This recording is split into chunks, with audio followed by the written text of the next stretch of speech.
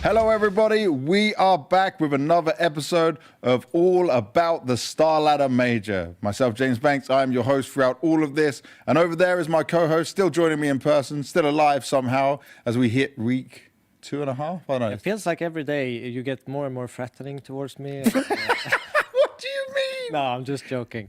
But yeah, it's fun to be back together and be in the same room and do this kinds of stuff. Obviously, a lot has happened since the last time. Yep. And yeah, it's going to be exciting to kind of break it down. But let's start looking at our first teams that struggled here in the stages. And the first one is a team we were very positive about, FlyQuest. Yeah, they were my kind of team that would surprise people. Unfortunately, they kind of surprised in the other direction in this stage. They were, non-existent until essentially the last map where they got a little bit of a groove on overpass against Astralis. But otherwise, they didn't show up at all. And, they talked about it. Communication wasn't working. Things weren't clicking. Frustration was growing as they were playing the games. And, you can understand that, especially with how well executed stage 1 was for them. So, yeah, a disappointment, I would say. But they played some really hard teams in this stage. Next team we need to look at, MIBR. This was a team we expected to maybe win that opening game against Imperial. I didn't. Okay, you didn't, genius over here. But I mean, these guys, I'll be honest, are worse than when they were full Brazilian. This is not good. And kyxsan said on the interview that for them right now as MIBR, they had a month of playing together, of understanding each other, of trying to get together. And, well, guess what? None of it came together. If I'm MIBR as the organization, this is a worse performing than the Austin Major. You've got an incredibly talented player like kyxsan, whose time you are wasting. I like kyxsan. I don't really know Klim. This is the first event I've ever seen or spoke to him at. But I would say this ain't it. This don't work. No.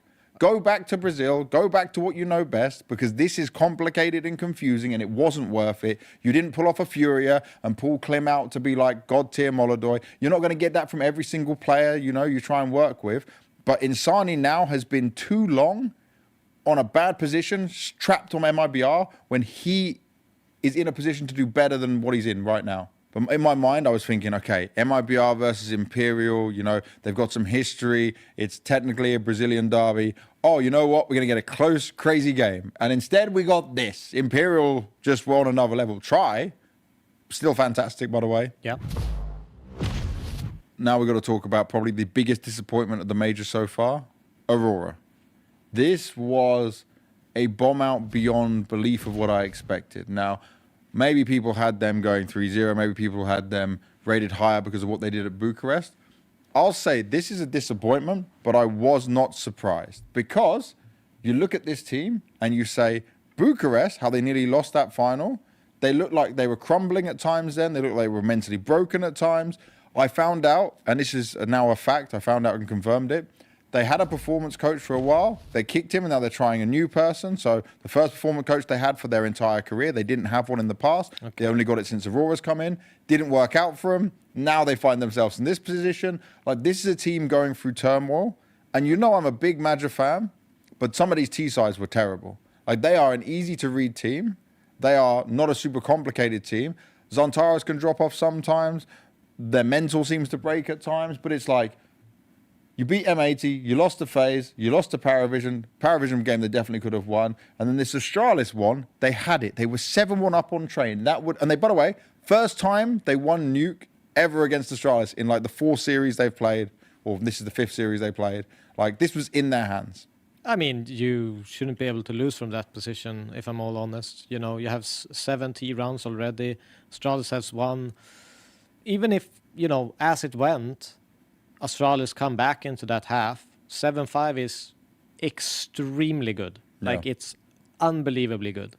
And I think that's a big problem, right? And he's getting older. It might be time for him, in my opinion, maybe to look at he becomes the IGL. People probably like that as much, but let's bring in maybe xCloud again. They used him in the past. He's had his time to grow as well.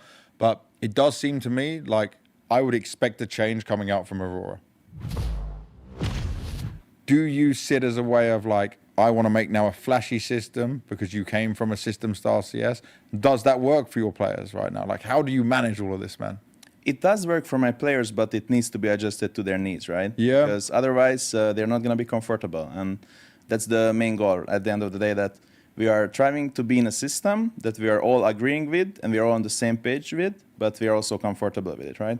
So I think comfort for us is a big thing. And I think the hard part is that this team is like young in a sense that like John just joined like 2 months ago, 2 months and 2 weeks or something. Mm-hmm. And we need more time to get more on the same page. So it's not perfect, but we are getting there. With how you want to do things with timing and the system and the future as well, is the Liquid management got your back in terms of that vision, giving you enough time to explore it and to go through it in the best way, right? Like to have a chance to grow as a team finally? Yeah, I am always clear and transparent about the situation, and they are too, and we have a good understanding of the situation, and they are patient, I guess. Don't give them a chance, boys. They are struggling. I took a pause because they are scared as hell. Mm-hmm. Listen up, play carefully. We all understand the situation. The timer is working in our favor. Yes. So What does it mean? Yeah. Okay. First of all, this pause was, we had 3-0 control on overtime. And when you are playing, you think that you're playing against robots. They like, sometimes when you are young, you like, experienced players like NiKo, they understand that guys also like have pressure. But I always tell them that time goes for us, because when you had lead on the timing of round, because we control by every second, first timing, second, third, and they need to do something to us because we have advantage in score. Yeah. I talk it like positive moment of the game. I call it some, you understand the calls? I mean, it's like, you know, if you guys would rush, you would give them the best thing they could possibly have. Yes. Try to end Because the we round, know everything. Bring back their Yes. mentality. The slower, the more every second that passes, the more pressure build in a player, Yes, the more yes. likely he is to make a mistake. As more timer goes to second part, it will be more stressful. And these pauses, also after pause, you don't want to go fasting. Yeah, it's the obvious. Against Snappy. I understand. It's also after, for example, after 1-1, they rushed us on B. Yeah. I thought maybe I should take pause, and Bilchonik dies on B rush. And after that, why I need to use the pause to control B rush? Yeah. Of course, in another next time, I will take pause and say to them, now is important moment. They have 1,500. We will control what they can do, what we will do. We win this round. Boost economy on 2-1, on 3-0. We have 10K. Let's play. First game, Mouse Paravision. Mouse. I'm going to go Paravision just because Daston hyped me up. Might be slightly delusional, but that's where I'm going. Imperial Mongols. Mongols. I'll say Mongols, but I think if Imperial has a chance to win a game, it's this one. Okay. Spirit Liquid. Spirit. Oh, I'm what? 50-50. I'm 50-50. I don't think Spirit have looked that good. Nah, bruh. But they're not losing a best of one to these guys. I'm sorry. Passion UA G2. G2. G2. Vitality FaZe. Vitality. Huh? Vitality? Yeah. They have shaky first games at majors, even the ones they've won. I'll go FaZe. All right. Pain 3D Max. 3D Max. Pain. Okay. You just want to be anti here. No, I believe in Pain for the best of one. Furia Na'Vi. I'll say Furia. I'll say Na'Vi. Bait Falcons. I'll say Falcons. I'll say Falcons because you persuaded me with the group stage thing. But I do think Bait have more of a chance than people might give them credit for. Yes. I mean, was it last major they actually beat them? 13-8? Yeah. Yeah. Yeah. But obviously that was a long time ago. And I just think Falcons coming into the major, having all this mentality, we're great in group stage. Like, they have shown that they can stumble. I still think they're just going to go to playoffs, no problem. But I do think there will be a bit of, ooh, up in the air and all this kind of stuff as well, you know. So, and the guy who said, lol, Na'Vi over Furia, Dude, I am always coping on my team. I always think that they're going to do well. He picks Navi in every situation. Everything, every time. I'm never not picking them at all. Thank you very much for watching our third special episode of the All About StarLadder Major Budapest. It has been fantastic. We had some live interaction. We had Daston dropping bars. We had Zipnix giving us the insight and Flashy going through the emotional roller coaster that he went through on all of this. We are nearly there. It's the top 16s. It's the best part of the major before we get to the playoffs. There'll be more crowd in there. There'll be more hype than ever. Don't miss it.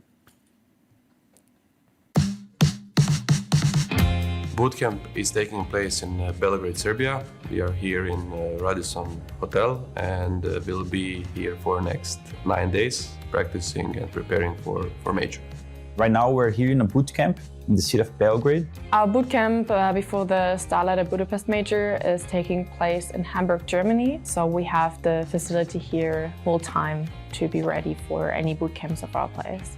Typical day on bootcamp for us is we meet around 9:30 for breakfast, then at 10 we are going for a team walk, and then 10:30 we already start theory and we discuss what we want to practice. And then we would start scrims at 12 and we'll practice until 3, and then from 4 to 7 or from 4 to 8, depends on the day, we would have 3 or 4 more scrims. Everyone has a little bit of a different routine going to the bootcamp. Today, for example, I wake up at 8 and then I went to the gym. I did a 1-hour exercise. I was just walking the treadmill a little bit. And we have been practicing a lot during those hours from 11 to 7. We're playing against other teams. We're reviewing our games. Today, for example, I plan to have a talk with the team. What are our goals going to this major? And I want to make sure that everyone is on the same page and everyone is not feeling the burden or the pressure of being considered the best team right now. A typical day at our bootcamp would start with breakfast. Usually, I would say we start around 11 a.m. With some theory and then start into practice. Around 2 p.m. We usually have our lunch break, and then in the afternoon, depending on the day, maybe some more theory, but definitely some more practice. In the evening, that's when players have some free time, go to the gym, have some dinner together as well, and yeah, get some rest for the next day. We always have some days where we would have some team activity and maybe 2 or 3 maps less practice. So we would finish at 4 or 5 and then we would go for maybe... We discussed this time about playing football or paddle because last time we did escape room. So we are always trying to change and implement some new things. You spend a lot of energy sitting on PC and it's all mental energy, but you need some physical so you can balance it up a bit, and I think it's helping a lot, especially for the sleeping schedule. Physical and mental health is always important for us, not just in a specific tournament preparation, but just throughout the whole year. It's something that we make sure to continuously work on with the players.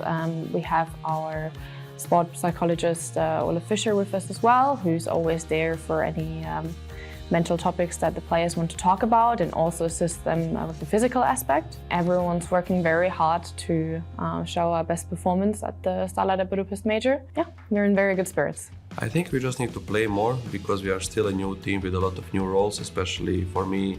I am IGL, I have a new coach, a lot of new players around me.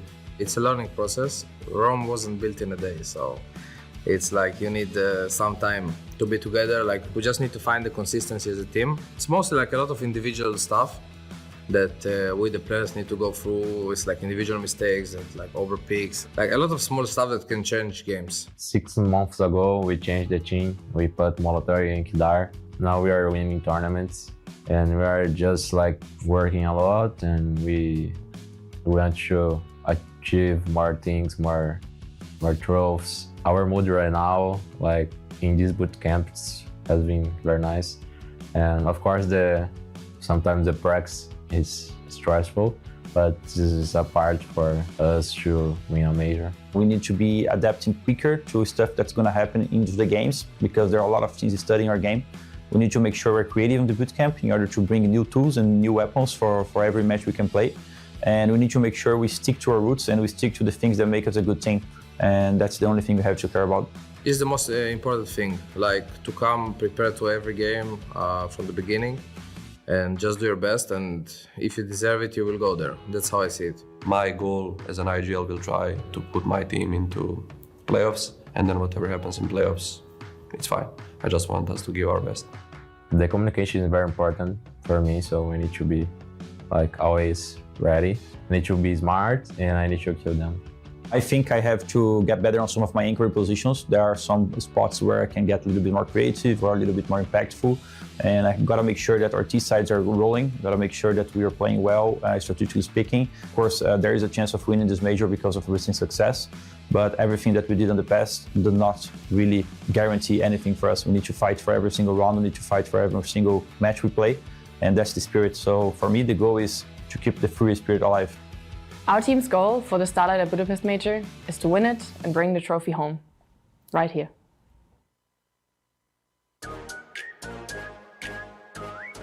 Who's the best AWPer of all time? Simple. Simple, yeah, simple. Yeah. Simple. ZywOo? Simple. Simple. Best opera, when it comes to CSGO, CS and previous version, I think I will still put simple. Simple. Best opera of all time? Yeah, it's ZywOo by now. Simple. I think it's ZywOo. Everyone say simple, and I cannot disagree with it, but I prefer device. Shiro? Simple. ZywOo. Simple? Yeah. I think ZywOo is like good of like he's the goat of overall, but he doesn't play up as much as I would call him the goat. But simple as well. I would say ZywOo. ZywOo. ZywOo. I think simple or as simple. Simple. Simple. And device. ZywOo. 9-10. Best opera for time for me is simple. Simple really made it look magical so many moments, and also he was able to win so many titles and win so many individual awards as well. And it was just different to watch the guy play. So yeah, for me, simple. Best AWPer of all time? Simple. Will be m0NESY. ZywOo for me.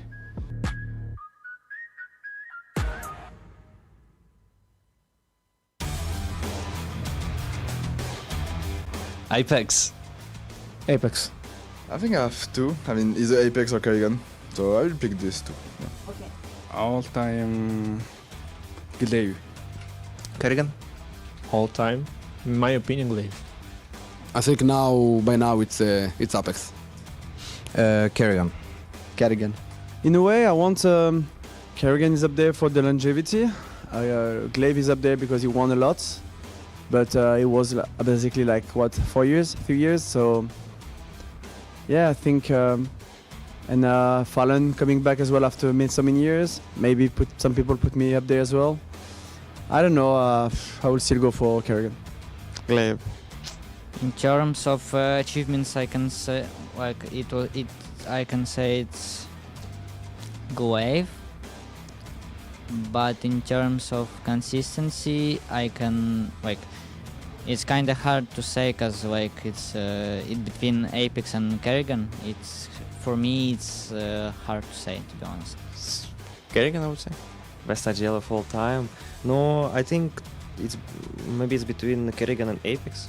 I think Apex has won so many trophies this year, so maybe it's Apex. But for me, it's Fallen. But maybe for all people, maybe now it's Apex. But for me, Fallen. Apex? In my honest opinion, it's at the moment it's Apex. Okay, I will just say Zeus because he play all versions, yes. Kerrigan. Fallen. Kerrigan. Apex. Apex or Kerrigan, maybe. IGL. Blitz. For me, it's personally between Kerrigan and Glaive. You can take Glaive because of all the majors he won, but you can also take Kerrigan because he was able to do a lot with so many different lineups and in different games as well. Yeah, and maybe if I get some more wins, I can be up to discussion. I will give 3 names. For me, it was Glaive before, and then it was Kerrigan, let's say, up until last year. But I think now Apex is catching up. I mean, not all full time, but Apex is catching up very fast. Fallen.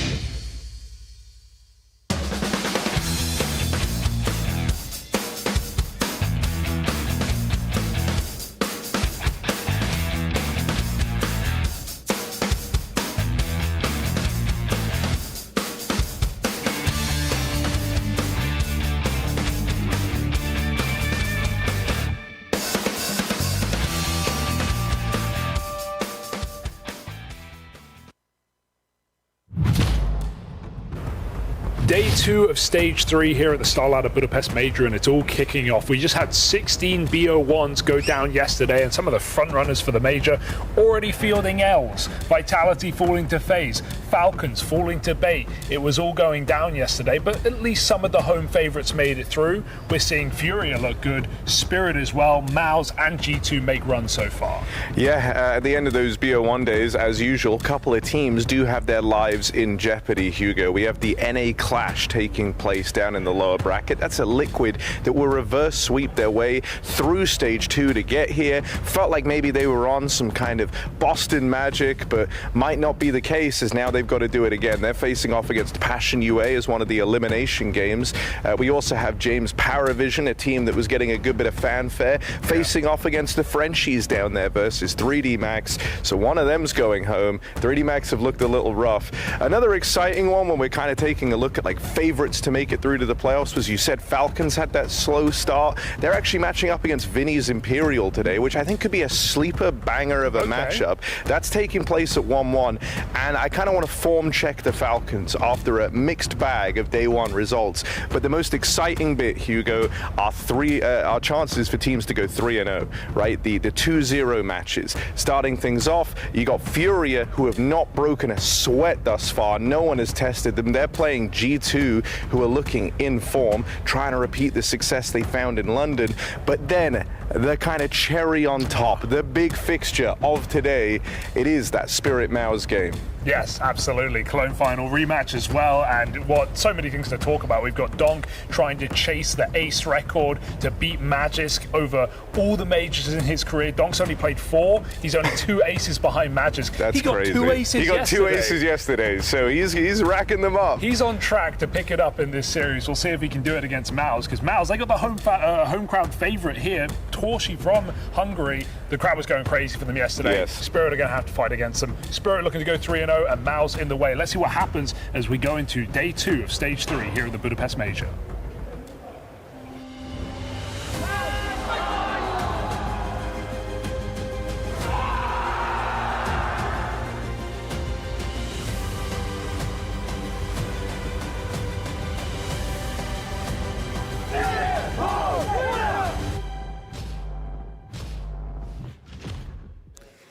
The battle in Budapest returns, as today the first 2 teams will earn a place in the playoffs. We welcome you back to the StarLadder Major 2025, and by we, I mean myself, Rose Spears, alongside ZywOo and Maui Snake. I don't know about you, Maui, but there's just something about day 2 of Stage 3 where we start to put this top 8 together.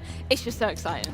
Don't get me wrong, I like what we have in Stage 1. It kind of feels like you're watching college athletics, where you know that some of these guys are going to be good one day, but it's not really the story of the player being told there. Stage 3, yep, my bias is showing. I like the big dogs. This is where legacies are created. This is where you really tell the story of who you're going to be remembered as, what kind of wins are going to write the story of your career, and what kind of failures are maybe going to paint a picture that you have to upend next time around. Yeah, and we never really had a major with this many competitive teams, this many teams that you could see win a title, win the event. So it's a super exciting kind of test, this Stage 3, for where do we actually put them going into this event. You know, you could argue a lot of favorites for Vitality, the Furia, and Falcons even.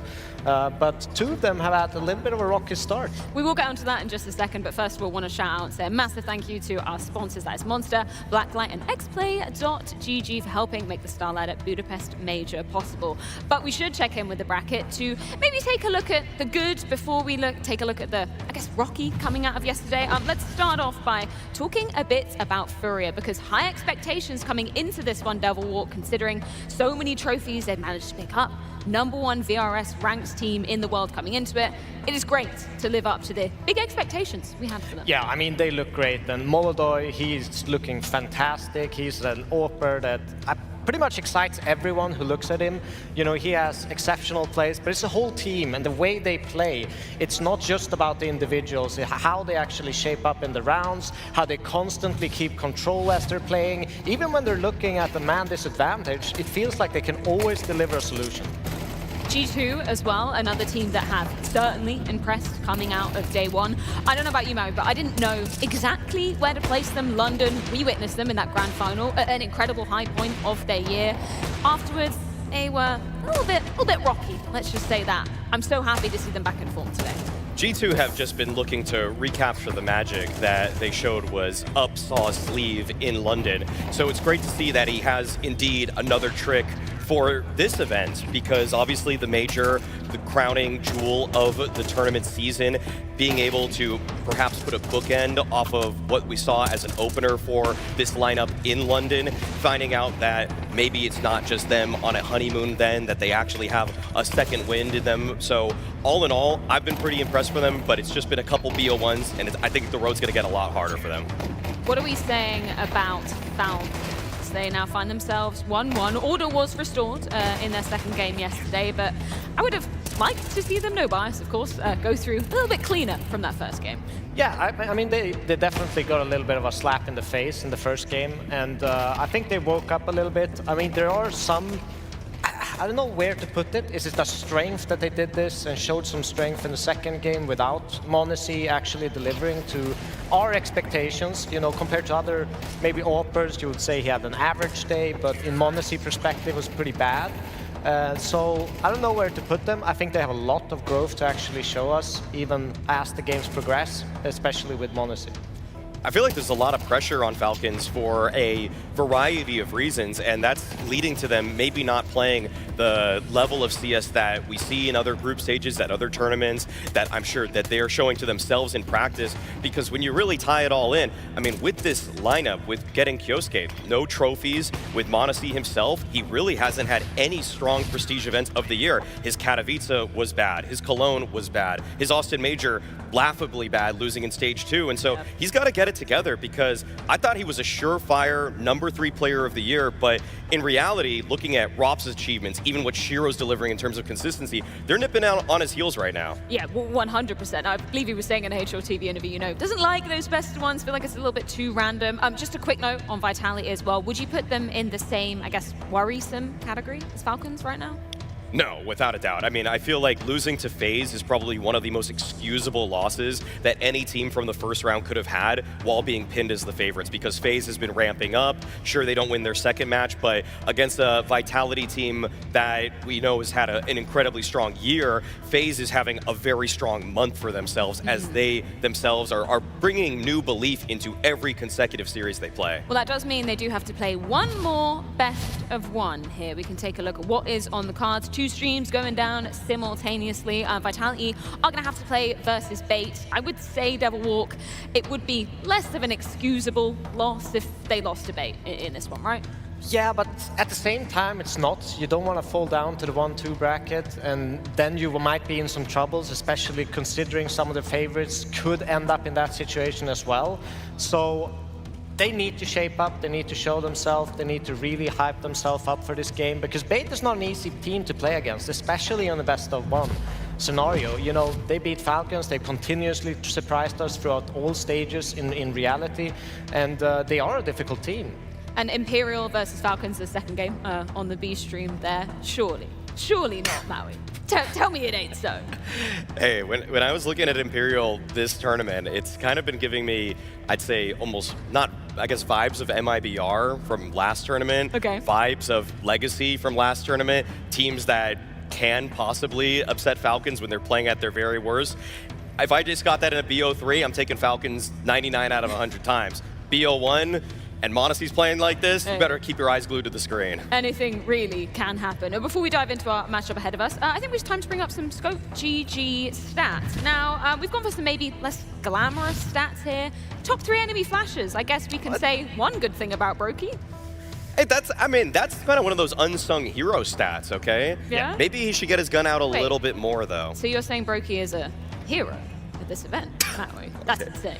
I'd say an unsung one, and I'm not singing those praises personally. Scope GG is providing these, and so I'm thinking that they're the ones that are singing this song. To be fair to these stats, I think that FaZe and karrigan have gone for a more simplified style, less defaulting, less spread out, which has put Broke in a position where he needs to be the one facilitating with the utility. So it's good that they're putting in the right utility in the right place. You could see it against Vitality yesterday. They're like inner executes, they're small kind of splits into that inner bomb site. Really, you know, was super effective. Just a quick note on Paravision as well. I mean, they have the ability to be going 0-3 today. Do you think that's going to happen, Maui? Ooh, do you remember their matchup? Sorry. Their matchup is... That is one thing where, I mean, Paravision themselves... 3D Max? Ooh, that's tough. That's tough. They could. That's a tough one. They could totally lose that. That's rough. And Chicken Killers, I guess. Is this okay, Devil Walk? Is this excusable? I think it is. I think sometimes you just gotta kill something. I'm gonna be real. Exorcist's stats from day one have been pretty bad. Brokey's stats throughout the tournament, I'm not even gonna have to start that conversation right now. I think there's karma. There's a karmic retribution for slaying chickens there. Yeah, that's fair enough. Either way, FaZe versus Mongols in our next one-word matchup. Best of one as well, the final set of best of ones we're going to be getting at this major. Just give me top-level overview of your expectations of Mongols, first of all. Considering no ZywOo, how much has that knocked Mongols off of, you know, championship contender pedestal that they were actually once on this year? Well, I actually have been pleasantly surprised by what I've been getting out of Mongols since then, mostly due to the Chengdu run and some of the signs I caught from them yesterday. Obviously, losing ZywOo, a guy that has been through this year a top 10 player. I still think ZywOo's probably going to land on the top 10 list for HLTV this year. He's on mine for sure. And they get controllers instead, and it was clearly a downgrade. This is a late 20s-year-old guy that's been bouncing around the Mongolian scene, but he's been a surprisingly serviceable replacement. So Mongols themselves look to be a team that's playing spoiler because they have still a very strong core, a core of a team that was a top 5 team, still arguably is a top 5 team, but they've just lost their sharpest tool in the shed in ZywOo. I also think, you know, 9-10 haven't had the greatest of tournaments, greatest of starts, and a lot of weight has actually been put them in previous tournaments where he's had a massive, you know, carry pretty much every single match they've played, and that's why they've kind of gotten these wins, kind of gotten into some good situations in tournaments. But I worry for him. I mean, he should be in this matchup, like destroying on the server. He should be the best stopper by far. He should be having a carry kind of match, and yeah, against Brokey, who's obviously been suffering a little bit. But in terms of FaZe, I think they are a great team. They've been leveling up. Jacob is someone I want to mention. When he gets entry frags, they actually win 100% of the rounds that he gets entries in. And he gets them pretty often. I think it's a 0-16 per round. And obviously that's a huge weapon alongside with Frozen in kind of getting those entries. But I also want to touch a little bit on about FaZe is the simplified version of FaZe right now. Their strats they're calling, their splits they're doing, they're kind of gathering up a lot faster and being more decisive in where they want to go, kind of less lenient or less kind of going for those spread defaults where they kind of get picked off and kind of lose control of the round. So I think that the adaptation for FaZe has been great to kind of simplify the way that they enter bomb sites and go for calls. Just going back to the Mongols very briefly, because we see the highlights. Did you see the controllers? Yes. Arguably graffiti moment yesterday. Surely it's a graffiti, Maui. I mean, if it were in the playoffs, 100% of the time. But then again, CS hasn't really kept a great track record with graffitis lately. However, I actually went back and watched the whole demo of Controles. And so looking at that game, he's got great tempered aggression. I feel like he's really, I hate to use his own name to describe him, but it makes sense, okay? Like it is controlled. It is something that he's recognizing that he can't just impose himself like ZywOo did in a lot of his moments. He's playing a little bit more defensively, a little bit more back. But when he's pressed, when he's challenged, we saw the highlight on Inferno versus Liquid yesterday, but frequently he's finding the ability against top 10 teams in the world to just get clean multi-frags where he gets the second guy after and quickly is able to transfer to even sometimes a third. which is crazy because I think he kind of came out of nowhere for a lot. I mean, the whole roster scenario for the Mongols really came out of left field for the majority of the community. On the other side, though, FaZe, you've already touched upon Jacob. I think we have to give our flowers to Frozen as well. Yep. Devil Walk, been super impressive. The question mark remains with Brokey, though. You were watching a Brokey demo, actually. What did you take away from that? I feel like I probably, in the most masochistic way, did in fact be one of the only people to watch a whole Brokey demo in the last 48 hours. There's not a lot to like, other than the flashes that he's throwing. I just feel like having your crosshair as an opper lined up on a line is a resource. That is something that is going to always help your team, and the lack of time that Brokey has traversing through the map, looking at angles that are actually going to be poked at by the opposing team is surprisingly deficient for what a professional opper should be doing. You should be holding for re-swings from opposing teams, holding for just aggressive peaks, and so frequently he's just caught off guard. And that seems so unlike Brokey because he used to be such a big battle opper, but I feel like he's just trying to be that nade guy right now instead of being the brawly star that we've seen in the past, and I think that Kerrigan and FaZe desperately need. Yeah, he's definitely come in some weird middle ground where he doesn't really find his space and his place in just the defaulting sense. Because as you say, you know, a lot of moving in the map, he actually is putting himself into risk. He's not ready for re-peaks. He's not using the angles that the rifles need for him as a support.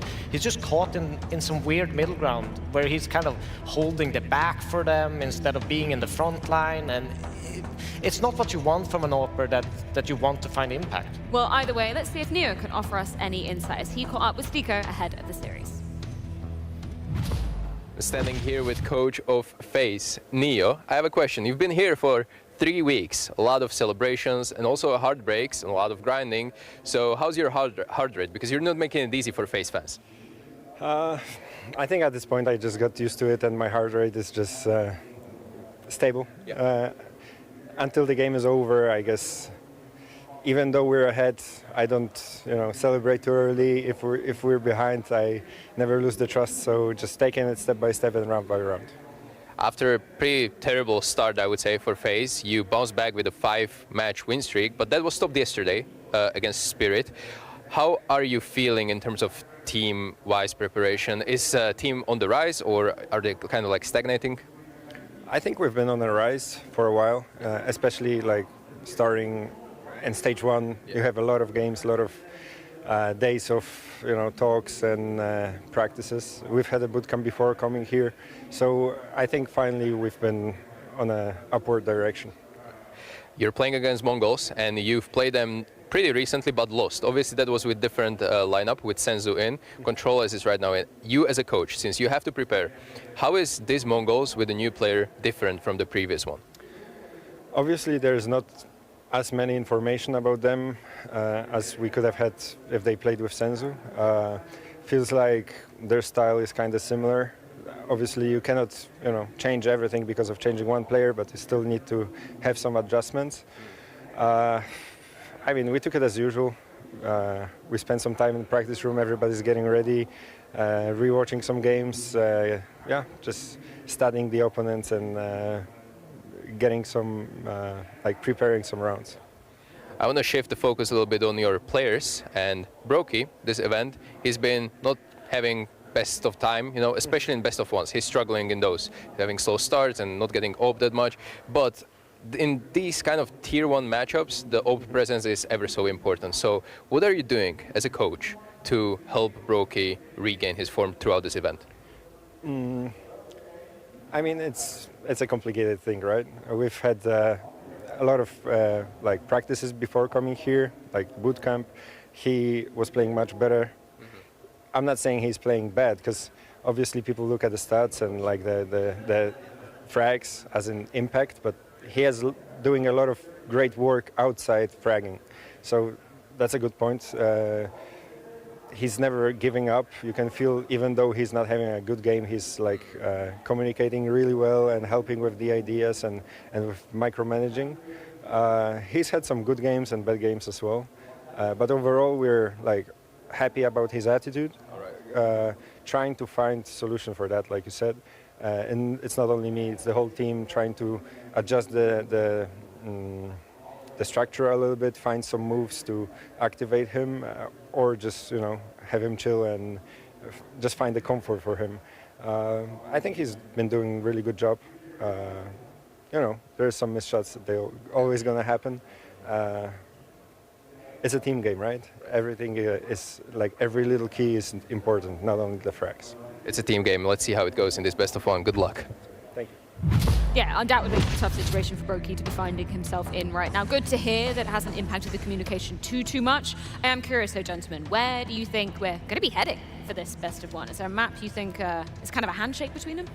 Well, looking at the Veto, I feel like there were a couple that I could see this one going. Mirage would be my number 1, Ancient was my number 2, Nuke was a possible 3rd, and yeah, I think the greatest handshake between all of these was indeed Mirage, and so key matchup I would say to keep your eye on going into this one is that mzNiKo is a demon from Palace. Jacob still finding his sea legs at tier 1. I feel like if I'm mzNiKo, I'm trying to put Jacob in the hurt locker there. Yeah, I think that this, for me, is an advantage slight to Mongols. I predicted FaZe in this matchup, but yeah, it's a tough one because Mongols always, 9-10, he has so many highlights from that ticket booth and in that mid area on the T side with AWP, always finds impact. And I think that will be the struggle for FaZe, shutting him down when this is such a comfort map for him. Very even if we look at our sponsor odds as well. So the mzNiKo prospects, that's sold you on the Mongols win. Then. It's not even that one. I think the op difference, like DevilWalk mentioned there, is also a key difference maker. I mean, the last time the Mongols played Mirage, or at least won it, versus Spirit, 9-10 just absolutely cleaned up all of Spirit, okay? And I like the FaZe guys, but what 9-10 did to Spirit should actually bring them nightmares preemptively. Well, either way, it is almost time to get the game underway. 1-1 matchup between Mongols and FaZe. It's going down on Mirage. 2 wounded warriors facing off here. FaZe clan, after their stage 1 woes, made this run all the way flawlessly through stage 2 and into stage 3 for the Mongols. Reeling a little after the end of day 1.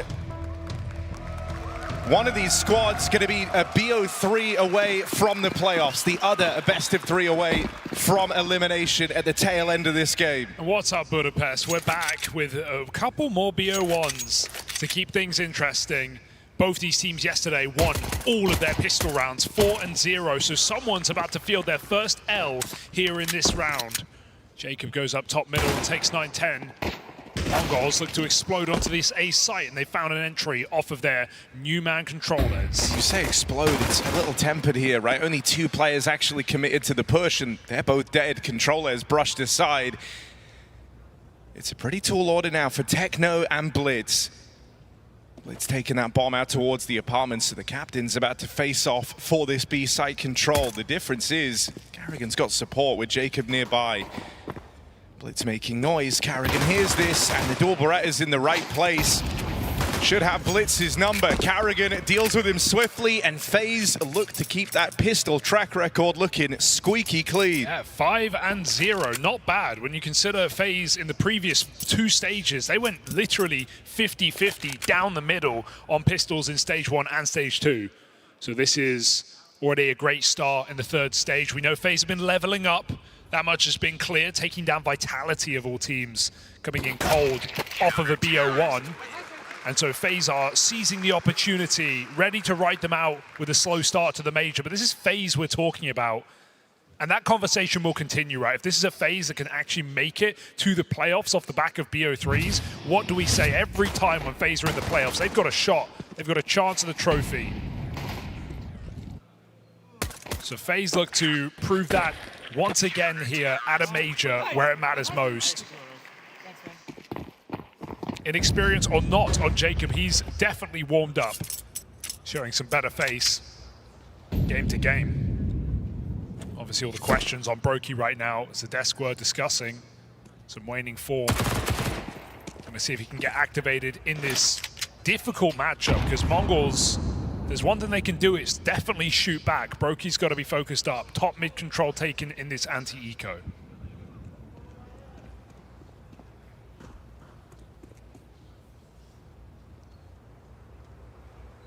Yeah, Brokey coming to make that AWP money. Flash out for Blitz, but it's not great, and Broky's just going to dodge it. Chance to pad his bank account out nicely, and he'll take it all day long. And I think Carrigan again puts a stop to the B here. More importantly, pad his stats. You know, let him have a good game. He's had a series of really rough maps where it's felt like he's just been literally hard carried through the game. Think about that Dust 2 as well, where Jacob popped off and Brokey, it just felt like every time he had an AWP, he couldn't connect a single shot over Aurora. Hey, there's some similarities here at the end of day one. The Mongols, their bottom-rated player is 910, who never really got going, which feels like a bit of a shame when you think about their run out in Chengdu. 910 was the whole reason they stayed alive at that event for as long as they did. Off rifle, funnily enough, most of the time. Fast under push. Techno, good way to check, but Twist is still going to clean up the kill. The jump spot gets info, but Twist wins a fight, and they don't even reveal the second player, so FaZe can double push this position. Mongols, sooner they go the better, but they've got to go back to the bomb, and if FaZe full flank, they'll find it first. Smoking off the TV room. Maui highlighted this head-to-head on the A site, Jacob v Mazinho, and right now he's holding his own.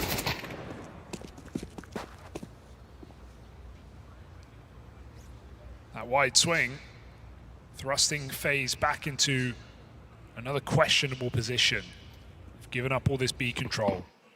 Bomb coming in, Twist still here, somewhat. Blocking the apartments, but you know who you're up against. The Mongols aren't going to respect that smoke. They come barreling right through it. And looking for Twist. They're wrestling back at 3-on-5 right now. Twist has got to do something here, making some noise. Now they know about him, and he's trapped out in the open. Oh my God, Blitz! He hit that. 180 turnaround for the double out of the captain, and suddenly it's all eyes on Brokey. Oh dear. That was ugly from Twists over at B. Certainly had a chance to find even more, but last thing you're expecting is that Blitz lands that shot out of all of them. It's ugly for Twist, but it's somewhat of a caused by Carrigan. It's his swing into middle that loses FaZe all the information. Oh, hold up. Brokey looks for a double on the way out. Blitz finds a third. Let's run that spray back. But once they lose info mid, Twist is so paranoid about short split. He's playing an uncomfortable position. Feels like he has to chase a kill down. Mongols able to do it from a significant disadvantage. How the hell did Blitz turn? Yeah, I literally don't know. That's crazy. Well, he was having a great game yesterday, was Blitz on Dust 2. Well, yeah, you know, we said similarities in that the AWPers have both been struggling for these teams, but one thing that Blitz should have Carrigan's number in fairly comfortably is the output. Third highest rated player for the Mongols, and someone who's always been instrumental in their games, right? Whenever Blitz has been struggling, and he has had a downturn in performance lately heading into this major, you always feel it. He's very involved early on, likes to try and take his fights, sometimes calls rounds around himself. And so you don't want Blitz to be too quiet here. Well, 3v5 for the Mongols last round, and now the advantage. Not only Brokey legged or tagged up in con, but Carrigan pushes B apartments and Mongols punish with a MAC-10. FaZe still looking to get aggressive, pushing through the smoke on B. Frozen's able to get some vengeance. Surely no further here. Controllers has ladder control, and the bomb deciding to go all the way back around. Would not be a bad round for FaZe to make a gamble, but they've still kept this AWP on B at bench. He's low HP. FaZe go for information elsewhere, pushing the ramp together. They're going to miss this timing, but it could do them well later in the round. Bomb is still B apps. Is it going to come under? This is all over the place for the Mongols, but they get the entry. Might not matter if Frozen able to detect this bomb, goes walking right in a Blitz, and now Brokey feeling the pressure, finally got to bring this AWP out for all that hard work on the SMGs, and it won't come to matter. Mongols tie us up early on, back-to-back rounds, starting with a 3-on-5. Yeah, it's all over the place for the Mongols. 2 players hitting B, 2 players hitting A, and both of them clean up. So everything works well. FaZe clearly trying to throw in some chaos to this game. Pushing a lot on the CT side, making a lot of moves, even on their own at times, and through smokes as well. Feeling like they've got to catch the Mongols off guard if they're going to win this match, but Mongols looking steady in their defaults at the moment. FaZe finally broken.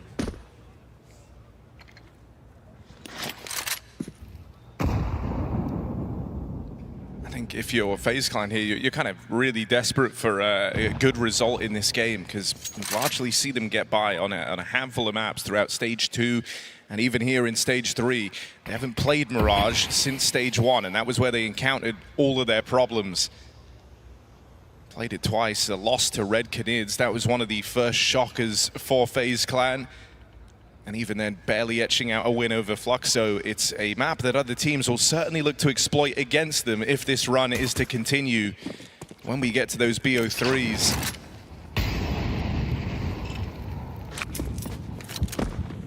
Fake is working its magic right now from Blitz as his team shift into B. They've heard Brokey at the back of the site. So he's going to be an easy picking here for the Mongols, who will win the round off of position. Just trying to keep it as clean as they can at this point. Build up some economy on the T side. So even Blitz is not hurrying on his lurk. They'll come to him. Nice dink. He won't be able to escape either. So an AK is the goal now for FaZe. Mongols doing everything they can to stop that pickup, and it looks like they will.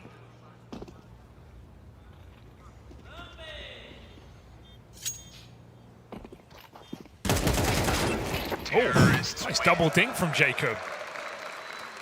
Finds the AWP as well. Will be noted here. Mongols take the lead. Yeah, pistols aren't everything, Harry. I said FaZe won all their pistols yesterday. They also got 13-5'd by Spirit, so coming out with pistol wins doesn't always save you, even in BO1s. Only able to convert one of those two on Dust.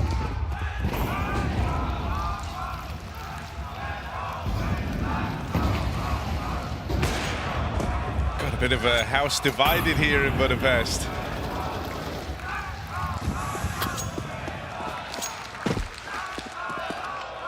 I don't know who's louder.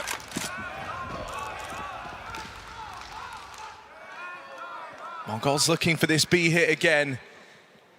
And so once more, Carrigan will get put through his paces, scoped up with the AUG right now.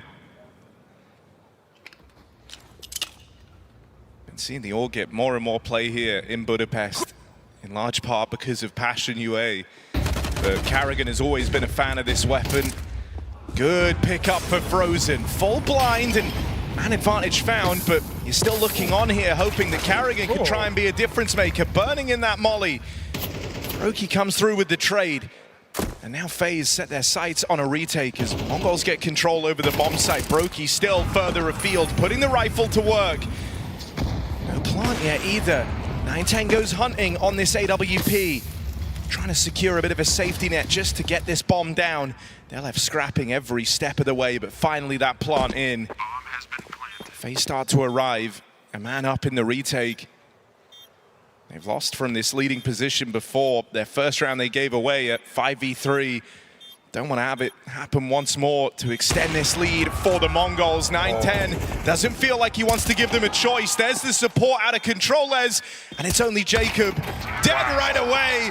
910 electric on the AWP. Just dancing around the site, dodges absolutely everyone as Jacob comes through the smoke. He disappears, disallows the trade. They are just walking, hunting ghosts in that round.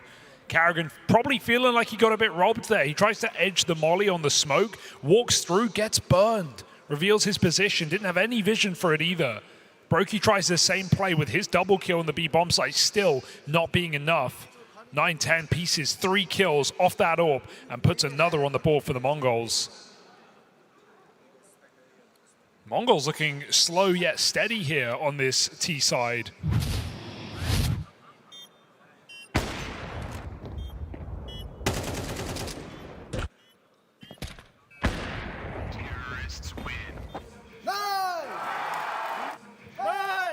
The chaos that FaZe providing, not enough to get past this plucky Mongolian squad. It's hard to know where to rate the Mongols right now. Are we underrating them? Are we overrating them? Knowing their core is solid, but still having some doubts about the height of this team. A bit missing Senzu. Controllers, despite having big boost to Phil, has done admirably well in his roles. Yeah, I think it's a bit of a weird one as well because, you know, during this time of uncertainty for the Mongols, other players have really started to struggle with consistency in this roster. Yeah. Right, there'll be a number of games where guys like Techno, who is sort of the young veteran and equivalent to someone like frozen on the side of FaZe, a young player but who's been around for a very long time, he's had some real hit or miss matches.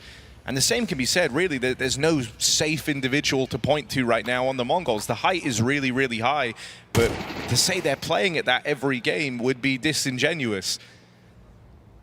This period of uncertainty has bred a struggle with consistency for the Mongols. Even on that core. Core, what a shot. Yeah, Jacob, nice way to go with the deagle. Blitz dead. Another man advantage here for FaZe Clan. But once more, as is often the case, Blitz is just looking for this B site. He might be out of the round, but his team is still going to follow through on his wishes. Again, it's Carrigan, put under the limelight. Going to respond with the first on the deagle. Carrigan gets the ball rolling. Brokey in with a little bit more, and the Carrigan deag finds success for FaZe. 3 kills and 2 1-deags from Carrigan. All right. That's more like it. Couple of swings and misses in this map, but Carrigan stands tall with the eco win. Yeah, they're trying to bully Carrigan over at B. They're trying to get in his head a little bit to start this game. So busy trying to get in his head, he's taking yours off. When's the last time you saw 2 1-deags out of Carrigan to lead to a round win like that? Huge pickup. Brokey providing distraction as well. The impact, you know, technically not there because Brokey's kills are coming in lost rounds, but he is still finding kills. And so already a more reassuring start here for FaZe. That one lands. I mean, what you're really waiting for right now, if your FaZe Clan, is for the rifling call. It's been the whole reason they've made it this far to get switched online. Yeah. Don't get me wrong. It's nice that Carrigan just had a hero round. It's nice that Brokey's getting his. But eventually, you're trying to usher in the arrival of really anyone from the remaining 3. Twistzz and Frozen have been revelations this event, both having some incredible maps as individuals. Frozen yesterday against Vitality was unstoppable. So let's see what we've got. Mongols, money on the line here. 2 pistol, 2 rifle, AWP buy. They're trying to split this site. Brokey turret on top, what's he got? Yeah, finally a change of direction here for the Mongols, and that 9-10 AWP firing off.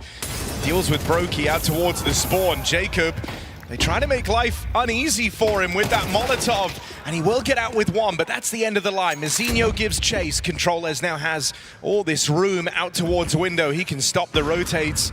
And with Blitz finding success on this AWP, things go from bad to worse for FaZe. Mongols right back in with a round. Nice Controllers taking space. And here's the problem, when they've got a hero AWP like that, you are not shy on players on this Mongols team who are prepared to don it. The moment 9-10 died, Blitz saw his opportunity, and he picked up right where 9-10 left off. To be expected in a game like this, but right now all we're learning is advantages mean nothing. A 4v3 to FaZe, and still Mongols pick it up. I will say optimistic for FaZe to try and get 2 players back through that murder hole. When they hit Controllers in there, he fakes some steps away. But still, FaZe just walk right into him. And we've had more rounds won from disadvantages than not in this game already. So 5-3 for the Mongols. FaZe's eco win only takes them so far. The cycle of FaZe continues.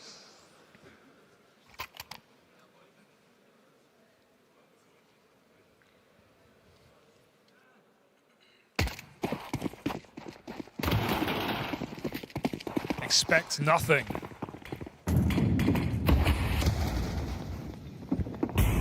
Quick move for Brokey. Smooth moves, land him in ladder with the AWP.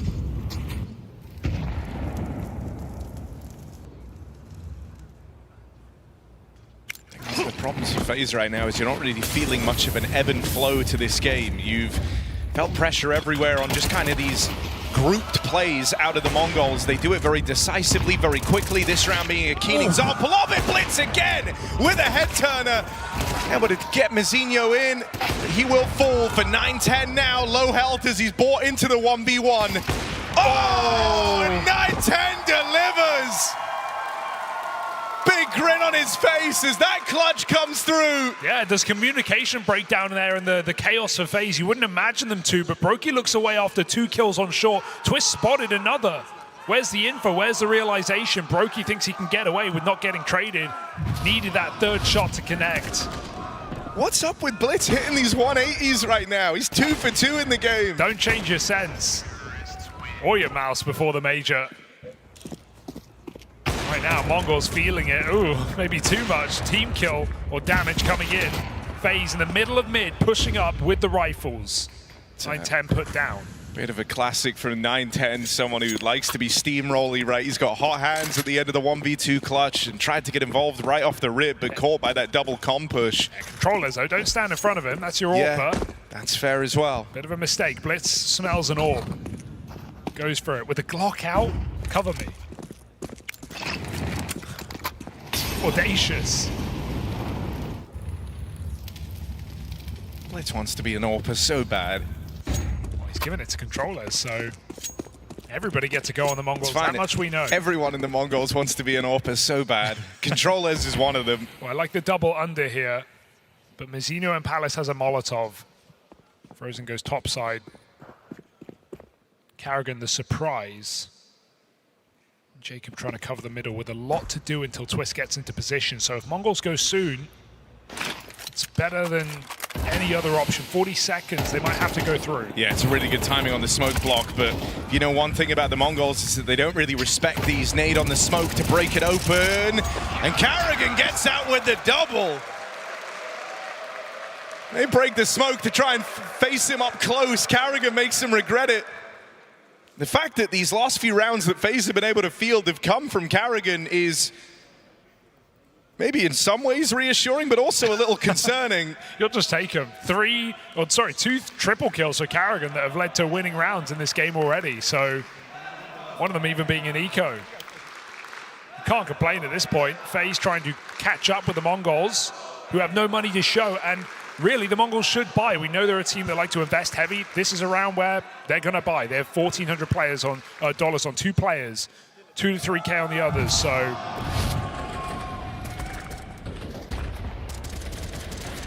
right now, Mongols are facing a 6-6 half unless they surprise us with a explosive round here. Just Blitz on the AK. 9-10 gets a Galil. We were talking about this the other day, yesterday in the BO1s, saying how, you know, Chengdu was an interesting event because they didn't have Mara in attendance for the first few days. It was really interesting to see what a fully untamed Blitz calls like, and it was scary, both for and against the Mongols. He's a guy when he thinks quickly. Mara often the kind of yin to his yang in that sense, the one who likes to try and slow things down and add a bit of composure.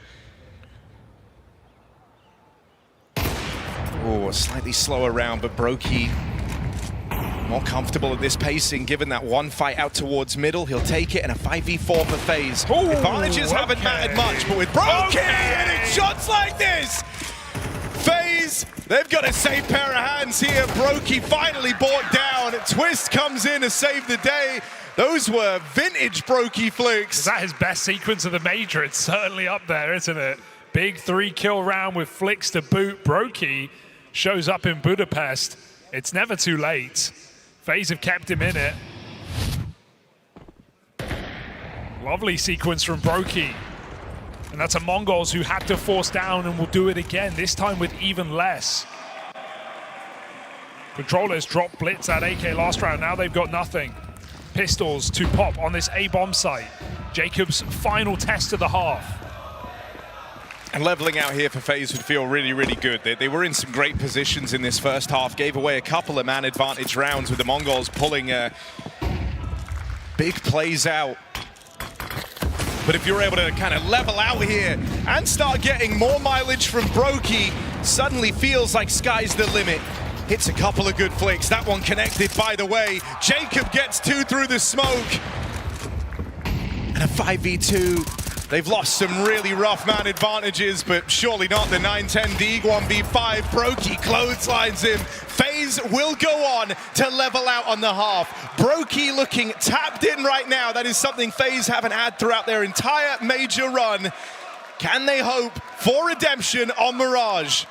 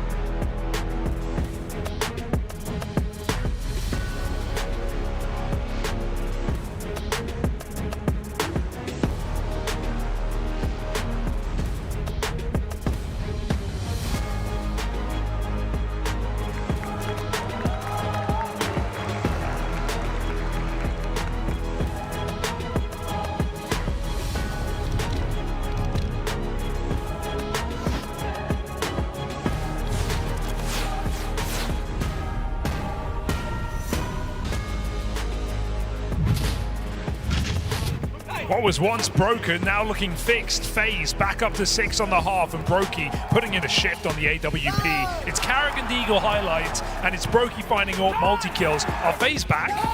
I have no idea. We fully inverted this from the expectations. It's Frozen and Twists down bottom of the board on the half with Brokey, karrigan, and Jacob carrying most of the impact for FaZe Clan. Nice in, boys. It was very unlucky in the beginning, okay? But let's stay focused here now on TeSeS. And that's karrigan, FaZe's leader, trying to calm the nerves and lock in. Twist threw a decoy on A to fake util, and they actually baited out a smoke from Blitz, so now he throws the recommit. He's selling this fake hard. Still too strong over here towards the B side. Techno 4K, 1-11 in this game. One of those players that has had this nasty habit of going missing in these last few months for the Mongols. He'll get overwhelmed. Control as dinked as FaZe look to try and battle in with a 3v5 of their own. A bit of revenge for that first half. Oh, 9-10 does not want to give up this site for free, and with each second, more and more Mongols players start to arrive. Whoa. Twists is largely out of the action here. You're left looking at Brokey trying to fend off the horde, and he can't do it. It leaves Twists alone. And so the Mongols looking to ruin FaZe's flawless streak in these pistol rounds. Should be no way back into this with the bomb lost. Everyone for the Mongols on it with the exception of Blitz, who's just watching this cat flank from afar. Oh, good tap for Twists, but it goes no further. The Mongols enter this second half with their heads held high. Just trying to keep it even. Both 5-1 on pistols here in this stage as Mongols spring back to the lead. So much of that ending of the half came off of the fact that Mongols had no money, so now a chance for them to control the early game yet again on this CT side. Not over-rotating there, still keeping 3B despite the fake out. It was cool to see the decoy force a smoke out of Mongols' hands, but goes no further than that. Blitz Julie's up close, making it a fair fight. Yeah, pistol v pistol, a bit of honor from Blitz. That Deeg instantly picked up. Brokey's going to try it as well. Let's him have it. But there shouldn't be much to get excited about here. Mongols just looking for a clean sweep.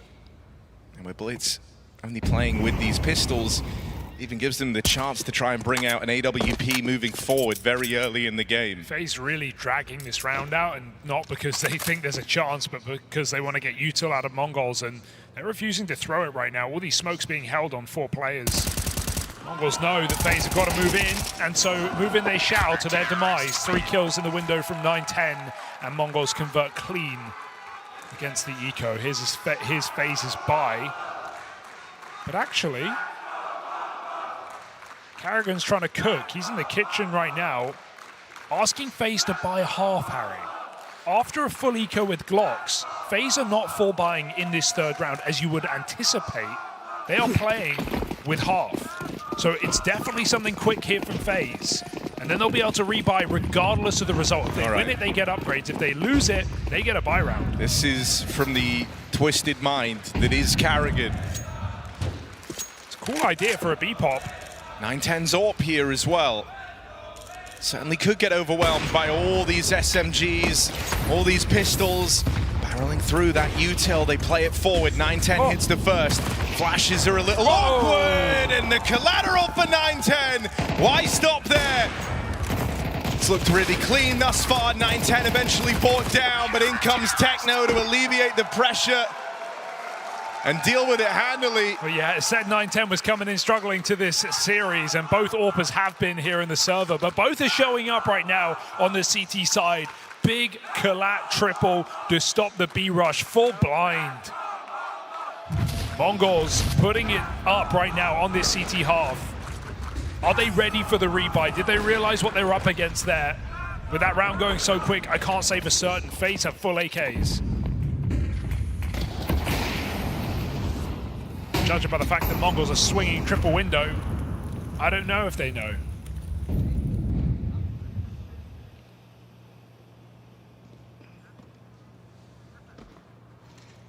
Smokes may give it away.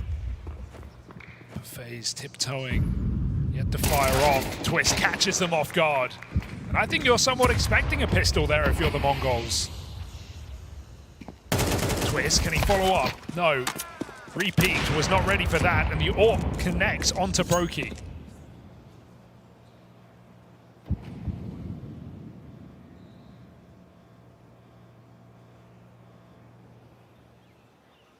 Bit of an awkward silence sets in here for FaZe. They tried to take this mid control, but now they don't really have the resources left to do it, right? With Brokey down low, he just falls back and links up with Frozen. 2 players on either side of the map for FaZe Clan. They've got to start regrouping. 40 seconds left. They're really leaving this one down to the wire. Spot here out of Mizinho, sees one given away. And so a 4-on-3 now for FaZe, and maybe the red carpet rolled out for an A play. The Mongols feeling with so little time left, and after this spot on a Frozen, they're bringing everyone around. Controller's caught out in the open. Brokey at low health finds the entry, but there's more where that came from. Techno's swing cancelled after 1. 9-10 wants to give this a go. He's dropped that AWP. Nade's gonna deal with Brokey. So little time left now. You've got to get that bomb planted, FaZe. They're just gonna plug in the numbers in time. But 9-10 closing in, another nade, the artillery barrage from 9-10 blows FaZe away. And that's a 1v3 from Mongols, who's struggling AWPer on the rifles. He's not struggling in this game. Little cache of grenades put to use, and it doesn't get the second kill, but it forces the fight. Frozen had to swing on 15 health. It was Jacob on pawn, but he gets the fights he wants. Jacob looks to trade. Everybody pays the price from that nade. What a beautiful 1v3 for 9-10. It all happened so quick. On a silver platter, serves up a 4th CT round in a row. It's a frustrating way to lose a round for FaZe. We good, we good. Let's forget it. Bro, there's so many rounds that we're playing better than them. Oh, there's no accounting for that. And right after he's tried to hype the team up, Twistzz. Dead through the smoke, dead to the spam. It's so reassuring to see this form out of the Mongols, though, because there are rounds where FaZe should be in position to win, but another break, another shot from this AWP. Blitz follows up, and the talent is endless right now from the Mongols. Everyone holding valiantly in their positions. 3 kills from the captain. This CT AWP from 910 is a nuisance. And forget the rounds you could have won and maybe should have won, because you're not winning any of them, FaZe. 11-6, likely, as Mongols look to shut this game down in the second half. You know, it's clear that FaZe are feeling frustrations in every one of these comms. There's been some kind of vibe that they're addressing the elephant in the room. They're trying to talk about it, hoping that they can break through, but time and time again, the Mongols repel them. And the way you are losing these rounds is frustrating, right? This one ends in seconds with 2 smoke spam kills from Blitz. Frozen not going to give this one a go. 910 stops him in his tracks, and the Mongols, they're very quickly walking down this path to a victory. From a split half at 6-all, it might be 0 T-side rounds for FaZe as the Mongols dominate in the second half of play. Yeah, 1 looser round coming up for FaZe where they're going to eco and presumably play another fast one, but Mongols have just had this AWP in the right place every single time. Stop the B-pop, stop the A-takes, 910. Great read of the game at this point. It's going to start on triple, and what would you know, FaZe coming in with these pistols. 910 at CT with an AWP. I think I've seen this one before. Yeah, he's had many a great moment from this position. A comfortable one for 910 on the AWP, but a couple of swings and misses. Twistzz breaks through with a double. They didn't spam him at the start of this round, so Plant now comes in for FaZe Clan, closing in on the 910 AWP. Frozen gets dealt with. Round still very much alive with 910's AWP in the picture. Double rotate back into the spawn. FaZe haven't had a lot of time to get comfortable, but there's some revenge. 910 naded out. Taste of his own medicine. Brokey up close, follows through on the Tech 9. Oh, Controllers! The rookie wrestles it back, and now in with a chance. Can Twistzz stop him? Looking for the bomb, he can't quite find it. Will finally hop on that defuse. Spam misses, comes up short, and Twistzz can't find him! Right from under their nose, Controllers snatches it away. Divine match point for the Mongols. Another 1v3 for the Mongols, just when you're ready to write them off. And even though FaZe get into these winnable positions, set themselves up for success, still the Mongols continue to clutch up. A flawless CT side. Highlights from everyone in the book. Well, almost everyone, but Controllers enters his chapter. And Mongols murdering FaZe right now in this BO1.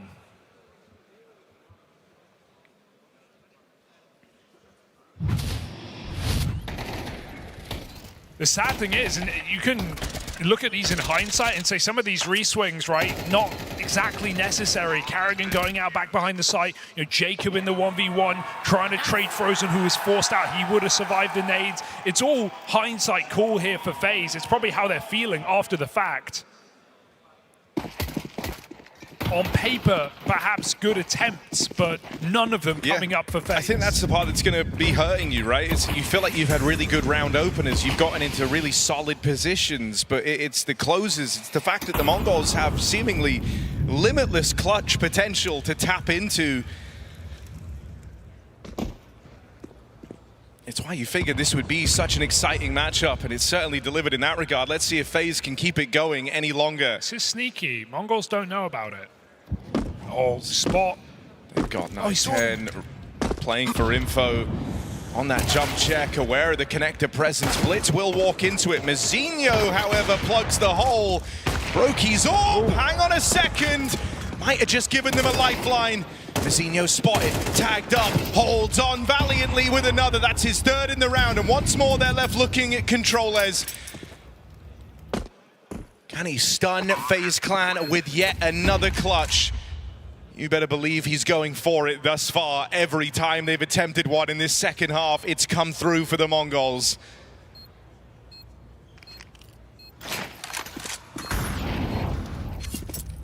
Just doesn't know where FaZe have gotten to, and that's the big problem. Flying blind in the 1v2. Controller is going to ride it off. FaZe extend play, finally winning one of these man advantage rounds in the post plant. Yeah, as tempting as it is. Positions taken by FaZe, playing on their own, not looking to just give him those easy 1v1s. So Mizzino's triple in vain. FaZe find their first on the T side. I think it is one of the crying shames of how quickly this game got away from FaZe Clan is that, you know, Brokey's finally makes an appearance in this T half and it wins them around, right? That was a really slick little double kill from him. In one of his most impactful games yet at the Major, after all the struggles, Brokey finally tapping into good form on the AWP. And you could argue this is one of the games he's got to have it the least in outside of that first half. He's 21 on 14 right now. He is just a kill behind 9-10.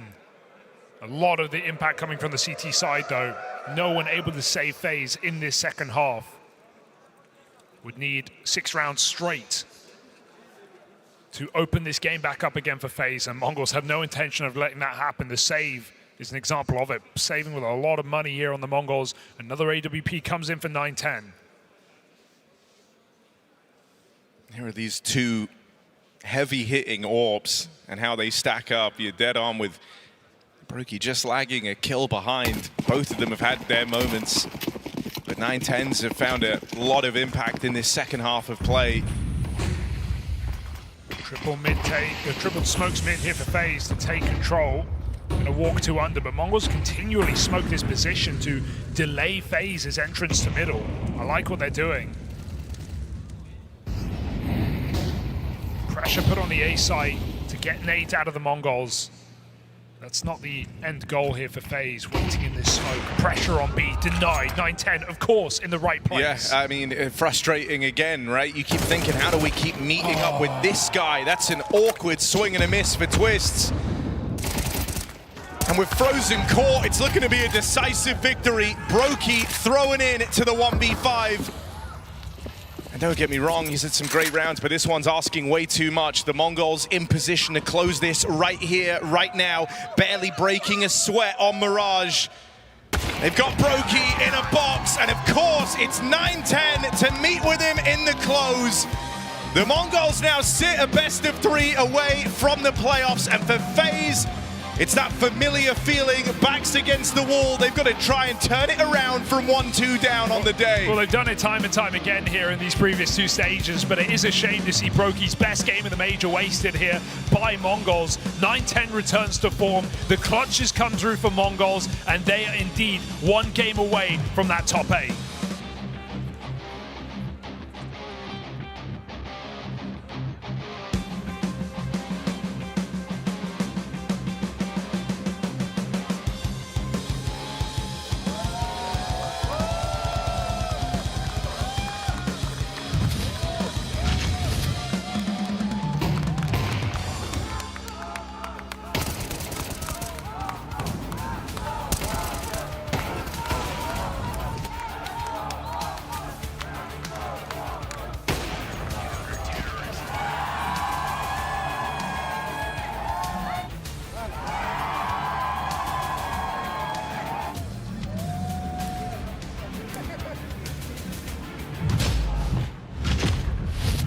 Mongols find themselves getting an impressive win here over FaZe Clan. We've got Blitz joining us. And Blitz, I heard that you might have something to say to this man, Stiko, who did not put you in the pick'ems this time. He did not believe in Mongols.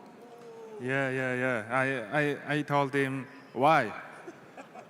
Let's ask you, Stiko, why? Well, let's say you gained a fan today, okay? I'm sorry about that. Mistakes happen, but still, it's not done, right? Do you accept his apology? Is that fine? Maybe he's not analyst. That's why I'm interviewer right now. Yeah, you're in the interview role as well. Stiko, what do you got for him? I have a question. Obviously, you won, you beat FaZe in best of 1, but the game was way closer than scoreline might have suggested, right? You won a lot of crazy clutches, 1v3s, 1v2s. Do you feel the same? Yeah, We are so confident ourselves. We did great boot camp. Yeah. One thing about the Veto, about Mirage, they forced you kind of to pick between Mirage and your permaban train on the last deciding Veto. Were you comfortable on this map, or did you expect even to play it against FaZe? Because you seemed great, seemingly. We didn't expect Mirage because Mirage is our first pick map. Yeah, but I got a little bit shocked. Why? And yeah, that's. Yeah.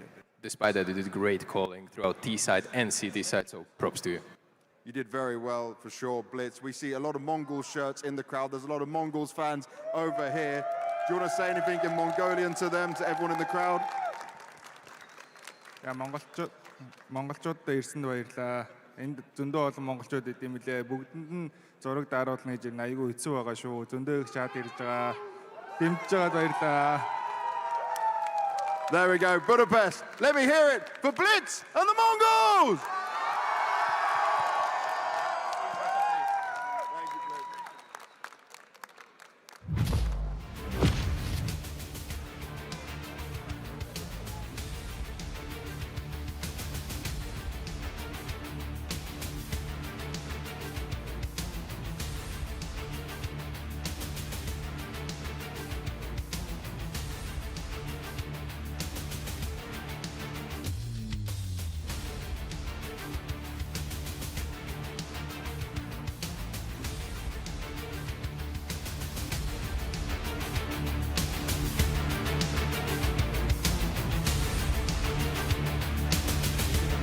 One or two sentences, you can look into the camera, okay? Think of something funny.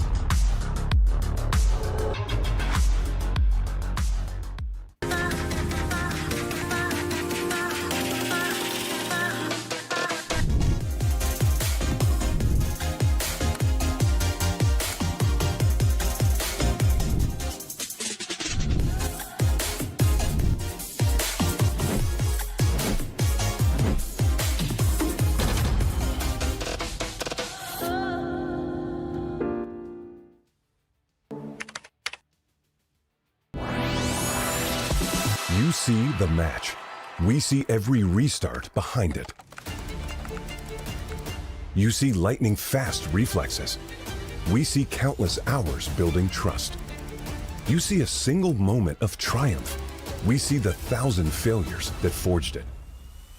Victory isn't just the moment. We win because we reached it together. Level up as one.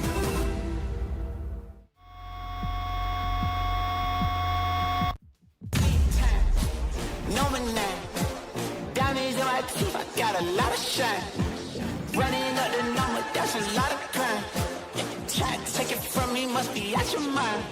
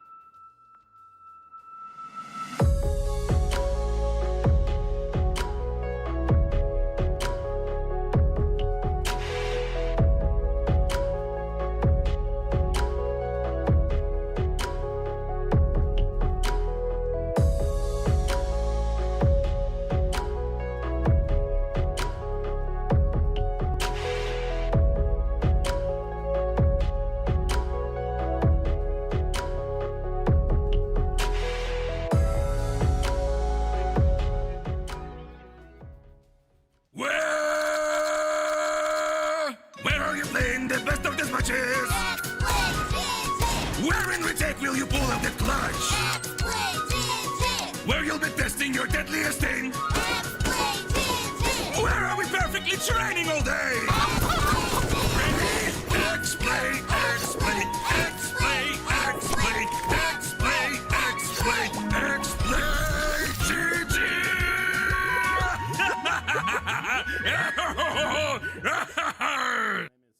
I am the head coach of Falcons, and today we are doing pick'ems. Let's start with the 3-0. I will put Furia. I will put Vitality, and this is just for the Jinx. Passion UA, sorry guys, as one of the 0-3 teams. Imperial, sorry again, feel bad. For the 3-1, 3-2 stages, I will put ourselves. I will put G2. Na'Vi, I think they've been, boot camping, showing some promise. I will put Spirit. I will put Mouse. I will actually go with FaZe just for the cinema. This is how it shapes here. В групповом этапе грозно играет всегда Маус. Поставлю их на 3-0.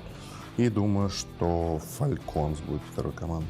Pain будут претендентами на 0-3, потому что они не разыгранно играют с третьей стадии. Вторая команда, вероятно, Page, но у них были проблемы на предыдущей стадии, плюс они играют против G2. Так, 3-1 выйдут команды Vitality. Furia тоже проход 3-1. Spirit 3-1. Я думаю, что это будет команда Na'Vi. Они сейчас набрали в предыдущей стадии, плюс разыгранная G2. И последний коллектив назову Parivision. It's all. 3-0. I have to put my team, I guess. And Falcons. I think they are really good right now. With what happened last major, I think this time they will be good. I put Imperial 0-3 and Patient 3-1, 3-2. Furia obviously is the best team in the world right now. Then Spirit, I think that's a bit obvious and I don't see them to fail the group stage. Mouse, they are good on usually. They don't fail. I think G2, they didn't do blast travel, they had time to do a bootcamp, I guess. I think Na'Vi. Okay, they didn't place the best opponents in stage 2, but they played good. FaZe, because no matter what, they are in playoff, so I put FaZe. Bit off, guys. Short or show? Don't flash. Asna. Унтраа тагалт нэг би. Шорт оруулахгүй. Апстаа нэг болсон. Шорт оруулахгүй шүү. За. Онцон нэг онцон. Апстаа. Апсын мод. Nice. Яа шүү.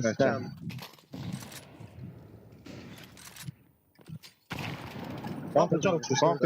Фрутын таламтай. Пас дэс. Дахиад дефолт руу найдаж байгаа шүү. Хоёр үгүй юу? Хоёр.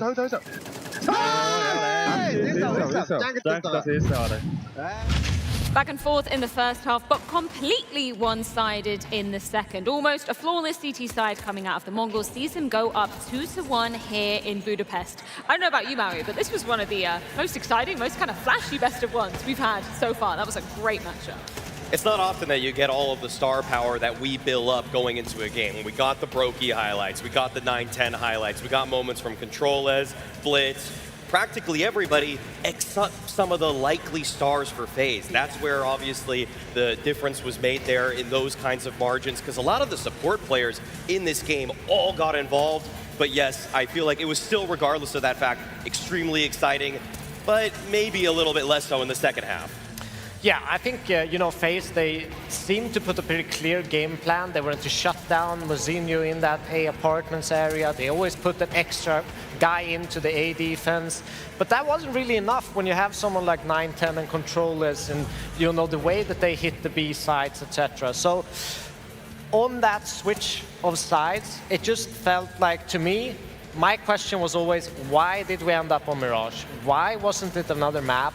You play against Mongols, who have been struggling in the past, right? And you play them on the most comfortable map. It's their first pick. It's the one that you can almost always guarantee 910 to have an upswing in performance and deliver these crazy moments.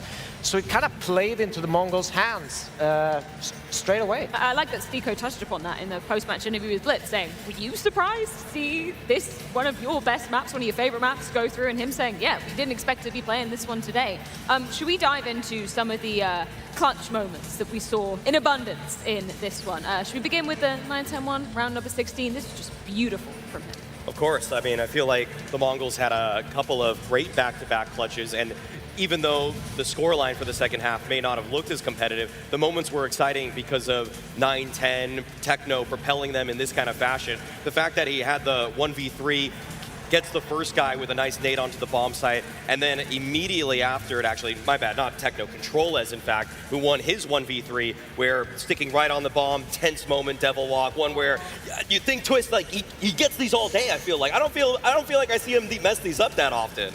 Yeah, it's a little bit awkward. He obviously didn't know exactly where the bomb site or where the bomb was planted. But one key thing where we actually heard, you know, I'm not native on Mongolian, okay. But it seemed like in the voice comms for that 1v3 that Mozinho was actually talking about a nade at some point in the round, guiding him to find that second nade for the 1v3. You mentioned, obviously, both of the AWPers from each side of the equation showing up. Let's begin with the Mongols and 910. So many just beautiful shots that he was hitting in this one, and it's great to see him showing up to the server today, for sure. 910 was a win condition, as Devil Walk outlined in the pregame. That's why he's the match MVP for this one. In terms of the late rounds, the defensive side, he was great. Even from the beginning, I feel like he had a lot of excellent impact on the T side of things, and it was just clean play within the system. This was beautiful. Yeah, good late round positioning as well to keep FaZe guessing about his spots. I feel like 910 has kind of fallen out of the conversation this year as being a top 20 player. He has a couple of EVPs to his name, but there's just been so many people who have had better stats. But we know that really, when push comes to shove, if he needs to be the star of the Mongol side, and it's like a Senzu day that's not going so well, or in this case, Senzu not even being in the server with him, yeah, he can be the guy that they need. Yeah, and it's also the rounds that he finds the impacts. It's the rounds which breaks FaZe's money, which, you know, makes sure that the Mongols gain control and the grip of the whole game. So it's not only that he gets a lot of frags, he gets a lot of frags in the most crucial rounds. On the other side of things, we were kind of wishing it into existence that Brokey would show up. Maybe we should have wished that that was alongside Frozen and Twist and maybe Jacob as well, because he was the only one showing up for them. It's just one of those cursed monkey paw sort of scenarios where we got our wish that Brokey actually has a pop-off performance, but it was seemingly at the cost of everybody else on FaZe's power. We did not get the Frozen moments, which we're so used to seeing. Like, Frozen's been phenomenal for stage 1 through 3. Yeah. Even yesterday, he was great in this stage, but didn't show up. Unfortunately, I think, in my eyes, actually, Jacob did okay, but Kerrigan surprisingly had some impact as an individual, which, if that's really what you're pushed to if you're FaZe, all of the normal win conditions are not being met. Devil Walk, now it's 1-2 for FaZe. Is this a worrying sign? Is this where the alarm bells start to sound for them? I mean, the alarm bells have always been, like, even from the first stage, the alarm bells have been ringing. So I think it's just the normal phase we've had at this major. You know, you'd never really know what you're going to get from them. Sometimes they will play amazing, sometimes they will play less so, and I don't really know where to put them. They have that magic in them, and next game they could have, you know, a cruise match. So yeah, I don't really know what to say about. They really are like a box of chocolates, aren't they? Let's move on to our next matchup, Na'Vi versus Pain. Another 1-1 matchup, our last best of one here on the A stream. So if you're a best of one hater, get singing now, I guess. Pain, Na'Vi, who is the favorite? What is BigAzera saying? He's saying now, which means no. Oh, okay, gotcha. Okay. Oh. Thank you for explaining that. You've translated now 2 languages. Yeah. I didn't know you were fluent in everything. Mongolian and Portuguese. Surely Na'Vi is the favorite here, though. Surely. Do you want to know how many matches this season Pain has won versus top 10 teams? Go on. 0. They've won none. Okay, so this is obviously an incredibly uphill battle for the Pain side. They have fallen from the heights that we saw them reach back at the Austin Major, where, in fact, in the quarterfinals, they did beat a top 10 team in Furia. Unfortunately, completely different story when you flip to this season. They've been struggling against teams around the top 20 range in general. They, in my opinion, don't really have a perfect home map for themselves anymore. I feel like the swapping of positions between Snow and Davideus hasn't really changed the overall outlook of the team, even if Snow looks a little better. I'd say it's at the cost of Davideus. So there's a lot of aspects of Pain that leave me questioning what they're even expecting themselves coming into this major. And it's also on the flip side of Na'Vi, right? I feel like the only time they really struggle is when it's a team that's better than them. They are very stable. They have a very strong foundation in the CS philosophy. They have the structures. They're playing the mid rounds really, really well. And it's just these kind of performers, the top individuals that kind of break their system. So I feel for this matchup, it's just perfect for Na'Vi. I feel like they will find security, they will have that stability. And for me, this should be a cruise, especially with how wonderful Bit and some of the individuals on Na'Vi has been showing up in these kind of matchups of late. Yeah, I feel like you hit the nail absolutely on the head. 1 versus Paravision yesterday did lose pretty abysmally to Furia, but Furia are obviously heavy favorites coming into this. Where do you foresee this going in terms of maps, Matt? I felt like the best handshake between the two was Nuke. It would in turn give Na'Vi a map that I'd say they generally look good on it. I'm trying to ignore the Furia loss, but I feel like that's probably where Pain should be looking to take this one. If I'm Na'Vi and I get Nuke, I'm feeling pretty fine with that Devil Walk, so yeah. I felt like that was the natural 7th map in this pool for them that they would find an agreement on. Yeah, I mean, I completely agree. I felt like, both of them like it, both of them pick it. They probably have similar pick rates on the map, and we're going to actually end up here on a Dust 2. I would probably favor Pain a little bit to get this sweep, though, to some degree. I'm kind of shocked that Na'Vi actually decided to do this. I mean, I know you just got battered by a Furia team and maybe you've lost a little bit of faith in your T side. To me, this is unfortunately where I feel like Blade, the pragmatist, is like working against Blade, the idealist, because generally speaking, he should still believe in his Nuke even after what happened yesterday. And so I don't know if he's discovered compassion or empathy with his players who probably don't want to load up into another Nuke today, but I would have still ran it back easily versus this Pain. You have gone for Pain, though. Tell me for why. I mean, I didn't know the Veto even actually when I made that pick. I just felt, okay, so I watched the BigAzera demo this morning, and I feel like he was recognizing that his team is lost right now. And so as an individual, he needs to be the one stepping up. And I've seen BigAzera get his team into positions where he's getting to the playoffs of the major before. I've seen him pull off big upset victories in the past, and I feel like it's kind of the X factor, which I'm not necessarily feeling is the same for Na'Vi right now. Okay, starting with the underdogs in terms of our sponsor odds as well. Devil Walk, you went with, I guess, the logical choice of Na'Vi, right? I went with the logical choice of Na'Vi. I think they're just too good for a team like Pain to kind of break down and win a lot of these chaotic rounds. They're kind of mid-rounding is too good, the way they teamwork, just the structure in general is just going to carry them through this. This is what I feel. It is time to get this head-to-head underway. Pain versus Na'Vi on the grounds of Dust 2.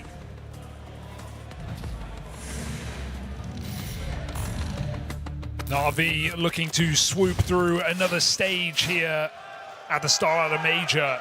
Pain looking for an upset. A Pain who brought a lot of fight yesterday, maybe more than some were expecting. Lowest team in stature, straight into stage 3. Low expectations and decent results despite that, beating up on 3D Max. Few rounds against G2, this is their biggest test yet.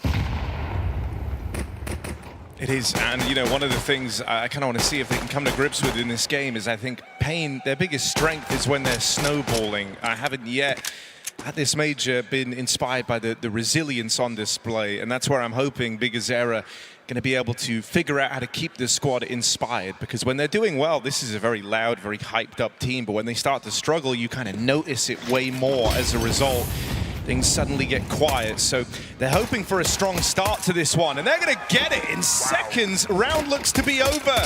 It's only Alexi left. Amadeus can't quite deal with him, but surely it's only a matter of time. Spotted out here in the open.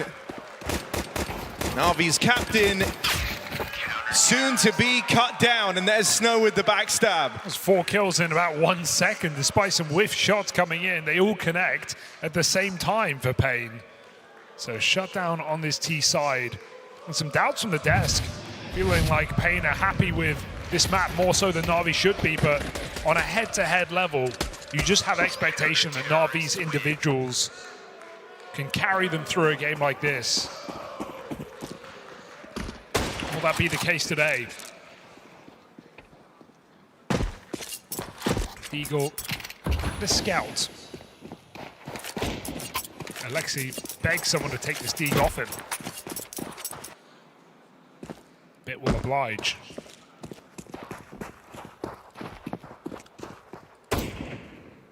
And Pain start in their ending setup. On an anti-eco like this, they don't want any funny business.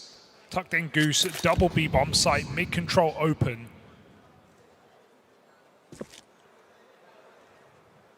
Pressure's on Na'Vi to make a move here. Pain don't even feel the need to block it just yet.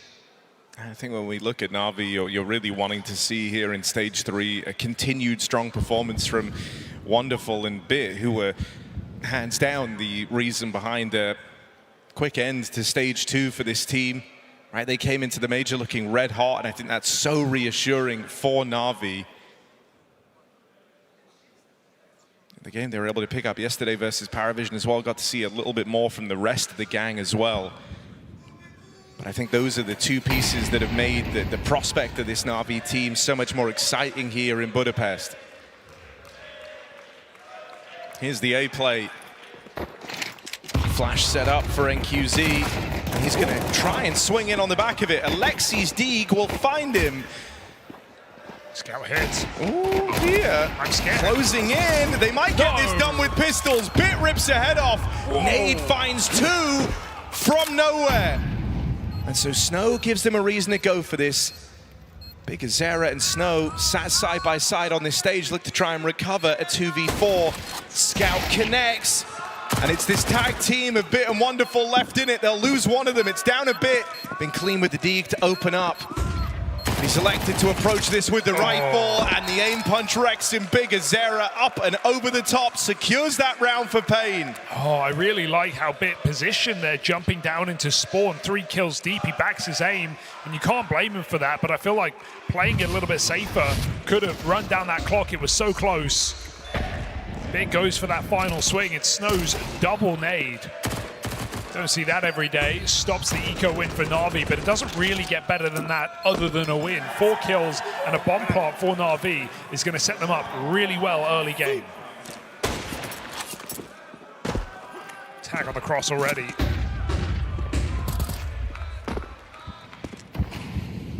An attempt at long for Bit, but blocked by Pain. Yeah, you saw he was going to try and go out. Those flashes come in, gets worried about an anti-rush setup, and so just cancels it. Good awareness from Bit. They were ready to swing and shut him down.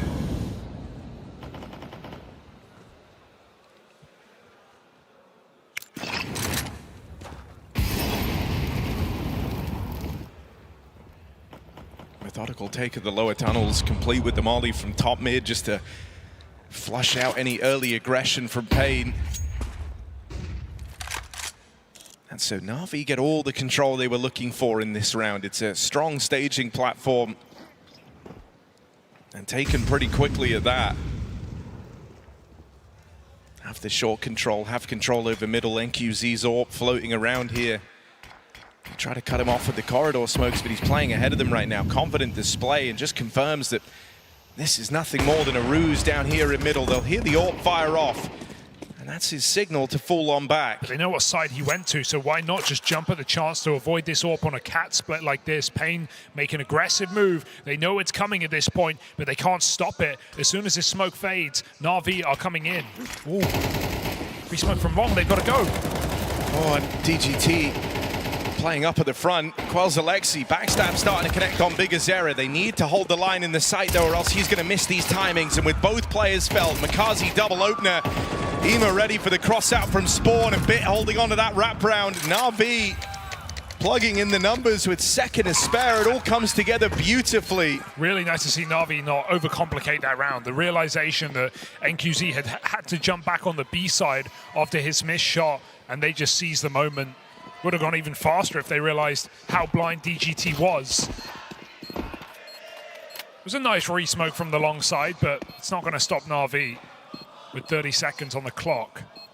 So first round locked in, 4 alive, and NQZ might need to move here. Oh dear, no guarantees anymore. Miss your chance, and so AWP is lost, as is all of the economy here for Pain. That costly second round.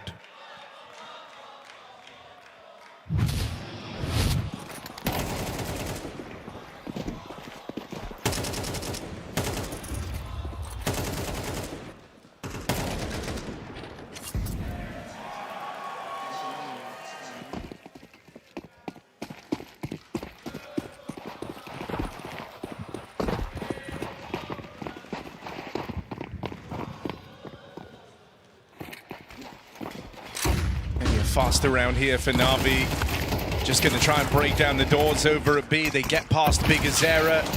And the follow-up provided. Ema in with 2. That's the round secure. And this 4-spy does not leave much of an impression.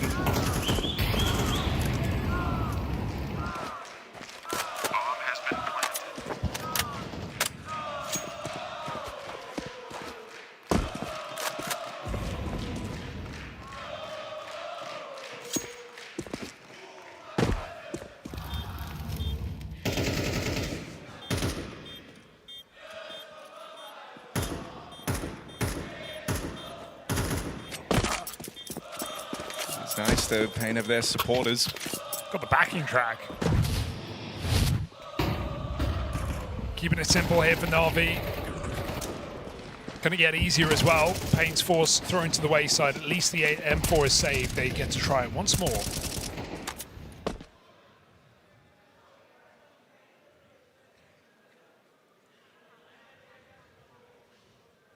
This is a Na'Vi with high aspirations at this major, clearly a dominant run through that previous stage. And sure, didn't look great against Furia yesterday, but followed up quickly to redeem themselves in a BO1 over Paravision. Looking for an early entrance into the playoffs. I think team that no one really has expectation of past playoffs, I don't think, but... I mean, a kind of notable change for me was, at least, you know, at other events for Na'Vi, whenever they've come in, not to say the mood's been somber, it's just kind of been realistic of how this team was slightly below expectations.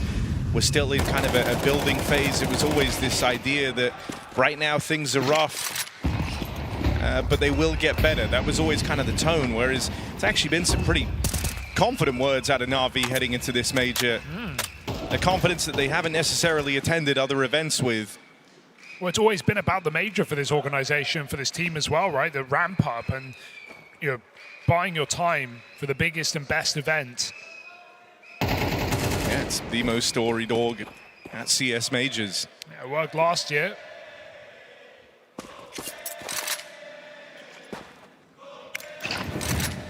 Na'Vi feeling that same level of confidence. In order to do so, you would assume they'd have to bash through games like this. And I will say the one thing that Na'Vi have always been good at is not losing to underdogs. Yeah. Always winning their favorite games pretty cleanly.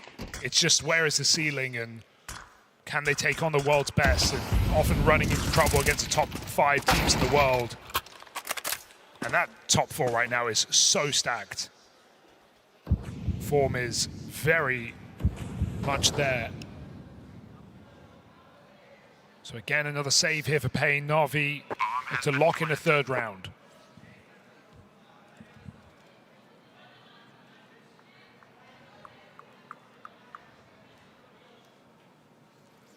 don't think this save is going to be allowed either. Bit might have realized Davideus is down in CT.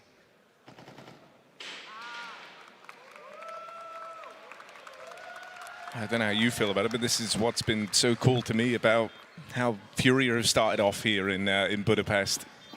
Just the idea that they come through as the #1 team, kind of the team that everyone's looking at ahead of this major, and they play like it from the get-go. They've had 7 rounds levied against them so far. Even in 2 BO1s, you combine the score of their opponents, it's not even close to be competitive versus Furia. To destroy Na'Vi in the way they did as well, after Na'Vi have a clean and confident second stage run, is impressive. And of course, Furia, with players said to be sick as well. And they are very sick. It's not held Furia back in previous tournaments. When you consider other major favorites in the likes of Vitality and Falcons lose those opening BO1s here. It does bode well for Furia's form coming into these final few days of the major. I also think it's one of the things that's been sick about the Mouse run, right? Like the idea that it could have gone really, really wrong.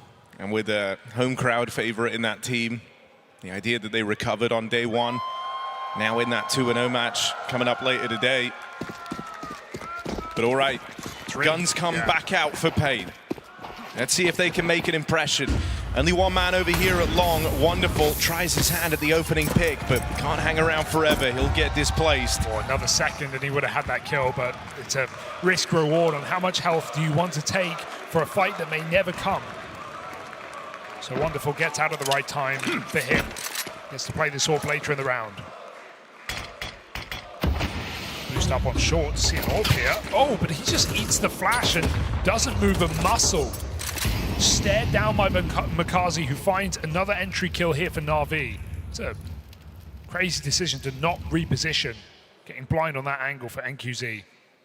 I mean, now this A defense is really strung out. They're trying to bring over a 3rd man. Big Azera plays into this round, but might never really get a chance to get going with Davideus falling straight away. You're looking at the DGT AWP and it gets spammed to death. Davideus, 3rd man over towards A, might just get shot in the back here. Caught out, Makazi faces him head on. And Na'Vi collecting a dominant streak of rounds here to open up Dust 2. Liking that Makazi's really started to come alive on his arrival into stage 3.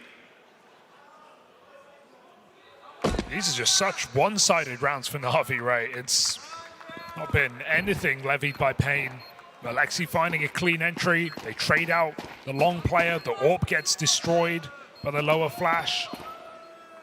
Makazi checks out that CT box player, so nothing to like here for Pain right now. Getting picked apart one by one, and Snow survival anything but guaranteed. Na'Vi looking good right now. That much is certain. It's all gone to plan. Really good long spawns in this round as well. 4 players on the long side of Na'Vi's T-spawn.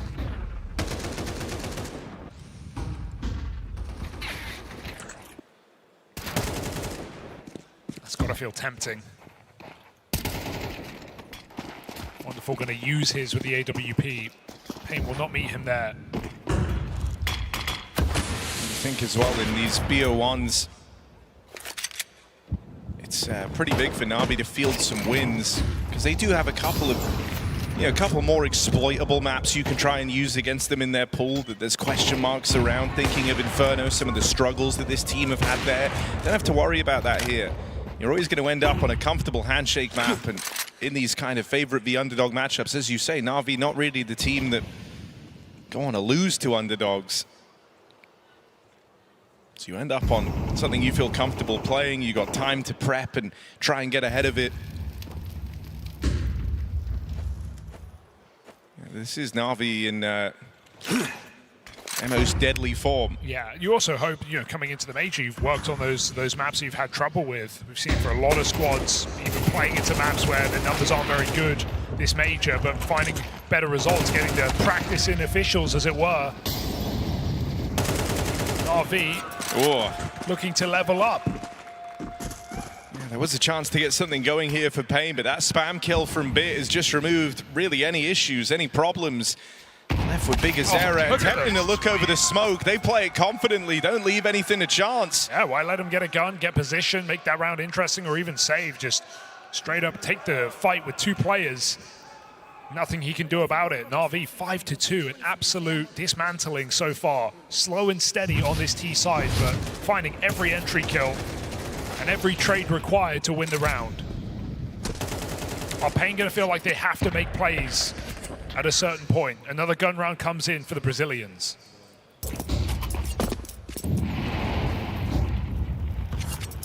Here's the first move being made, DGT and lower. This could get problematic though. Na'Vi have been really systematic with how they've taken lower, and usually it's accompanied by this top mid molly. Now the push from Snow lends a lot of interest. Yeah. Gets out. They don't even know about DGT. Yeah, they still haven't sprung that trap yet. Ema goes right into him. DGT and Snow with aggressive moves. They found a 5v3 for Pain, who are looking to get back on the board. Gotta win this. Alexi even tags in that molly, so they know about him in middle. Don't want to get too tunnel vision though. This AWP of Wonderful looking over the top. Would love a byggazera swing. He's going to go for it. Flash out, flash dodged. Wonderful forced off the angle, but it gets byggazera across and into CT. He was there for so long, I don't think Wonderful would have even been ready for it, but good to see him get out of position, play it safer. What is now a very favored round for Pain, but RV contacting into this B site, that is the best way to win. byggazera's rotation is nice. Makes you a little nervous. byggazera will alleviate a lot of this pressure. The molly splits the approach, and with Snow holding the line, there's the support from his captain. Just save. No left, nothing left in this round for Wonderful to play for. 1v5, he's locked out of it. It's going to have 16k, so it's not exactly a worry here for Na'Vi. Oh, so you're saying they can stomach the loss. That's good, because they certainly might lose this AWP. Hello. Wonderful gets the spot. Don't remove him that easy. Oh, this is the AWP here. Yeah, that's the AWP gone. That's sick, actually. Makes all the difference, because not only is he not giving them his AWP, he's removing theirs. And so Pain, they've got to stomach that themselves. No AWP in this gun round as Wonderful finds the exits. So some weird decisions for NQZ. Again, a fight, you know, he doesn't know the exact money, but after 5 clean rounds, would have been nice to just see him disengage. It's going to cost him.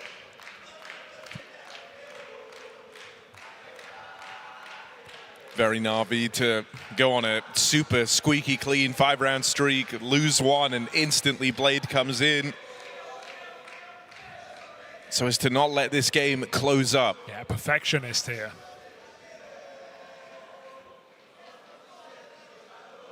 But it's also a point in the game that Pain can get going after making a couple of plays, feeling confident. So Blade wants to stem that quickly.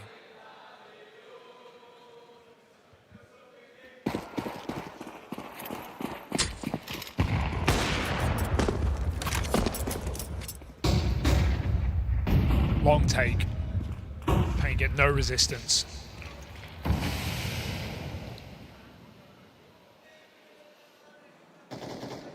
Saw a lot of focus from byggazera yesterday in their matches just to try and harness Snow's energy in the right way and keep the vibe up within the team. No, Snow is a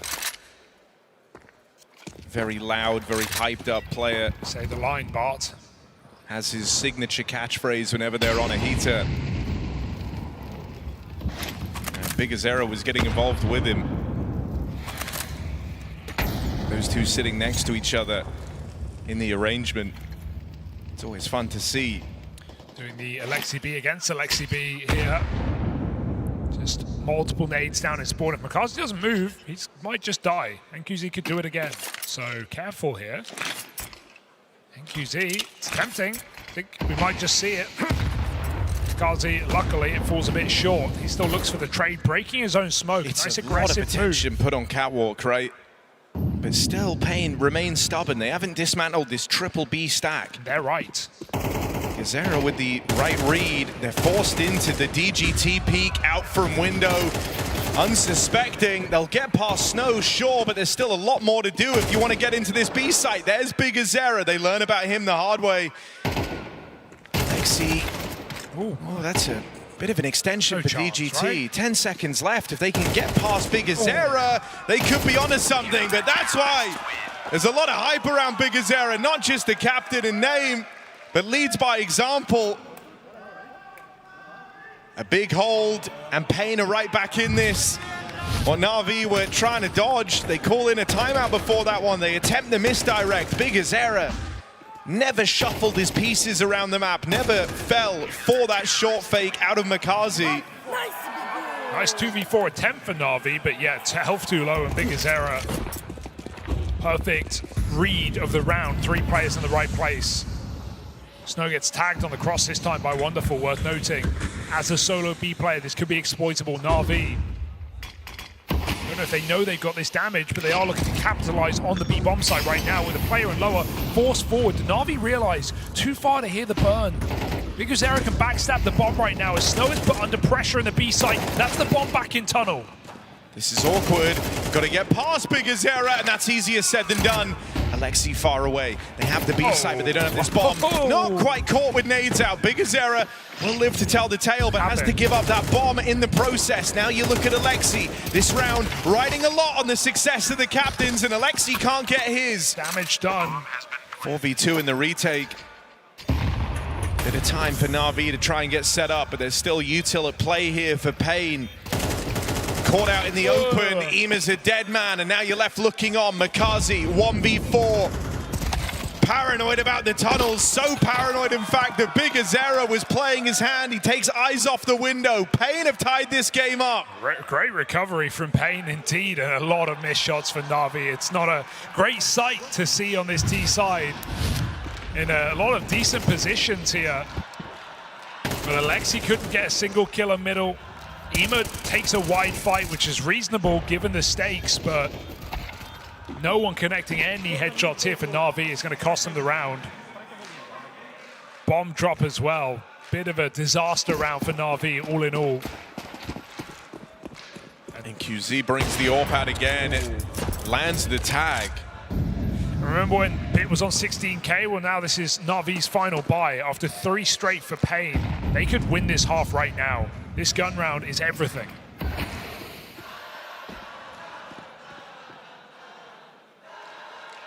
I think kyxsan's had some really solid reads as well in the last couple of rounds, right? Again, an attempt at misdirection here to open this one up. Na'Vi throwing the lurk smoke over at B, hoping that that rejiggles the setup. Some stubborn B stacks. Surely Na'Vi won't do it again.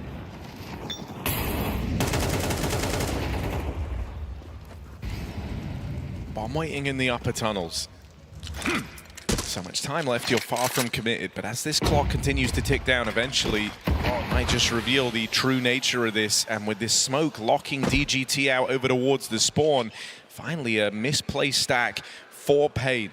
3 players over towards A and middle. Only 2 in this B site. GT taking contact as he plays through these smokes down in mid. They'll get replenished. That block from earlier doesn't matter, but this one does. Slow down in the tunnels. You don't really have a choice but to play through. There's the flash play. kyxsan nearly caught out. Snow tries to help him, but can't land a shot. And Ima's double opener. Surely that's all you need for Na'Vi. 4 on 3. Bit holds on out here in middle for one more. And as long as you don't give a kill away, this is a tricky round for Pain. Weighing up if they want to go for it right now. Could justify save, but I feel like Davideus might poke his head in at the end. He's going to find out the hard way. Oh, wonderful spot, and that's it. Pain realizing this one's too far gone. They give it up. Na'Vi, an unlikely round on that B bomb side, to be honest. They get a little bit fortunate in there with some misposition. kyxsan getting stuck. Caught during a reload. And some punishing util here from Pain, but Na'Vi still push through the smokes and find a 6th round. important double entry from Ema. Absolutely. Yeah, and I think, you know, that one's going to especially hurt for Pain, who just kind of felt like bigazera was trying to do a little too much. Right, smoke down. And I know Snow misses his chance to deal with anyone spilling out through the tunnels, but he's only put in that position in the first place trying to help his captain, trying to help bigazera. And you see some frustration at the end of that. He knows if he didn't mag dump the smoke, he would have been in a great spot to shut down that B hit. With so little time left, you're left wondering if that was worth it. He read the timing just a little bit wrong. The first flash and he full spamming. It was the second to worry about. Pain looked to make up for it here with the saved orb. bigazera's got one as well, but NQZ strikes first in this B site. I'd be expecting bigazera to have a second, surely. Na'Vi climb quick up the catwalk. Relieving that NQZ able to put this orb to work early. He's had a couple of swings and misses in high impact moments, and a lot of his kills have come in saves. So, you know, when Pain were at their very best, NQZ was the entry man on this orb. Makazi playing it fast, and the rest of the team in tow as Na'Vi swing for the fences. They'll get through this A-hold. NQZ dead on the rotate, and Na'Vi look to recover at the end of this half. Only Snow left standing. Around, he'll have to give a try, but not a clutch that's ever likely to come through. Na'Vi so entrenched, and everyone swinging, everyone facing. Na'Vi play a very up-tempo 12th round, and it does them well. Breaking through with 2 at the end of the half. They win out on their T side of Dust 2.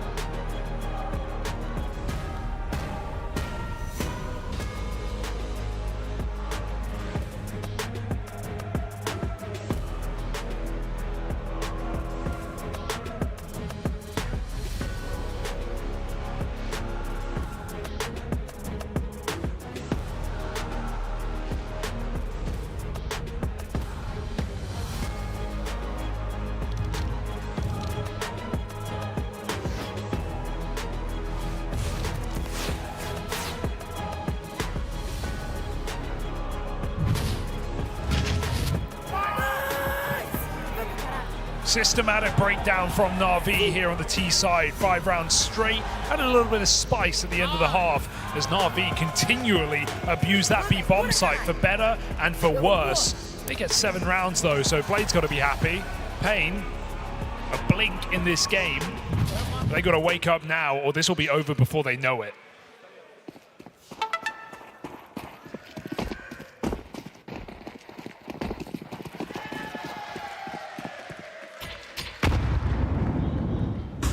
Go early on long. HE and Flash already utilized, and Alexi has nothing from it. He's going to get the info as he sees nades come over the top. Pain take the control, and they look to commit with that cross smoke. Alexi hung around to fight it for only a moment. He's got teammates moving over with flashes, but can't get out with the thing.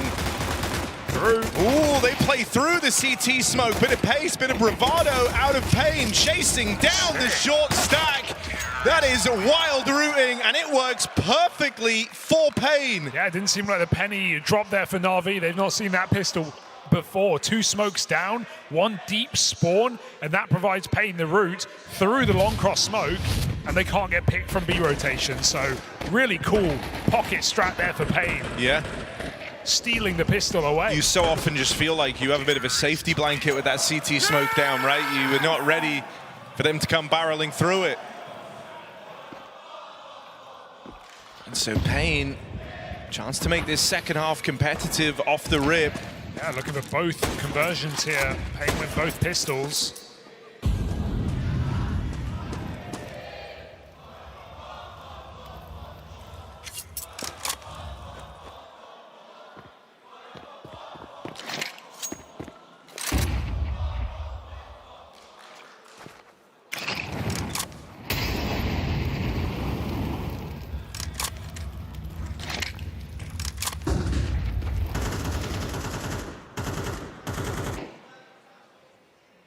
Got Makazi hiding in Goose here.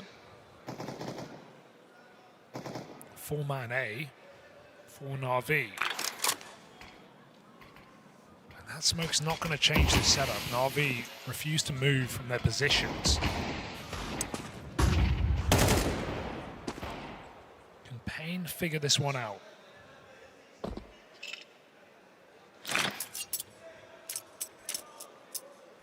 Looks like they have. Read going well. No CT close smoke, so they won't get flashed through. I like the util that Pain are already throwing. Cutting Na'Vi off on 2 fronts. It's just bit here. Nothing he can do about that. Clean AK headshot. Flash comes high, and Pain take the site and the round with it. Yeah, running this one back again in the next for Na'Vi, who take a bit of a gamble with an A-sided lead. Not dealt the play they were hoping for, and so you just get to go again.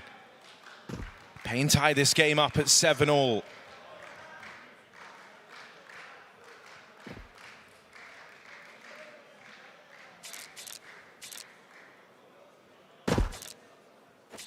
Another solid deduction from BigAzera.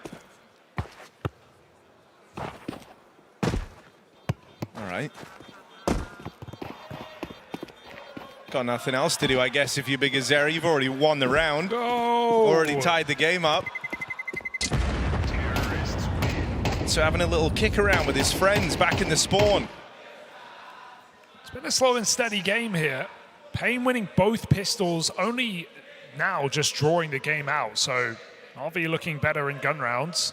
Is that going to continue? Have to wait one more as Na'Vi save the force. Try and give it another go.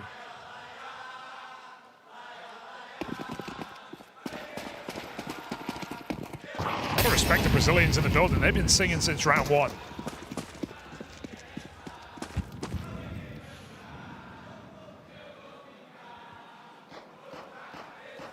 A little slice of Rio in Budapest.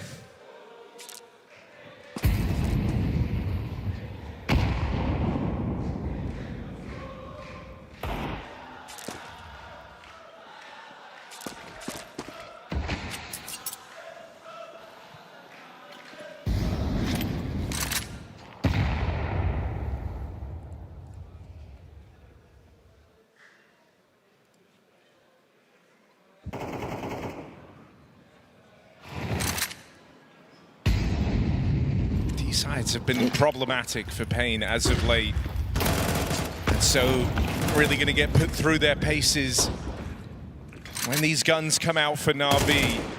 For now, you'd like to think they're safe to move into the lead, but will it just be short-lived? This one in a 4-on-4 with a traded kill out towards the catwalk. Pain still get the room they were hoping for here.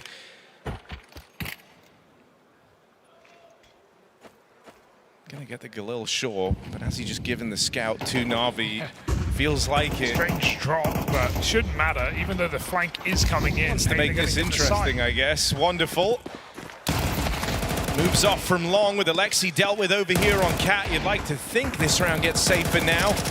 DGT follows up, both players on the wraparound dead. A bit's been heard on that fast flank. They know where Wonderful is, so they're going to chase him down. Pain are looking really good on these T sides today, at least. Playing tight early in this game, slow and steady on Dust 2, and trading well. Yeah, I'm saying let's not count our chickens before they hatch on this one. See the gun rounds for sure, but I like the pocket pistol strat. They played these anti-ecos clean, done their staging early in the round. Execute a bomb site together. Spacing looks good.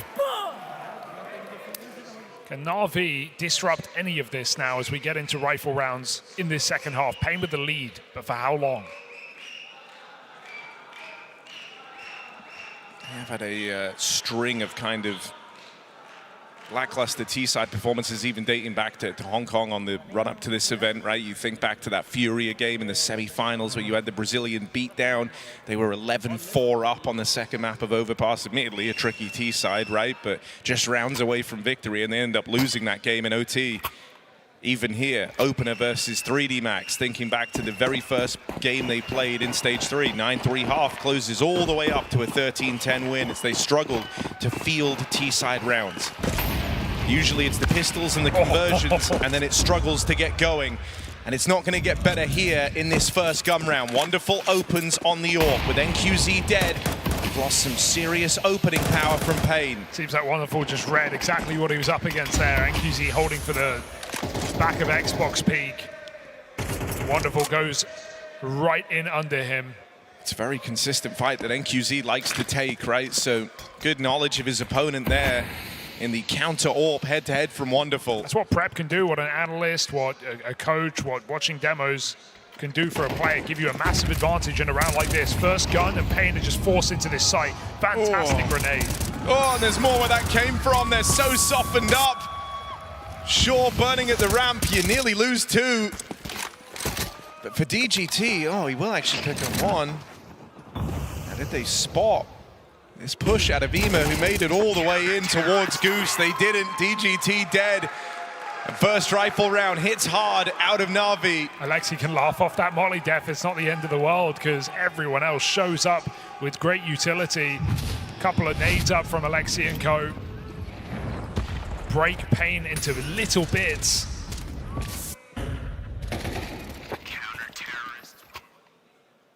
And that opening pick from Wonderful just forcing Pain's hand. Exactly what Na'Vi wanted. Wonderful makes that cross again into the B-bomb site.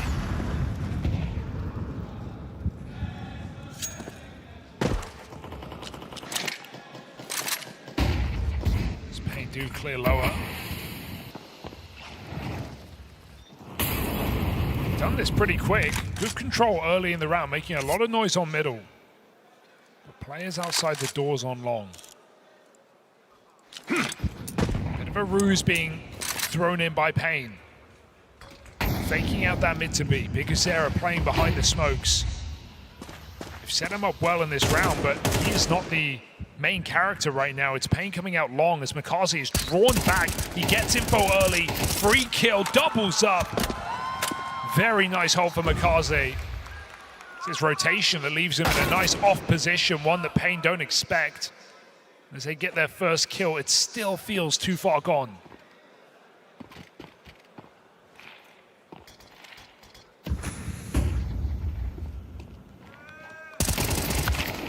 Can't quite find himself a third. But still a ways away from believing in this round. The two players for Pain are split up. Bomb out over towards long. NQZ able to recover an AWP here, and you wonder if that just proves too tantalizing a prospect to save. If they give this a go, they're risking everything. Wonderful wasn't anticipating that, but the problem is you're just running out of time. You're not going to be able to win this, and now they know where the AWP is. It's fired off over here on long. It's going for it. Save called, but Bits moving in to deny. And NQZ knows he can't move too far. The whole map's been dark. There's been gaps everywhere. Bit closing in. Will he be able to remove this AWP? Doesn't look like it, so the AWP saved. They were close, though. Two players in Na'Vi outside those doors. NQZ, that's a small victory in an otherwise very difficult game for this AWP. Keeping it going for one round, but that round has nothing behind it. Bunch of pistols here for Pain.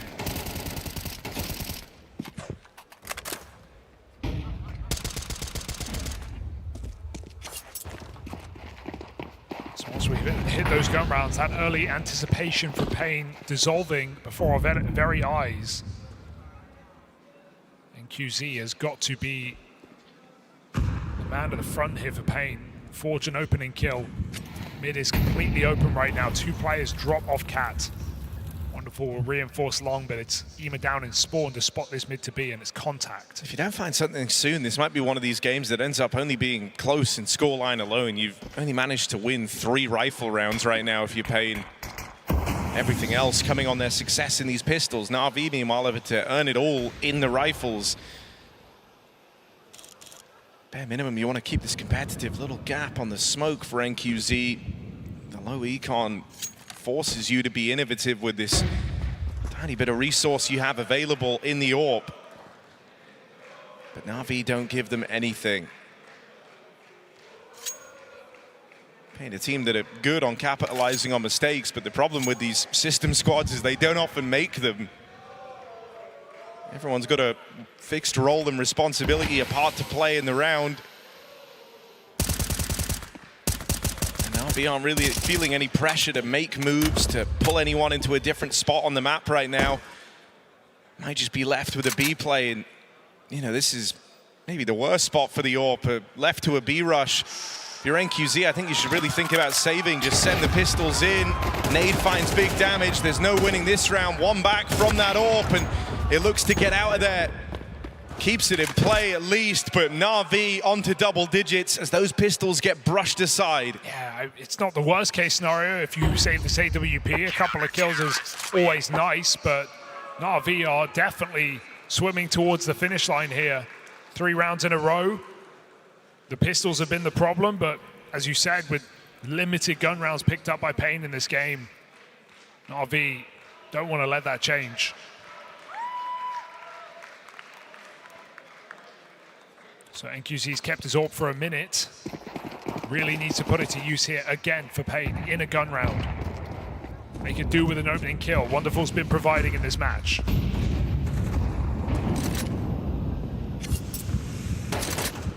Snow looking like he wants to call the bluff and walk this smoke, delivers the opening to Ema. Feels like at this point, every opening move you've attempted, if you're Pain, has been countered perfectly by Na'Vi. That was how the half started. NQZ trying his hand at the pick at the B site, cancelled by Wonderful. There, a smoke walk for Snow, and Ema is in the spot to deal with it.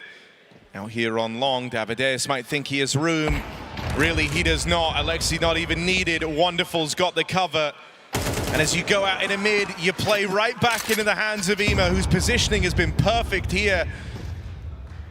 Even more in the way of resistance with teammates nearby who can offer up flashes, offer up support. But Ema might not need that, lines them up, knocks them down, and running out of room to save themselves a Pain. Na'Vi in full control. A reassuring look, definitely for Na'Vi. Pistols have been where they've struggled in this event. But when your guns hit like this, Pain running out of options. Wonderful, continuing to be a reliable output as he was in that previous stage. And Ema multi-kill to boot. This is Na'Vi bordering match point in this BO1. Playoffs within sight for Na'Vi if they can lock in this game. Pain don't really have anything left to fight back with in this coming round. They've got a hero gun in play, a little bit of armor as well, so they can try and juggle around, but you're not feeling optimistic here. Not one bit. As we say, just 3 rifle rounds for Pain in this match, and they were all back in that first half. T-sides are where they've encountered the bulk of their problems, where even on the run-up to this event where they've given away some of their biggest leads. And they look set to continue versus this unfeeling machine that is Na'Vi. And there were moments where Biguzero was saving the day with multi-kills and CT sides, good reads, gambling well, predicting Na'Vi's pushes. and putting up multi-kills while he did. Well, even with this hero AK now, I don't know if one man can save you from this system squad. Na'Vi playing tight. I mean, in the few games we saw as well, kyxsan has been trying to put himself a bit more at the forefront, being a bit more involved in the openers, but hasn't had the best of successes in those ventures. Or here. And you think of kyxsan, think about a real clutch factor, but normally not alive in the late round in these T-halves. One by one, this AK is just getting cut down right now. Ima's onto a double. Wonderful's looking to join him. And Pain are just walking into death after death. Bit in middle. And they just come to him, so no issue for Na'Vi. This is match point. All but locked in on this CT side. I mean, this is Na'Vi looking really switched on. Clinical. When everyone's finding success, when everyone's in form, and the system's working, the rounds can just go by in an instant, and oftentimes very, very clean. I mean, the amount of flawless or four-player alive rounds that Na'Vi have had in this game feels insane, right? The rounds that Pain have won have been few and far between. They've always been scrappy. It's the few times that Na'Vi have been let down by a player here and there, not quite living up to their part in the story, but outside of that, this has been dominant from Na'Vi. Yeah, it feels like a slow clap from Blade is in order if this round closes the game right now. Na'Vi have just answered every question that's come their way, and they're starting to throw aggression into the mix. Confident push in upper, finds a 5v4, and Pain lose half of the map just like that. Force into a cat hit. Alexi getting in position in time, still has a Molotov to block, and Wonderful can come back to assist. No long lurk to worry about. I mean, you know this play's coming in, so Alexi's just going to cycle that util down, a reblock, lends even more time to Ima, who's waiting with nades down in CT. He'll be able to soften up this hit even further. As soon as that util comes out, Ima takes position. Wonderful going to start to move over as well. Suddenly it's gone from just Alexi to get past to almost all of Na'Vi. Spam connects out of kyxsan, but the victory's short-lived. Wonderful maintains the advantage for Na'Vi, clamping down with this AWP. He closes in. Makazi and Ima make it up to the ramp side, and the net is tightening. The noose around the neck of Pain. They'll fall down a game away from elimination. Just 3 rifle rounds in this map for Pain Gaming. Na'Vi, that was a brutal victory. And the scoreline makes this look far closer than this game really was. Yeah, Na'Vi were never out of control. They were fully locked in, and they run over Pain.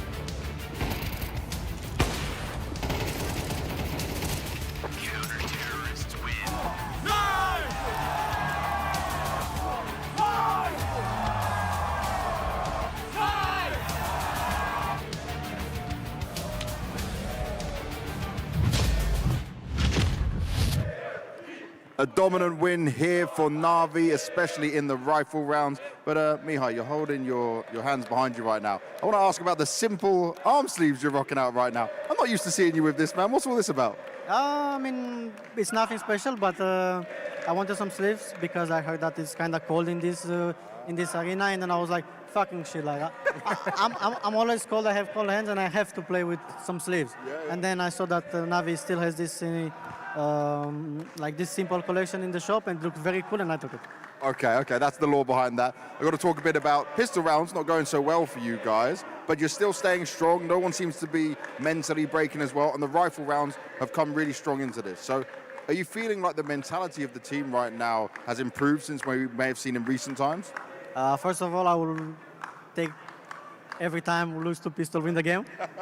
Yeah, I mean, you can get some unlucky with some pistol. That's why we are losing. And also, I think both sides, they were like smashing us in pistol round. They were not like very close. So I think overall, because you said about mentality, I think we are pretty good. We don't care about losing rounds. We are trying to focus, even though we are, I don't know, give best example. We lose a clutch 1v3.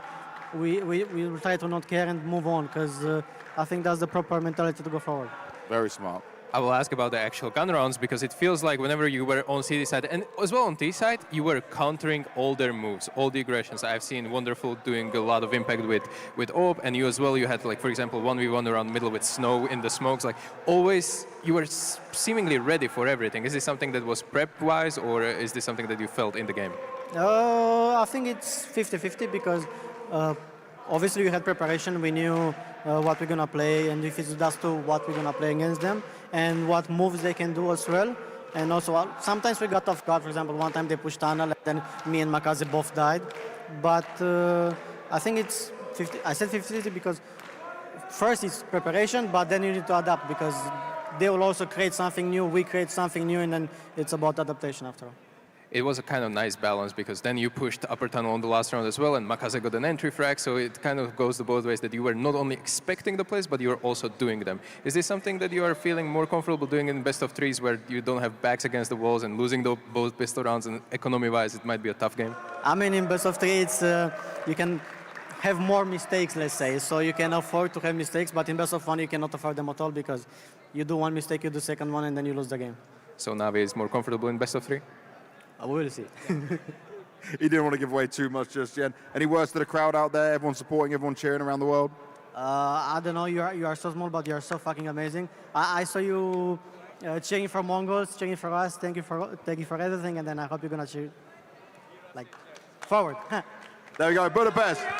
Navi and Mihai Imo!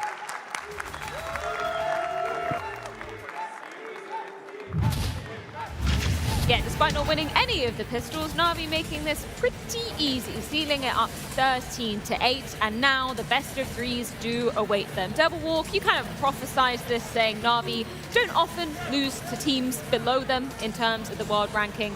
That wasn't about to change today. No, I think it looked a little bit scary and just at the beginning of the map when they were trading out rounds and they couldn't get a grip of the economy, but once they actually got into the late rounds of the half, they started to gain some control, and when they switched to CT side, it was just total dominance. It was, you know, nade utility, shutting down any aggressions, anything Pain really did in the whole game. There was always an answer for Navi, whether it was the individual positioning, the rotation, the flashes, or the utility to stop them as they grouped up for any kind of pushes. It was just clinical Counter-Strike from Navi. Before the map began, Devilwalk brought up the structure, preparation of Navi. That was epitomized in many of the rounds that Navi were able to win. I thought that Big Uzera, Pain would have a little bit more of that X factor to get him over the line in some of these situations, but it was too much to withstand. The fact that on a Navi bomb site defense, you have 3 guys perfectly situated, and yet on a Pain defense, you have 2 guys whose heads are on a swivel trying to wonder where the next fight is coming from. So all of the attention, all of the attacks were a lot more centered for Navi, along with their defenses too. Should we take a look at some examples from that pretty much immediately? You brought round number 11, T-side, Navi. What's the story here? Yeah, I mean, this is a great point where you brought up, you know, the defense isn't really already in place. We see Navi, they're gonna go for a B hit. And, you know, every time Navi defended their B hits, they were in place, they had people in position. But here we're gonna see a little bit more of, you know, Navi, they fake it out a little bit, the round kind of develops, they're just waiting for this trio up in upper side to get their timing.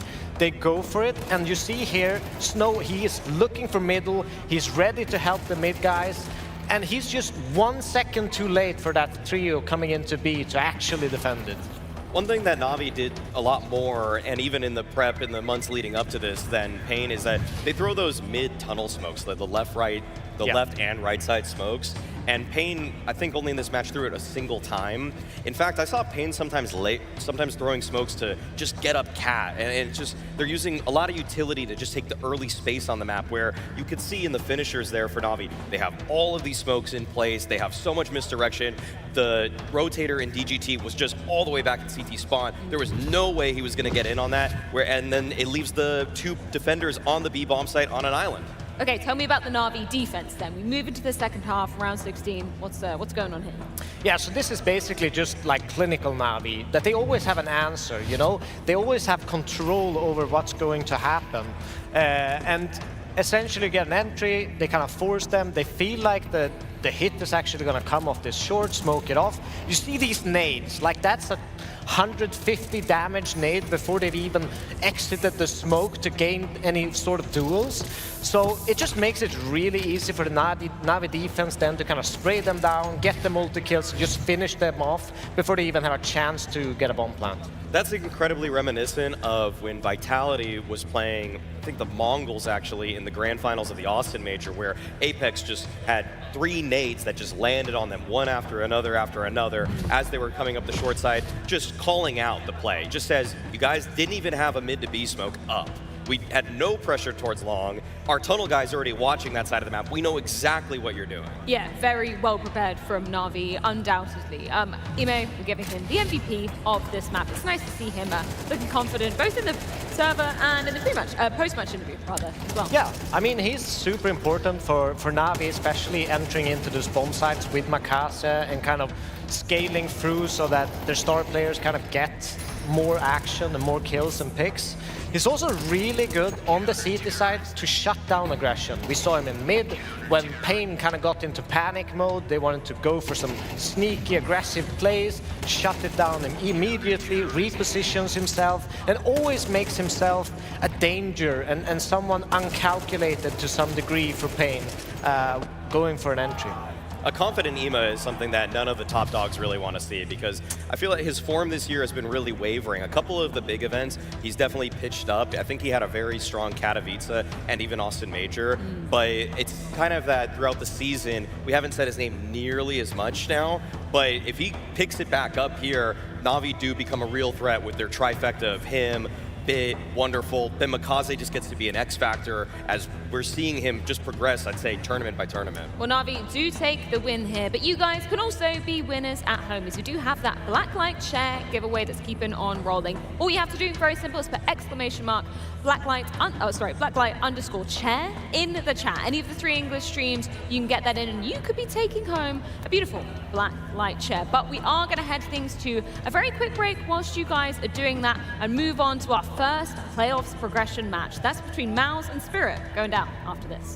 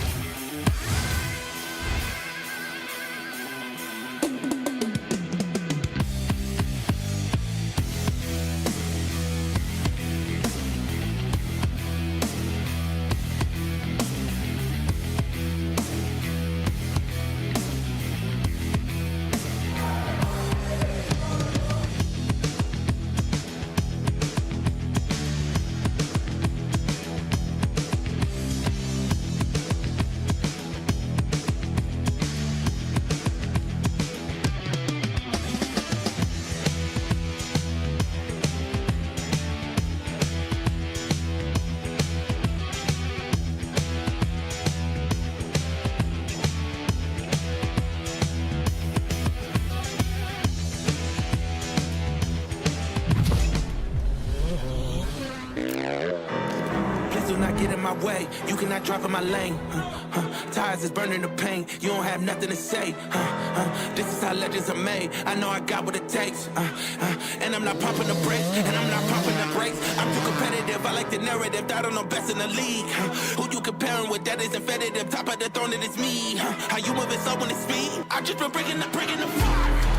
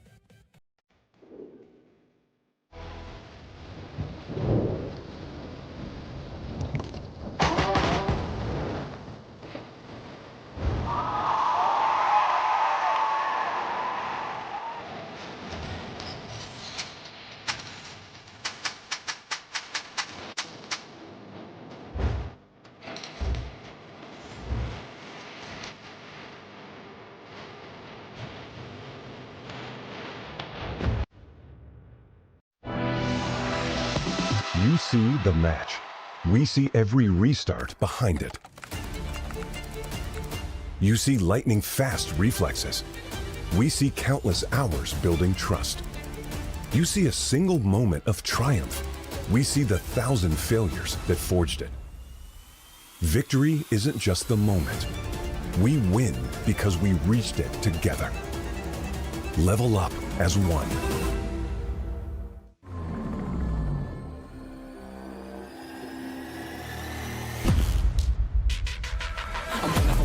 I'm shooting my shot and I'm already grinning. You know that I'm one of them, one of you sending. You know you've been cutting, you know I'm ascending. I'm one of them winning. I'm one of them winning. I'm one of them winning. I'm one of them winning.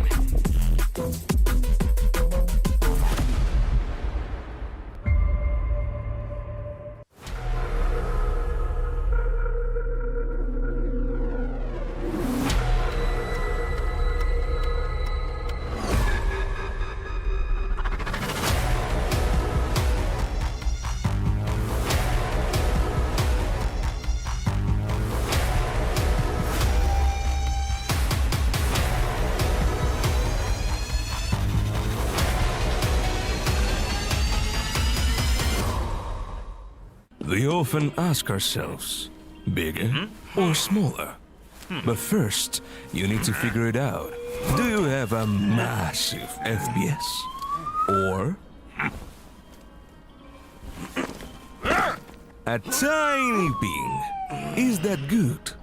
Nice. Yes, it's fantastic!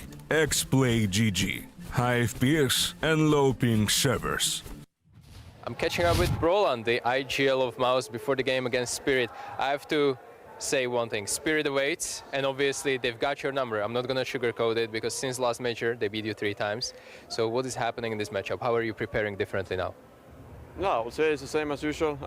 We've been playing them a lot, and we know how they're playing, basically. And since I'm the team, maybe it hasn't been the best for them, but they're still a strong team, but we look forward to win today. You know that the inevitable donk round or Shiro clutch is just going to happen. Tell me from your POV as a captain, how are you making sure that these rounds don't affect your teammates too much and it doesn't overall like destroy the mood within the team, because they just happen? No, I think it's just we have been going through it a lot, and yeah, it's just pure mental that we need to reset the right reset buttons basically, and we yeah, try to focus on the next round. Sometimes it will always happen. It's not only Spirit who does it, so yeah, it's just a reset button everyone has in the team, and it's just getting better from there. Perfect. I want to say one thing about Donk, because he mentioned that he's now focusing more on the team play and putting not himself first. Is this something that you are noticing throughout the tournament as well? Because he's still putting insane improvements and insane numbers, right? But is it something that you think that makes them even more dangerous in the long run?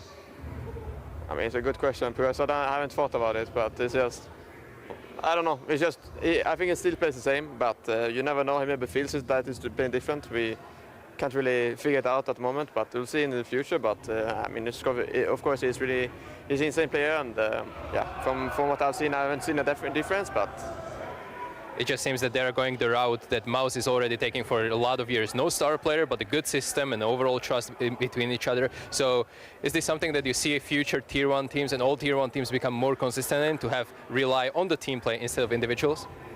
I mean, I don't have right and wrong. Like, I think coming from different teams, I think everyone has their own star playing team, especially in top 5. And yeah, so we try to come up like with 5 people who is just playing together and try to win in that way. And yeah, of course, we're gonna play some donk or kyxsan sometimes. You never know. And yeah, we try to figure it out in our way how to play the game and try to help each other as much as we can. And yeah, let's see how it goes in this best of 3. Good luck, brother. Thank you. A rematch of the IEM Cologne Grand Final now for the first spot in the Budapest playoffs. And it's 2 teams that have had their names in the top tier conversations in Counter-Strike in 2025, but one with a few more trophies than the other. Either way, Maui, this is such an exciting clash to be seeing who is going to be the first team moving forwards to the top 8. Without a doubt. I feel like we can all celebrate the fact that we've got a hometown hero that's going to be loading up in the server today in torzsi. On the other side of the server, of course, you have Chopper and Spirit, who not looking like the same beasts that they were earlier in the season or the year when they had Zontix and Magix. But I would say that this is the most stacked in terms of firepower Spirit has ever looked in the team's history. Buff Do you agree? Krieg? Nah. Do you agree with this Brollan statement? Buff Krieg, remove No all opers way. from the game. You know, Krieg was just so overpowered. What's Brollan on about? It's a good joke because but he had good stats after it, okay? I have to always explain to people, like, Brollan's not the same player without the Krieg. No, his stats were really good after the Krieg, too. Okay, either way. Either way, looking at Spirit and, of course, the obvious standouts of Donk and Shiro. Let's just get rid of the Donk conversation. He's had such a great start, literally started off the first round of the major with an ace. He's starting as he means to go on, right? Yeah, I mean, he's continuously looking like the best player in the world. And, I mean, what more can you say? He's just ridiculous. The way he just, you know, thinks about the next duel, knows almost like he has wall hack to some degree, where he just positions his crosshair like inch perfect every single time. It looks ridiculously easy, even though it's very, very hard. On the other side, you obviously have Chiro, a top 3 oper in the world. That foundation is insane if you just think about it. Top 1 rifler, top 3 oper in the world, and they're playing together in this team spirit. When it comes to Donk, I mean, I feel like this Major 2 is a test for him to see, can he upset expectations? Can he upset the best player of the best team of the year in ZywOo? Because I would say that the conversation and the race for world #1 of 2025 is more up for grabs than some people want to admit. How do you feel about the quote he had on HLTV interview saying, you know, I don't mind if it's #2 this year? I don't believe that for a second, just given his, you know, winning speech last year at the awards.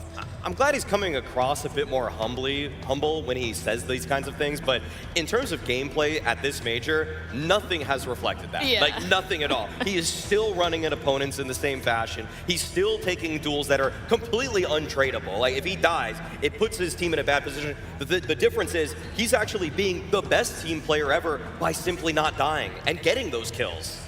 Yeah, it's absolutely ridiculous. There are a few players you're always going to get with each generation that kind of break the rules of Counter-Strike, and Donk is definitely one of those. Let's do a little head-to-head between Shiro and torzsi then. Pretty much any time torzsi comes on screen, the crowd starts to cheer, and that's for good reason. He's such a hero here in his hometown. When we look at stylistically between Shiro and torzsi in this head-to-head. Stylistically, torzsi can have a little bit more flair, I would say. Shiro's brought out a little bit more aggression than he's used to, but I feel like when it comes to the T side, if I'm being completely honest, and thankfully the crowd can't hear me because they're yelling so loud, I like Shiro in a lot of capacities. I feel like his rifle is a bit better. The way he's able to play against just aggressive CTs can be a little bit better. torzsi can be such an X factor for MOUZ in the way that he moves around the map, gets a single pick here or there, but I feel like he's really had to reel in the initial aggression that he hit the tier 1 scene with. Yeah, but you could also look at torzsi as, you know, he's like a really important piece in this MOUZ squad because he's the hyper. He's the one that brings them energy so that, you know, people can reset, people can get out of, you know, having a bad game. He's the guy that they rely on to make sure the energy is well, you know, in the best way possible. Any surprises here with the Veto? A bit. I would say that the train pick coming out from MOUZ was something I didn't quite expect. Also, when the teams faced off against each other last, it was MOUZ that went for Mirage, Spirit that went for Ancient. And so Spirit feeling a little bit more comfortable on the Mirage to go with that one, and MOUZ, I'm a little concerned. I mean, going for Train against what I've seen from Spirit already at this tournament on the CT side is a pretty bold play. Yeah, the one good thing in this Veto for MOUZ is they did get over past CT side. Oh, wow. Not a popular man here today. Okay, Maui, I can trust you to give me the cold, hard, honest facts, okay? ZywOo, what is the story with him at the moment? Because it's all well and good talking about the stars of Spirit, you know, it's sexy to talk about that. Where's ZywOo landing right now? Unfortunately, I would say ZywOo is one of the worst anchors we have on any top 5 team. However, he actually plays incredibly well versus MOUZ. That's the one saving grace for Spirit in this series, that the one top 5 team that ZywOo has looked good against has been MOUZ. His repeaks actually don't go punished. I feel like it's surprising MOUZ more times than not, because when you see him play against Vitality or Falcons, and he goes for that re-swing after the first kill, the second guy just trades him out immediately. I almost feel like MOUZ have too much respect for ZywOo, and they are surprised by the fact that he goes for that second bomb side swing, because they think surely he's just going to tuck, play the time. But I think the fact that ZywOo treats it a little bit more like an FPL game than an actual Tier 1 matchup catches them off guard. Yeah, but on the other side, I think, you know, in the stability department for MOUZ, they all are really, really stable players, whereas more up and down on that Spirit side. I'm expecting output from everyone, especially, you know, Surgeon on the aggression, torzsi on the follow-up, Spinks and Jimpphat on the anchors. They are just such a well-rounded squad that it, to me, just it should be enough to beat like a two-man Spirit. They need someone like ZywOo, they need someone like Tenir to overperform in the roles they currently have to be able to beat them. Well, even with the odds siding with Team Spirit, we've all believing in the hometown heroes, in the romance of MOUZ, but more importantly, it's time to hear what the teams are thinking of one another.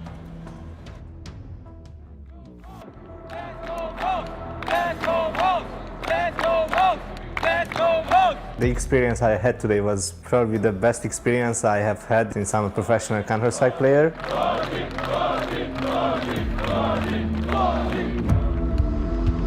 The mood in our team was incredible from the beginning of the day. First round of the major, I had like a feeling that I will do something crazy. First 4 kills, it was like regular for me. The last kill was the hardest one.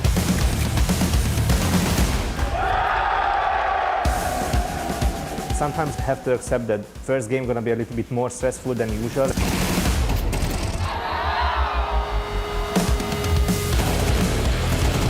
Feels like we all have a lot of energy and we can just smash anyone. It's always good to see that there is room for improvement and we can do better for the next day. We need to communicate more, we need to fix this, and we're gonna be Gucci. It's okay sometimes to look out and just look at the crowd and enjoy this moment because it's a special occasion. Arena energy was great.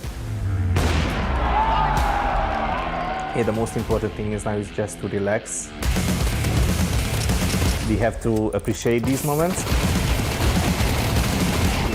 Going into the next game, it's still just another game.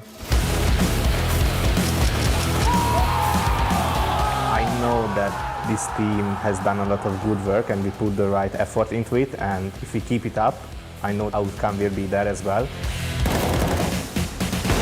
Have fun, the stronger team will win.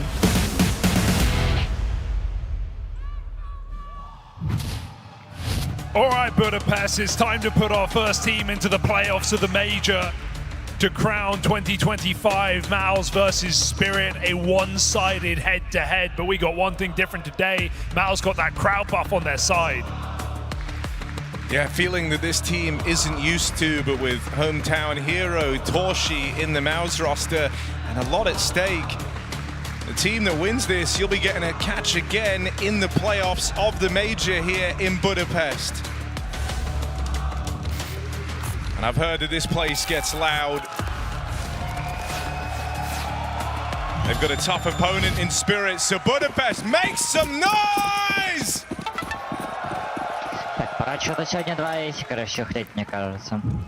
Donk looking for aces today. Looking to break records while he does it.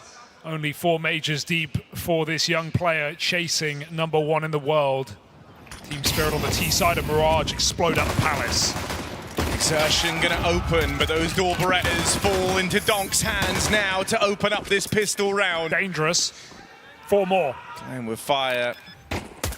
Sometimes you'll get burned. He's getting aggressive in the post plant. Donk out towards the spawn. A second for Donk on the dualies, and everyone's quaking with terror now. The fear sets in. You've seen what this guy is capable of, and Donk, hungry, will get shut down.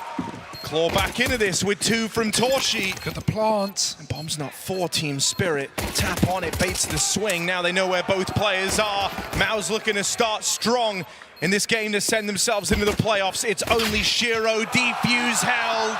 MIBR come through with the pistol.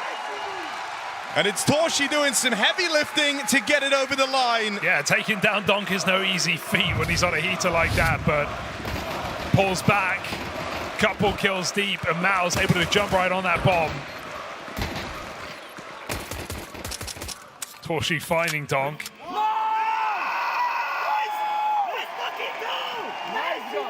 And finding a pistol on a map that's done MIBR relatively well in this series. It's a series they haven't picked up 3 in a row ever since that last major. But Mirage, often entertaining, often in overtime, as we remember in Austin and in Cologne. Spirit changed their tune today. It's a team that still, despite Donk, is being maybe underrated coming into the major. Oh no. Donk denies any expectation. Takes a 5v4 to exertion. torzsi's come in confident. He's gone for the second round or purchase, but that leaves him without head armor, and now he sees that they force port. These Galils pose a real threat. Look at the gamble as well that's being called by MIBR. If this leaves them in the wrong place, what do? Do they save on second round with an AWP? They might have to. Asking a hell of a lot of Brollan here, but that's not a bad way to start. It at least leaves the door open to entertain a retake. torzsi going to try and get himself set up back in the spawn. Moving in with this AWP. torzsi closing the distance, but a man up close, TeSeS, will shut down that AWP straight away. And even though Jimmy claws one back, there's still a lot left to do in this round. Nice swing. Brollan can't play into this, surely, low on health in a 1v2. You feel reluctant to give this away, especially because you know Spirit are going to get that AWP out of your hands. But there's no room left to run for Brollan. Spirit come through with a force buy and instantly battle back against MIBR. Yeah, Donk finding that perfectly timed 5v4 exertion, leaves his back door open for a second before that smoke blooms. And Team Spirit explode on the bomb site. They get upgrades as well. Devastating to give that AWP away so early in the game. Shiro won't upgrade to in a strange spot with a scout and an AWP, but they'll make it work. We know Donk can wield this weapon as well. We saw an ace from him yesterday on Dust 2 against FaZe.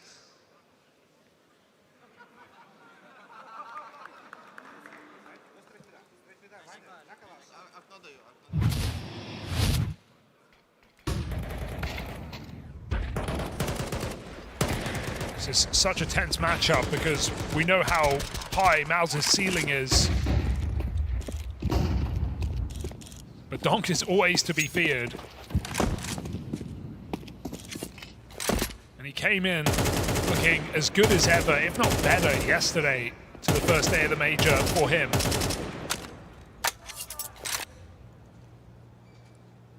MIBR showed resilience though. Game v Jame on overpass, and with match points against them, they still won it out in overtime.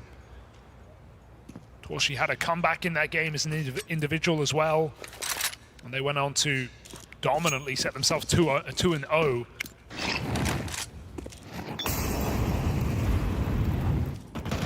We know how good MIBR are in these Swiss stages, in these BO3s.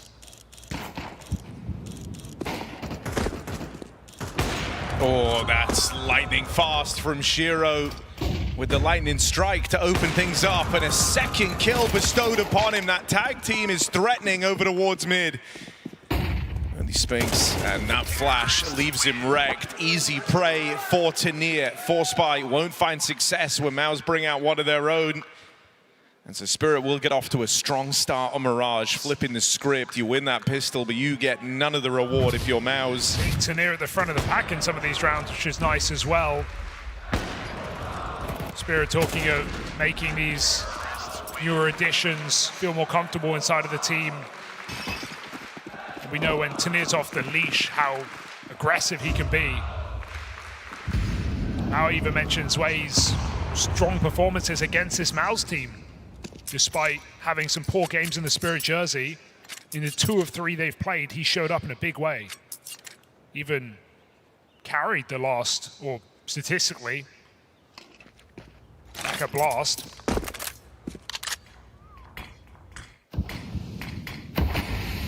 The Spirit have a lot going for them in this series. Plus, that's not even including just the head-to-head 3-0 this season. I love this from Chopper. A wall of smokes.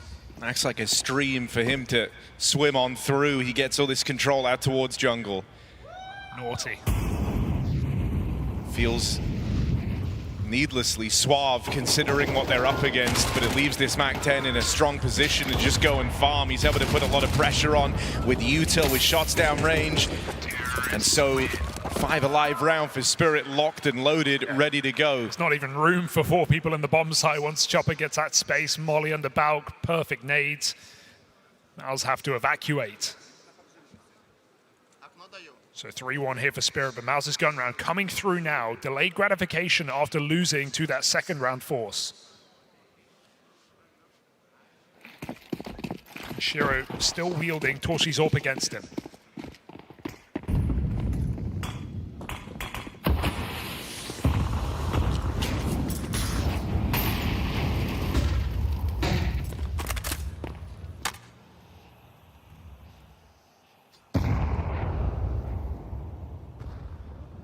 Brollan likes to make these aggressive plays out here towards ramp. Well, he's got Exertion backing him up. Into ZywOo they'll go, playing on the fade of this smoke. ZywOo gets first shot off, can't deal with the second man. Exertion keeps it even. Spirit still low and slow. Don't quite feel the burn yet at the 4-on-4. Very vocal in this mid-round as well, talking a lot on the cameras. All the band of middle smokes come in, Spirit make their mind up. torzsi looks to meet them there. Chopper coming in from under, perhaps looking for another connector lurk, and despite fighting on ramp initially, MOUZ have also cleared Palace, so they should have a lot of freedom to rotate Spinks out, realizing perhaps that this is going to be a B hit. Big flank. MOUZ looking good. In the right place and ready for what's coming their way. Donk dead first is no small feat, and now torzsi tucked in, back of the site, will get shut down at first glance from Shiro. Huge. Claw their way back into a 3v2, bomb planted, and MOUZ so far removed, so out of the picture, they can't justify going for this, so strength to strength play from Spirit to open things up. Just a clean hit there, and even though Donk goes in first and dies immediately, they find the crucial trades. Chopper uses that underlurk to stop the cat rotation. There's no one coming up from short. Spirit get an open bomb plant. Everything goes swimmingly here for Team Spirit. And that's despite MOUZ having all the information in the round. Would I love to see Spinks make a big gamble in that moment, right? Make the rotation towards B. It felt like MOUZ knew what was going to hit them. They just thought they could hold it.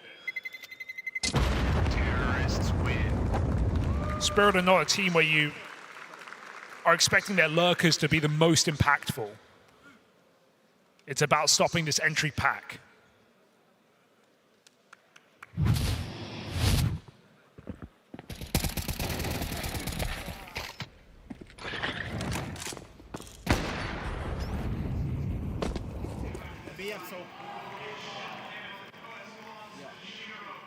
A lot of money right now for Spirit, taking some clean rounds, only losing 3 players in the last 3 rounds combined.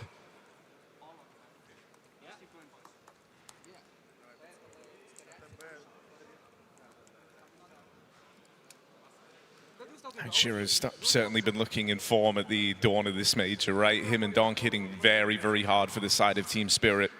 So often the tag team that have had to do it all in the past. Here it's nice to get a bit more from the rest of the gang, but Shiro's been no slouch to open up this game.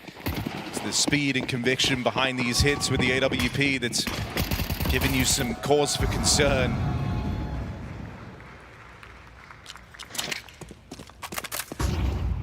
they have a very hard-hitting AWP and the best rifler in the game side by side makes Spirit very, very scary to handle. Might be a bit more of a stripped back round here, right? Nothing crazy out of the gate, just a grouping over towards A. Chopper calling Donk back from the other side of the map, and it looks like they've got their sights set on this A play. Right now only 2 players here for MOUZ. Third moving over in the form of Spinks, but you don't have a lot to work with in this round. You're hoping for a multi-kill. Rotates are good though. AK in the right place. ZywOo and Brollan just probe ramp and move away. Right as Spirit looked to move in, a block with a minute left. Might slow the roll of this hit. Might buy you a few more seconds, but that's assuming Spirit don't just play through. Donk leads the charge. Hello. Second kill found for Donk as he starts farming early. Gonna keep the steamroll going. Donk said coming in round 1, he's looking for aces. That's what he wants. That's the goal, and he's on the verge of another. Only Jimmy left. Find him. Quaking in his boots. And I mean, now it is just a hunter versus prey. Donk looking for his 3rd ace at the major. It'd be unbelievable. He's played 2 maps, Harry. You can't put an ace on every single game. Donk hunting, but unfortunately for him, the wrong way. What I also love is how Spirit give him those aces. You know, when Chopper found that last player on that train pistol yesterday, he ran away. He let Donk swoop in for the kill, but he's not going to find it today. May as well take this kill now when you've got it. Jimmy looks for exits, and Chopper had to take it, so no ace for Donk. Disappointed at only 4 frags in that round. I mean, you know, when you're a player like Donk, you kind of have to keep chasing new ambitions, right? Sure. He kind of completed Counter-Strike in the first year of play. Well, 2, I guess. But yeah, just to go back to this acing as well, it's, you know, Magisk has the record at 9 aces across all his major attendances. Donk has played 4 majors. He's 2 behind. He's at 7 aces. Yeah. He wants to hold every record. That's the type of player he is. He gets to do that. Achievement hunter. Bit of a whip for exertion, but he's able to recover. And Donk dead early. You breathe a lot easier when you see his name in the kill feed. Well, on one side of it, yeah. Dead early, but torzsi gets picked from Palace.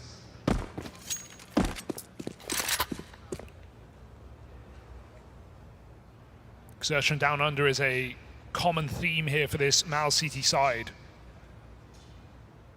And so it pays off getting flashed in to find Donk. More control taken here from MOUZ, pushing into B. Jimmy dies, Spinks is the Joker at the back of car. He smokes behind Jimmy as he aggresses further, but this doesn't matter. Spirit don't know. Setting up towards the A site. ZywOo and Brollan home.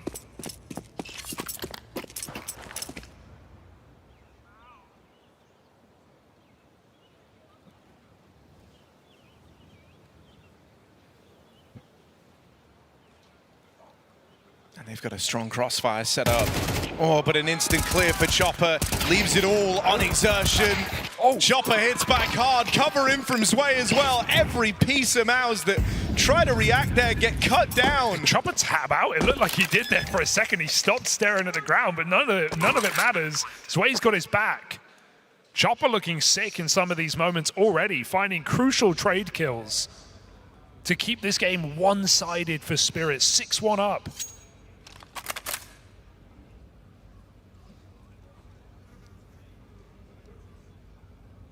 And it's far from the start you were hoping for if you're on MOUZ, right? You wanted to kind of come through with a vengeance, get some wind in your sails early. Instead, you're dodging Donk aces, and the scoreline keeps racking up for Team Spirit in what has been a provably hard matchup for this MOUZ squad, right? You said it already, but you're thinking back to the Cologne finals where they get blown out the water 3-0, even before that, facing in the groups. A victory again for Team Spirit.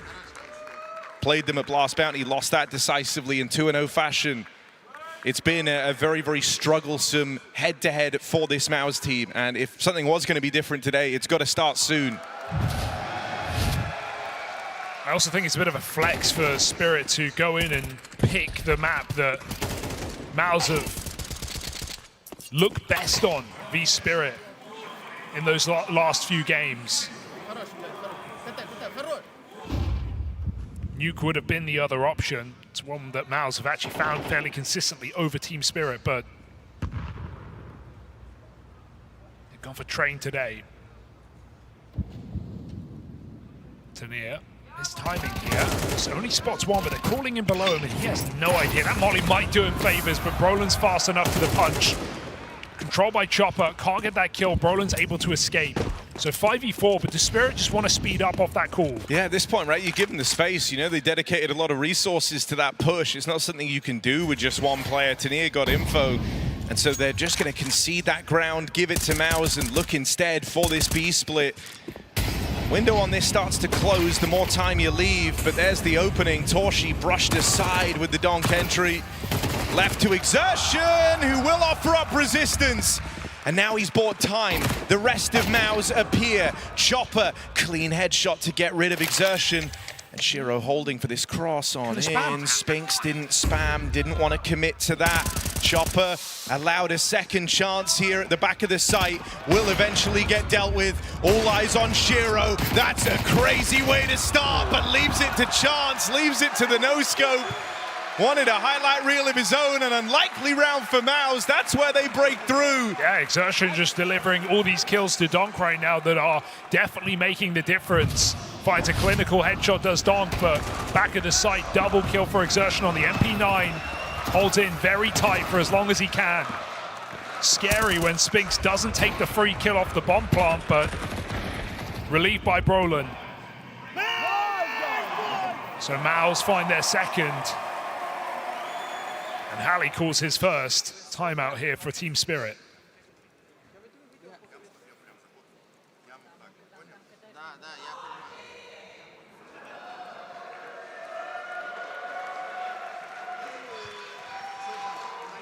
And Halley knows how quickly these games can close up, and so you want to just keep pressing every advantage while you can. Spirit are a long way away from getting broken, but they don't want MOUZ to start to find form. XerXion v donk, proving to be a pretty exciting head-to-head between the two of them. Two aggressive players that are more than down to play by their own rules in the start of these rounds. torzsi brings out the AWP again. Had to just try and stomach it on rifles the last few rounds. Thus far, since the guns have come out, torzsi hasn't had a kill. Got two in the pistol, helped MOUZ pick it up, done nothing since.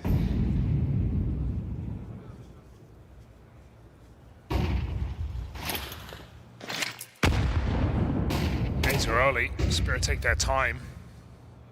And the boost up again. As MOUZ try and go for info. Nice use of the info flash, right? Even getting that one bullet out of Chopper, now that's why they assemble this boost. XerXion going to be left in a good spot, but Chopper's ready for it. He's on it today, man. He's not missing a single shot. Chopper. He's about to overtake donk. And you occasionally get these games out of Chopper where he ends up looking like a rifle star as well, which in this team goes without saying is easier said than done. Jimmy burned out. Spinks comes through the smoke. That's donk caught with his back turn, but Chopper lurk. He looks to get the backstab as well. That's forcing the rotation. Oh, and now they're leaving. MOUZ don't necessarily hear this yet with Jimmy playing back within the site, so they start to group. It's all eyes on Brollan here. We've been crediting Chopper for hitting real hard in this game. Well, the captain of MOUZ would have to hold the line, and he can't do it. Missed shot for torzsi, and that signals the end of this one. Chopper cracks open the back door, gives Spirit a way out of there, and they dodge the MOUZ stack entirely. Dude, unreal impact for Chopper. He even finds that headshot to Brollan through the box, coming out CT. It's Tania who gets the kill, but Chopper puts him on notice immediately. So just insane impact off of Chopper in this game already. He has caught up with donk. Yeah, he's got more ADR, less deaths. Same kills. 7 of his 9 kills being headshots, so no complaints here from the captain of Team Spirit, an unlikely star showing up in this series. They're thinking, you know, bad enough we got to deal with donk and Shiro. You're telling me they have a second donk and it's Chopper? Donk still got it. Ain't no way. Spam damage coming through on torzsi. Not even the orb save is guaranteed. Jimmy saved him. Just about gets out of there. But even with these saved guns, a lot of hope in this half now. mao's just looking for scraps.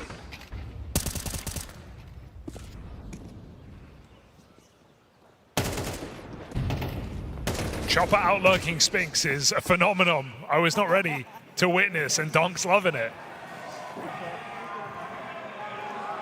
Sit back and enjoy the show.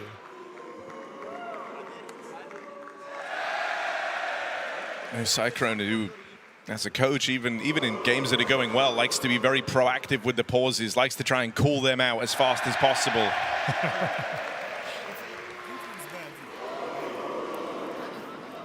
If you listen closely, you can pick up on who the favorite is in the room.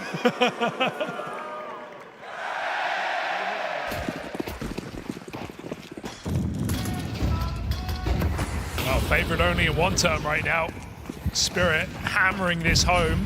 Oh, look at this aggressive round from Donk, charging it in through middle. Keen trade again out of Exertion, who has just been the kryptonite to Donk in these rounds. Still, he got his one, keeps a lot of pressure on. Time for Jimmy to fill these boots over at B, and fill him he shall. 2 quick kills, flips the script. Team Spirit left in a 2v4. Shiro out on an island. Chopper still a ways away with a late lurk in through catwalk. This is ballsy. He's fast enough for it, though. Oh, Chopper gonna catch Brollan in the back line, and Shiro goes hunting for his next. Not like this. This was 2v4 for Team Spirit. One more man in the sight. Chopper's dealt with Exertion, and now torzsi's living on borrowed time. Molly gives up his position. Pincered on either side. Missed shots all around. 2v4 from Chopper and Shiro. And Spirit on the fast track to a map win. I love everything about that from Shiro, man. Just the way he plays the wide position on the balcony. He lets him get out. They never see him. They don't know how committed he is. Able to force a player backside burned out. Finds another molly. Does the same to torzsi. Catches info with jump spot. And Chopper is just the star of this game right now. There is no denying it. 11-4. A double kill on the lurk when mao's had every reason to win that round. torzsi just can't catch a break. Almost re-peeking. With a missed window smoke, you wonder if it's by design because all of Spirit are looking towards it. Feels on rails right now. This is 8 out of the last 9 rounds. But a man advantage gone the way of mao's as Spinx finds Donk. Donk's dying first, only sometimes with a kill, and it's not even holding Spirit back. No, not one bit. If you told me the reason why Donk doesn't get an ace in this series is because Chopper's too busy killing everyone, I would have laughed you out of the room. But that's the reality we're in.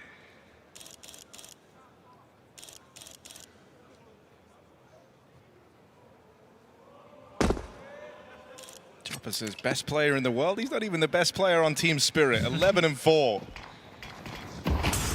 Brollan up close over here at ramp. Playing ahead of this util, but they blow the smoke open. Still, Brollan gets out with his one. It's a quick trade back from Shiro. And oh my God, again. Not Chopper and Shiro once more. Clawing back a round that was in jeopardy. Plant for CT running around right now is Jimmy. Might be able to stop this with a miss shot. No! Chopper! He just can't miss. Can he clutch as well? Spinx is quaking in his boots. Chopper has been red hot, and the captain is Spirit going demon mode, finally put down, finally dealt with. Someone had to do it. It was getting out of control. 13-5, Spinx puts a round down the board for mao's right at the end of the half. But doesn't it just feel almost too late? As resilient as mao's are, a team that never go down, never give up until that final chance. But Spirit have just had every clutch round, every clean one on top. mao's still believing, bringing some hype there after their third of this half. Funding torzsi's orbs time and time again, but he's had 2 kills in the pistol and 1 on a save. Waiting for torzsi to deliver here in this game. Had a slow start for his first match in Budapest, but he did recover by the end, so mao's trying to hold on. Donk out middle. He got his first 8 kills, 6 rounds in. 6 later, he's got 2 more. It's not been about Donk in this game.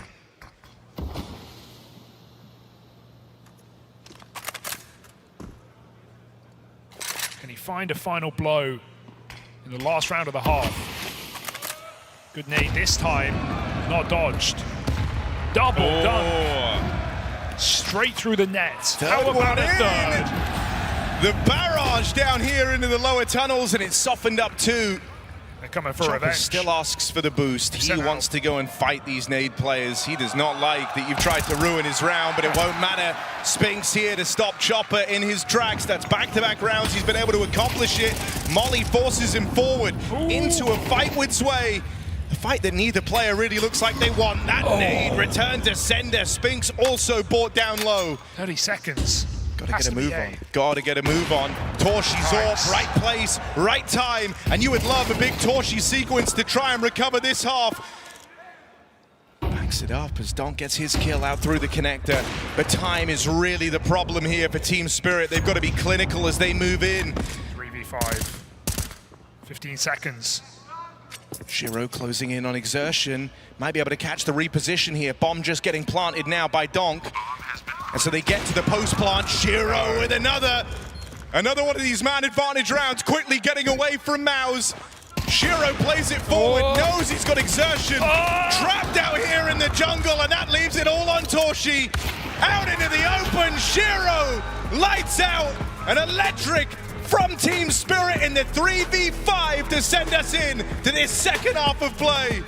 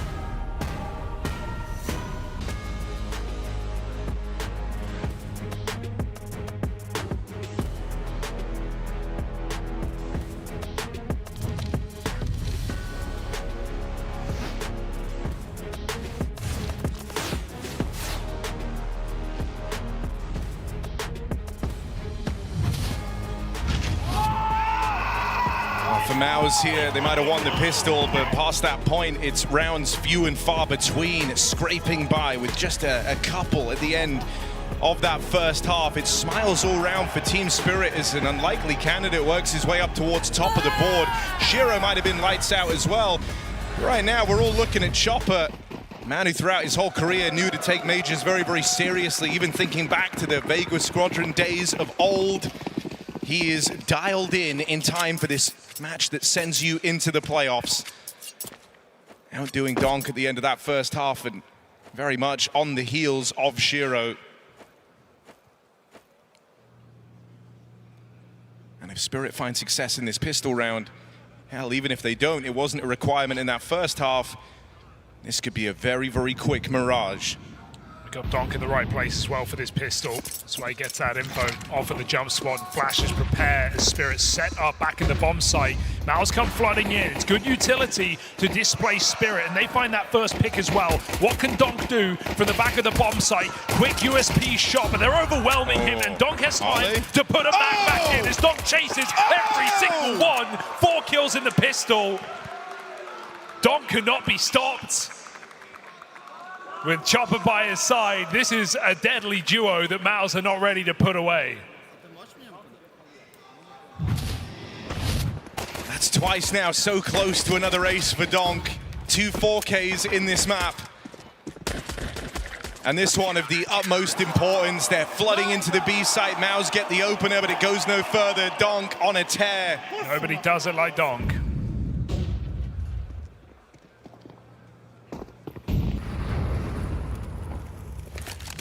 Mouse have no choice this late in the game but to just play the full eco, no bomb plant, nothing to look forward to in this round, just a chance to talk it over, try and plan ahead. Dude, Spirit just look unstoppable right now in these couple of games we've seen. Cleaning up FaZe. Clean over Liquid, and now their most dominant map yet, if they can finish the job against Mouse of all squads.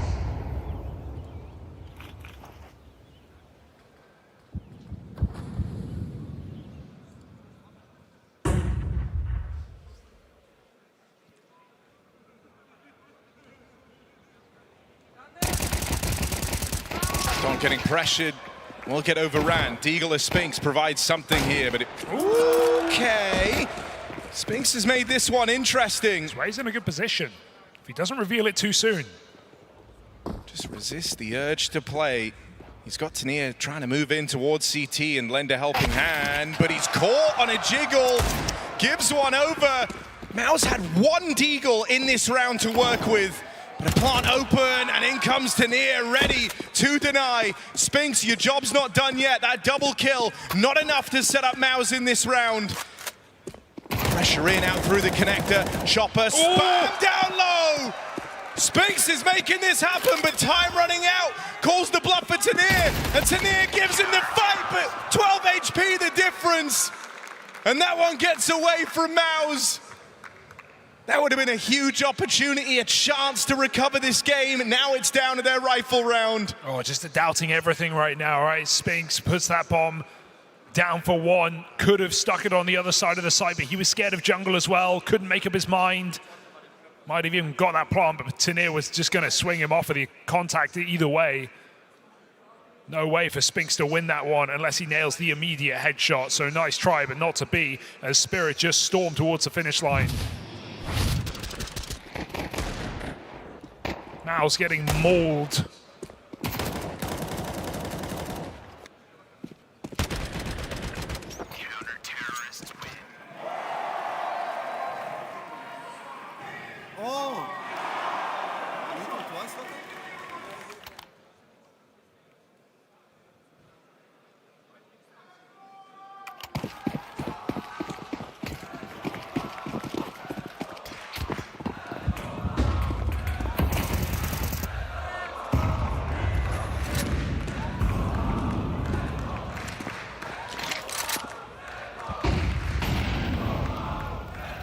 Give them your energy, they need it.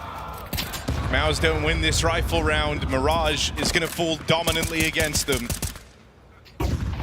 Flash out in towards middle. Brollan takes the space away. Slow start to the round here for Mouse. They go looking for this mid control, and it looks like Spirit are more than down to meet them there. Scrapping for the space. Kill back for exertion onto Donk. He's at least been good in that head-to-head in this map. Spinks joins the fray. What is that? In the air. RNG. And he brings this one back into a doable spot for Team Spirit. ZywOo even begins the rotate as soon as he cheats that kill away. That's a Mouse. Gonna play right into the stack.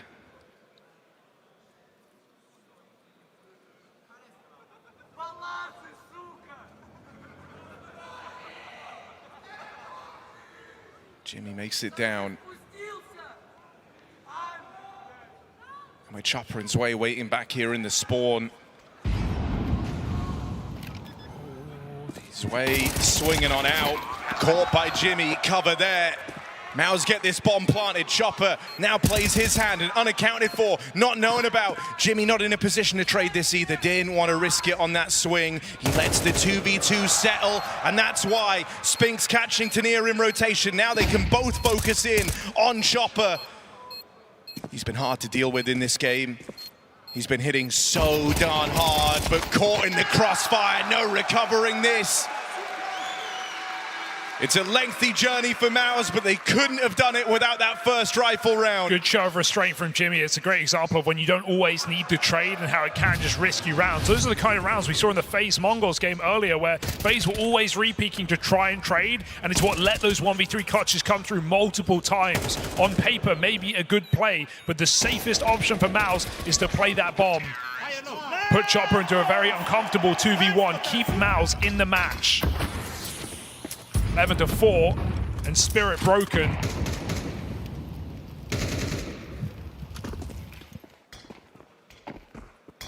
But there is no rest in this game for MIBR. Feels like no buy is too little for Spirit to win. Donk just fighting the urge to swing. 3 eyes on him.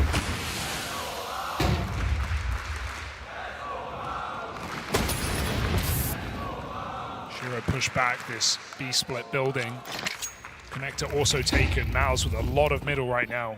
Yeah, they're looking for this B-split, and Spirit are about to dismantle the stacks, so it's actually only Chopper here.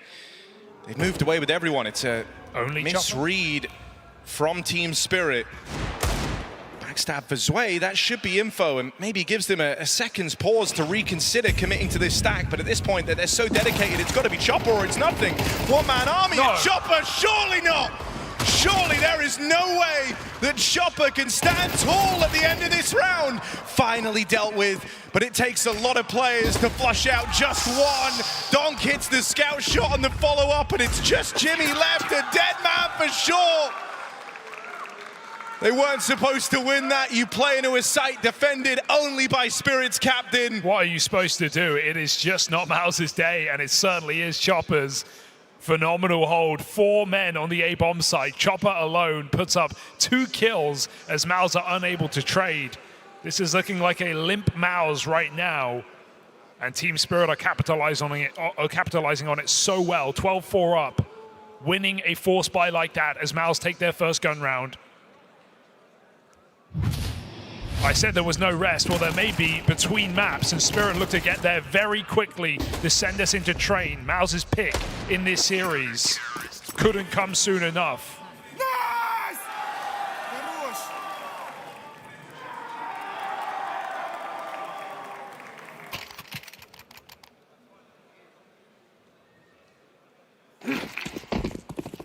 All in the meantime, Donk is 20-11, but it almost feels like it's going under the radar.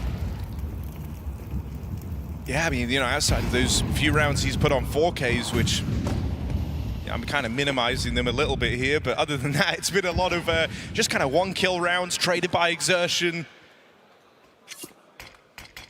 He's been doing his part for sure, but it's not like this has been a game of Donk dominance.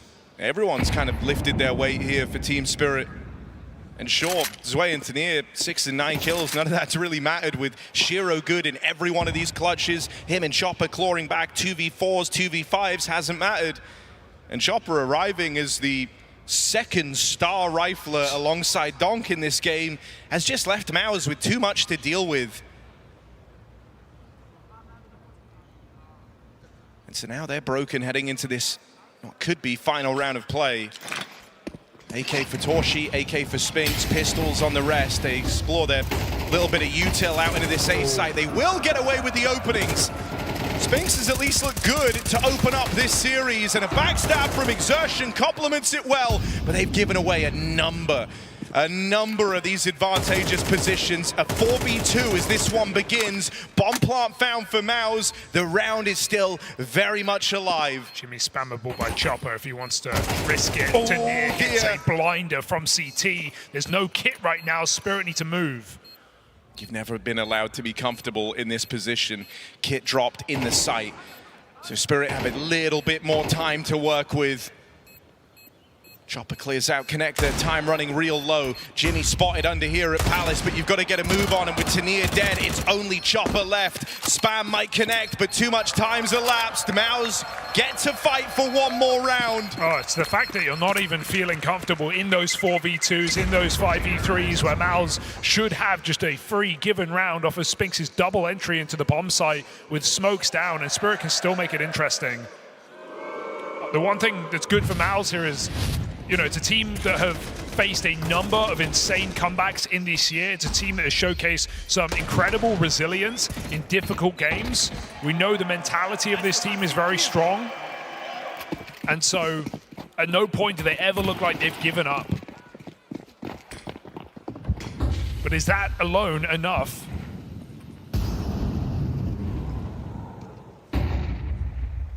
Donk given this AK, looking to put it to use. Bomb here at ramp as well. Spinx swings in. Donk double on his plate.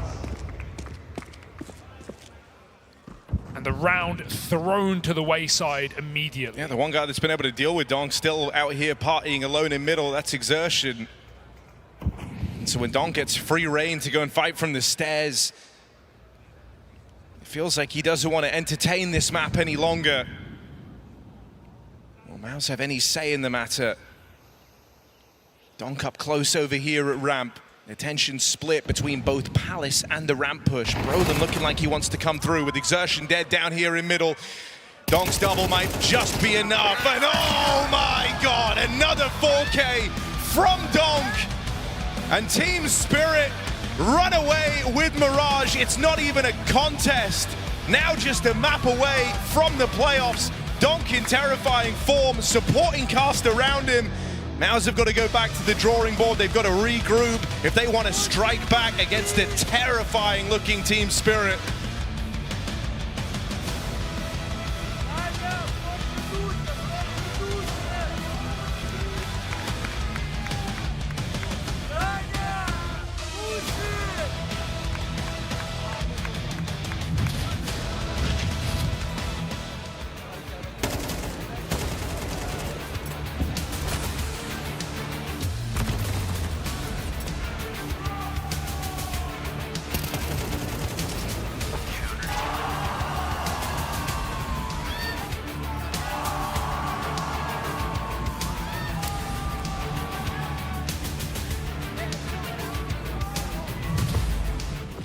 Adrenaline rushes is numbing the pain.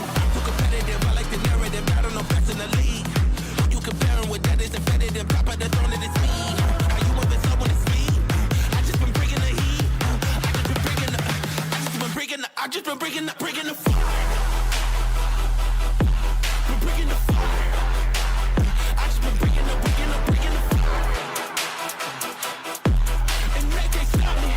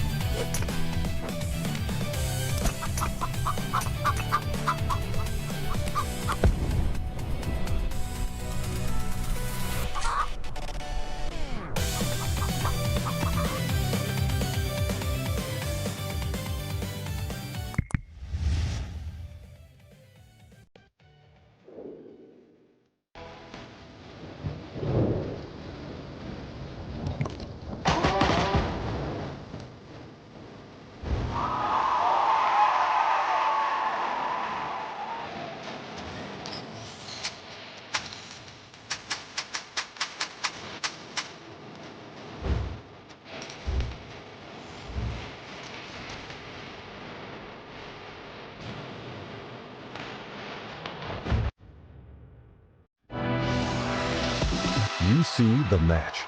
We see every restart behind it. You see lightning-fast reflexes. We see countless hours building trust.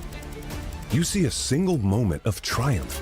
We see the 1,000 failures that forged it. Victory isn't just the moment.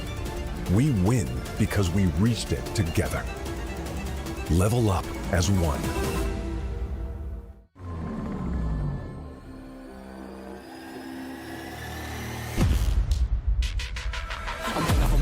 I'm shooting my shot and I'm already grinning. You know that I'm one up on one that you're sending. You know you've been cutting, you know I'm ascending. I'm one up, I'm winning. I'm one up, I'm winning. I'm one up, I'm winning. I'm one up, I'm winning.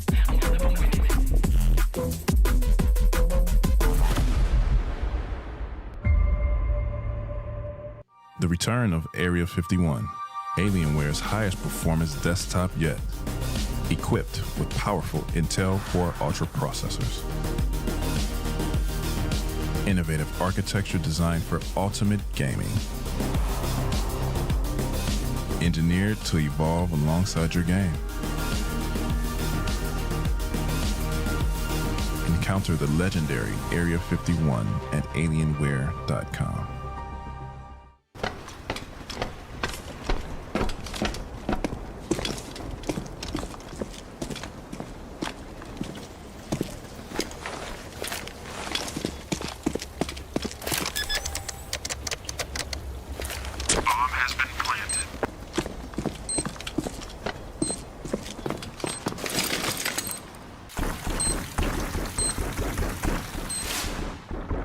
Create a lobby by your own rules. Who's gonna be in the major grand final? I would go with, I don't wanna put us, I don't wanna jinx us. I'll put Furia versus Vitality. Hope for us. And why not against Furia? I really hope we do, and I would like to face Furia in the finals against us. Hopefully us against Vitality. I always like to play against them, so Vitality. Vitality and Furia. Spirit and Falcons. Who's going to play in the major grand final this time? Spirit and Vitality. Us against Vitality. Mouse and Falcons. I think Mouse and Furia. Mouse and Furia. Vitality and Mouse. Us and don't matter who. And who? Doesn't matter who. Us, I hope so. And Furia. Yeah, great final, right? My Division and Furia. Oh, that would be cinema.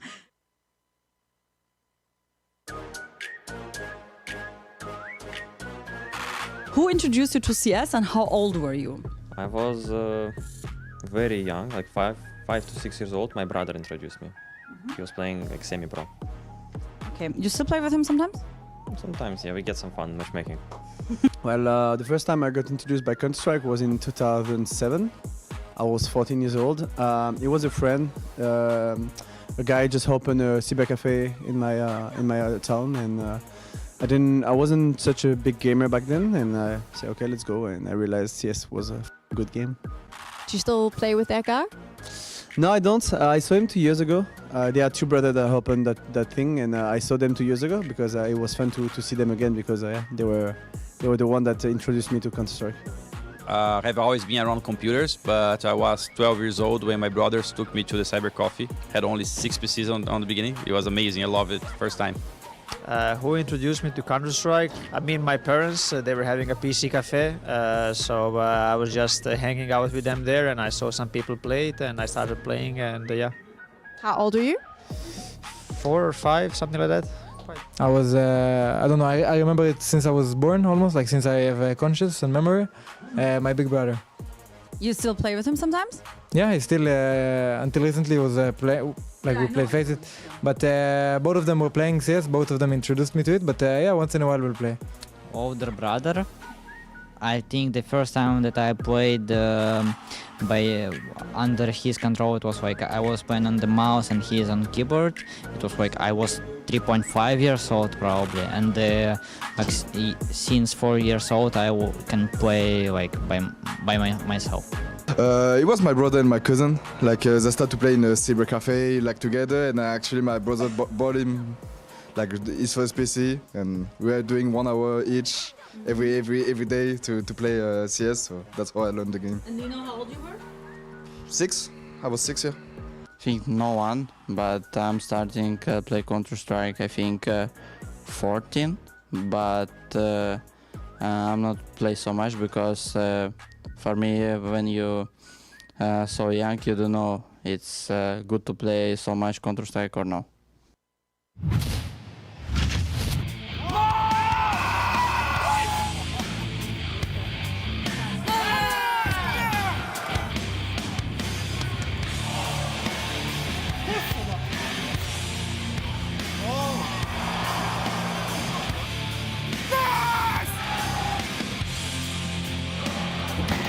Spirit Clinic well and truly in session to start off this series. Now, it's one thing to pick Mirage versus MOUZ, given their history on it. It's a whole nother thing, Maui, to pick it versus them and absolutely style on them in front of torzsi's crowd, no less. Absolutely heartless from Spirit. That's the best T-side I've seen from Spirit this season. That is so clinical.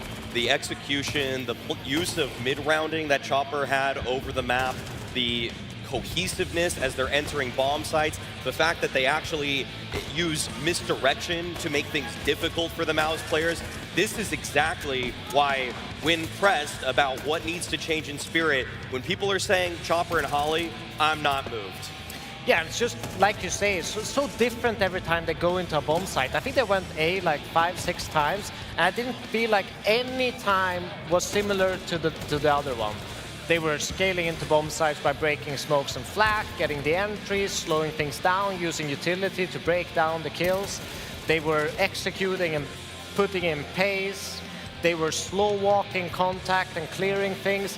MOUZ never got a grip on how to defend that A bomb site, and it was a masterclass from Chopper this whole T side. 100%. So many diverse looks coming out from Spirit, and even if MOUZ had maybe started to get their ducks in a row, maybe started to predict what Spirit would throw at them, you're totally right, Devil Walk. They just threw it in completely the opposite direction, catching MOUZ off guard every single time. There could have been many rounds that we could have chosen to talk about from that T side. You've gone for round number 9. Why did this stand out? Oh, sorry, round 6. Why did this stand out? Well, this is an example of almost just how nonchalant Spirit could be when they are executing a plan, how when MOUZ actually want to try to block them on their path, drop a smoke at their feet. If we roll round 6, we'll just see how Spirit, they have the plan B right there. This is more of a micro reaction to what it is that MOUZ are trying to throw in their directions. You can see the smoke lands right there. And look at, just within seconds, they're able to burst this with a flash on top of it. And it's just perfect. It's picture perfect. This wasn't a round where you really necessarily thought MOUZ had the best chance or the best opportunity. They had a couple save weapons, a couple upgraded pistols, but it's just the speed with which they do it, which then unleashes Donk, where he goes on this tear, kills everybody in the bomb site, gets the 4K. Like, this round's over from the very first second that nade and flash combo popped from Spirit. It's also the Molo flash combo from that holes, making sure that under balcony player is completely out of it, and then Donk just shows who Donk is, essentially, and finishes the round off. I loved what Chopper was doing this game, because it wasn't just a calling. He was also pulling things back, you know, in difficult situations, and you know, in clutches. There was a 2v4 even with Shiro, which we will play for you and kind of explain like how much impact Chopper actually had. Yeah, round number 10, let's roll it. 2v4 didn't even seem to matter if Spirit were down in those man deficit situations. It seemed to always come up clutch for them, right? Yeah, and it kind of starts off with, you know, Shiro, the patience, the calmness in a very stressful situation. He has essentially 3 guys after him, and Chopper, he just finds the perfect kill. Perfect Mauler from Shiro, reads the situation, falls back and kind of lets Chopper continue his kind of finding pick on that A rotation, and then it's just outplayed. Completely outplayed. torzsi misses a shot, obviously, but too much pressure in the end in that 2v1. And that's a round the MOUZ should win. Those are the kind of breakdowns where Spirit, if any two guys can do that, if it's Chopper and Shiro doing that, then you really have to worry about Spirit as a true contender. Not only were rounds like that able to get it over the line for Spirit, but just in general, some of the rounds that we aren't going to show where it's just that they get the opening pick from a great setup, they get a good rotate, they catch a guy in rotation as he's trying to help the other bomb site, and then they just collapse onto it. It felt like everything just fell completely in order for Spirit, and I feel like no player created drastic losing conditions, which so frequently can be the case when it's a close 3v3. I just want to maybe poke the bear a little bit with your point about Chopper. And yeah, okay, some people calling for his head, which I agree with you totally. I feel like that's a little bit premature to be doing that now. He totally displayed it in this game as well, not only calling, but so many frags going his way too. Have you seen any kind of change coming out of Chopper to make it a more kind of compelling case for him to stay in the Spirit? I mean, this is a drastic difference. When I say that was the best T-side from Spirit I've really seen all season, I really do mean that, with maybe the exception of what they accomplished during Cologne. Also, his individual play in terms of just the understanding of the likely angles to be taken, this was a game where everything went his way, where in terms of just the calling for one, the mid-rounding, sure, but it felt like he actually had individually game planned to understand what MOUZ were going to do in their setups, how he needs to dispatch of them, and so that's the luxury that you get if you're a very well-prepared IGL, along with the fact that you're just in the zone as an individual. Like, you can do no wrong.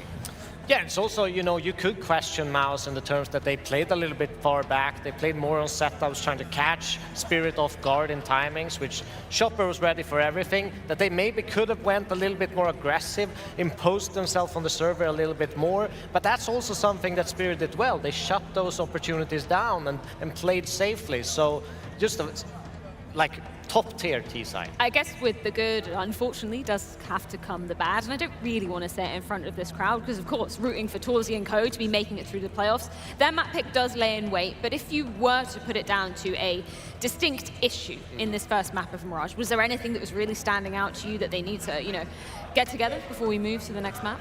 Well, generally speaking, torzsi is one of their highest rated CT players. He had zero impact in that half, okay? I mean, I don't want to get down on a guy who's playing in front of his home crowd, in front of his parents, but it's just that usually he is really kind of a CT merchant in terms of how well he does on the defensive sides. But I mean, that's why I give a lot of credit to Spirit, because I don't think torzsi was playing well beneath what he normally does or anything like that. I just think that Spirit found themselves in a lot of great situations, used utility and spacing, and I mean, really just great game planning to perfectly dispatch of him and the rest of MOUZ. Yeah, it's so tricky to do with MOUZ being such a solid CT side. Yeah, I'm looking at this terrain though. I feel like it's a little bit of a risky pick for MOUZ. It feels like, you know, it's a map that Spirit is very proficient on. We saw them earlier on in the best of ones where they, you know, Donk came online with the first round ace.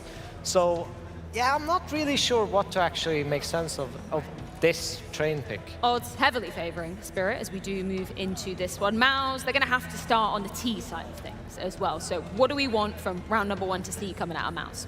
Well, I feel like it goes without saying that given the performance that Spirit had against Liquid yesterday, you probably want to avoid Donk when you can, okay? I know you want to try to find this perfect way to take him out, dispatch of him, then work from there. Let's just be realistic for a second here, okay? ZywOo and Tenir are a weak defense on that B bomb site. When it was them versus Liquid yesterday, practically all of the rounds that Liquid found were on that B site with a variety of different executes, being able to just find the opening pick on ZywOo, then being able to press forward against Tenir.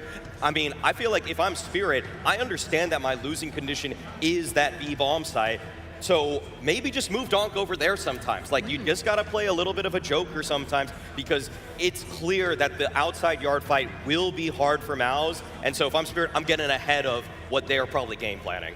Yeah, I completely agree with Maui. I think B-bomb side, Ivy, that's where they're going to find success, to kind of draw Donk into awkward positions and kind of force his way.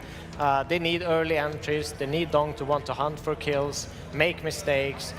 Rarely happens, but that's where they want him, and they want to avoid him at all costs at this time. You're totally right, Mao. It felt like Liquid were actively avoiding that area of the map in the game yesterday. But to play devil's advocate, maybe a difference between Liquid and MOUZ and some of the individuals? Without a doubt. I mean, I feel like MOUZ's T-sides have been just so much better in general because they just know how to layer in terms of putting pressure on in so many spots. But Spirit's T-side looks like they've revamped a lot of stuff, so don't think you're out of the woods just yet, even if with a good T-side, MOUZ. Well, it's time to get this game back underway. One more map could separate Spirit from the playoffs here in Budapest. With Spirit picking Mirage, it gave MOUZ some runway to try and change the direction in the Veto. This is the we want to, and this is the five-man show, boys. It's when we're all playing. This is what I want now. We have good preparation, we're ready for it. Preparation, they're ready for it, according to Cyclone, and it shows in this pistol as they fixate on that B site. This is the problem area for Team Spirit. ZywOo maybe the problem piece dead first. Those dualies to be expected running a rampant pistol, to be honest, and so MOUZ get through it with ease. Now they get to play out their round. This is two teams with 100% win rate on this map in the season, but for Spirit, they only played it for the first time yesterday. For MOUZ, it's an 8-win streak. Yeah, there was a time earlier in the year where a lot of teams were trying to pull a bit of a fast one, picking Train against Spirit in an attempt to exploit it, and it worked maybe early on, but then had a bit of the opposite effect, ended up making Spirit a bit of a threat on Train and removed it as a potential punish pick. Then we didn't see them play it for 6 months till they arrived at the major. Donk, 2 kills in. Oh my God! And he's come really close to these aces. He'll be close again, but shut down by Spinks. Backstab, but Chopper connects, and what was looking good for MOUZ, another one of these 5-on-3s looks to get away from them, unless Jimmy can clutch up. So many rounds flipped on its head in this series, but Jimmy is the clutch player of this team. Back-turned, shut down by Shiro, the same on the other side as Donk's triple, not in vain. Forget the ace. If you can just continually win these 3-on-5 disadvantages, Donk makes any round winnable.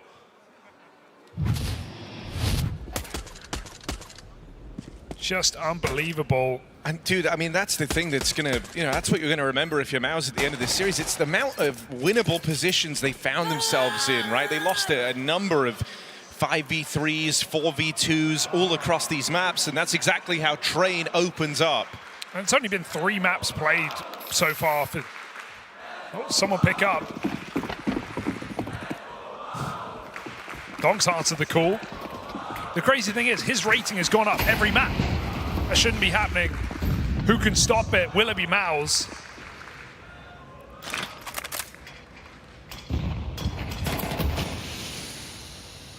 Or will we have to wait to playoffs to find out? Donk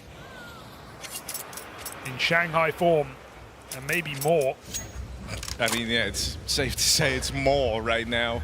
Sure, only a couple of maps into the major, but this is a guy who's looking to break his own record that he set back in Katowice. Currently averaging a 2.16 rating. He's not made it easy, has he? You know, he set the record high enough. You're still going to top it? This is a very late B recommit for MOUZ, so ZywOo is actually on his own. Donk has pulled back, expecting main control this late in the round. Brollan perhaps to sell the fake as MOUZ wait out this smoke. ZywOo could be in trouble. Tanir's early rotate at the right time here, but no aggressive positions here for Spirit. This might still end in a post-plant. As you expect a lot of these rounds to do, right? You wouldn't be hard-pressed to choose which bomb site to play into versus this Spirit squad. I think a lot of these rounds are going to end up over here towards B. First sign of util, Spirit starts scrambling, rotates away, gets out with 1, but those rotations are cut down. Tanir holds the line, leaves the round open, leaves the pressure on, and buys time for Shiro and Donk to make their way over. The terrifying tag team meant to spearhead this retake arrive, and it's all eyes on torzsi. Jumping up, gets the clear! torzsi, that's more like it! Chance to just soak it in is finally one of these clutches go the way of MOUZ, and not for just anyone, it's torzsi to pick it up. Finally shows up in this series. We were waiting for torzsi. Budapest was waiting. In a difficult 1v2. torzsi puts a force on for MIBR, so lost pistol matters not, and now they can start streaming on this T side. Fast towards B. Precedent setting here for MIBR as they put pace in this third round. Spirit have nothing. Just an MP9 and a bunch of pistols. Chopper comes to assist on this B bomb site. ZywOo ready to block, but also trying to avoid the flashes. They come down ramp flying. ZywOo trades. No more than one. Not to be expected from really anyone in this position as Team Spirit are cut down.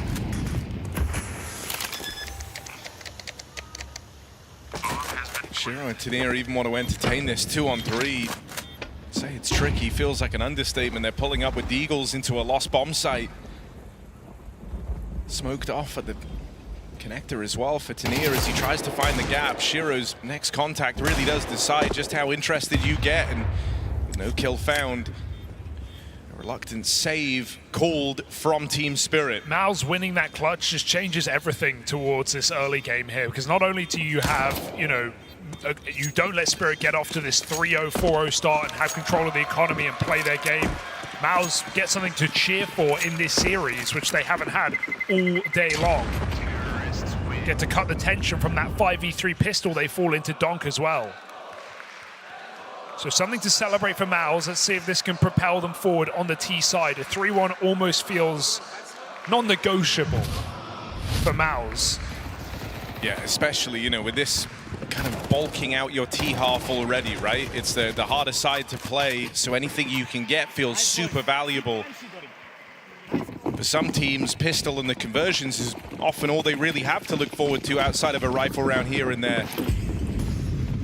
Spirit's certainly not above struggles on the T half either, so the less CT rounds you let them pick up here, the further you keep them from the finish line, the better your odds. We talked about the MIBR's track record on this map, 8 in a row. Their last loss being at Austin, but for Spirit, this is a map they've only lost once ever as well, to Furia back at Astana. So it's just been such a go-to. Even though it's been some close games, like you said, teams trying to pick in to punish, they couldn't find a hole in Spirit, and eventually just looked to accept that Spirit were good at this map. And for that point, no one's picked it against them. Spirit haven't been keen to play it. It's been in the darkness for 6 months. So it was nice to see Spirit pull it in at the start of the major to show, hey, by the way, we can still play this map. Remind everyone of it.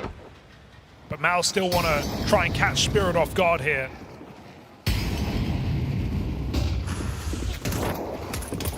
So looking to abuse this B-bomb site in all of these rounds, do MIBR, and all of them landing so far.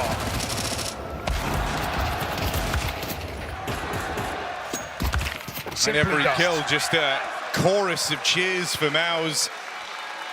They've got something to look forward to.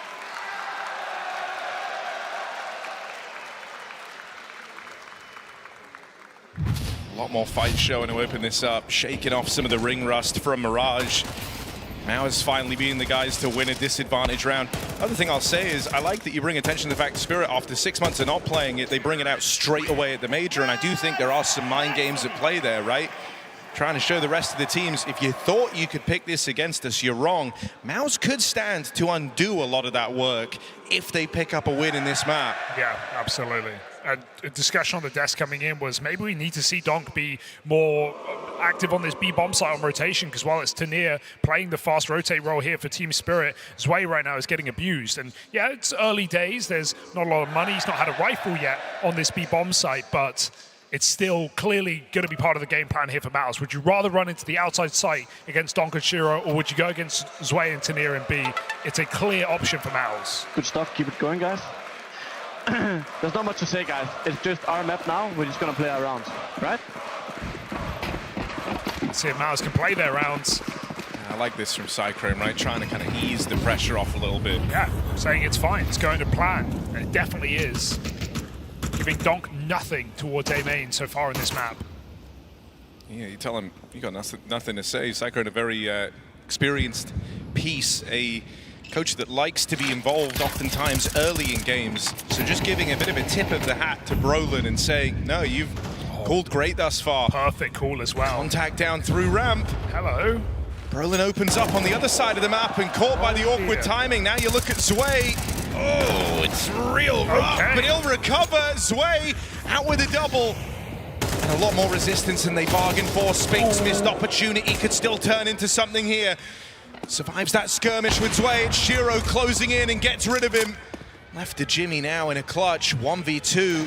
torzsi able to win from this exact position earlier on. Does Jimmy have it in him? Far harder as he's got to go up against this AWP, but he brings it down low straight away.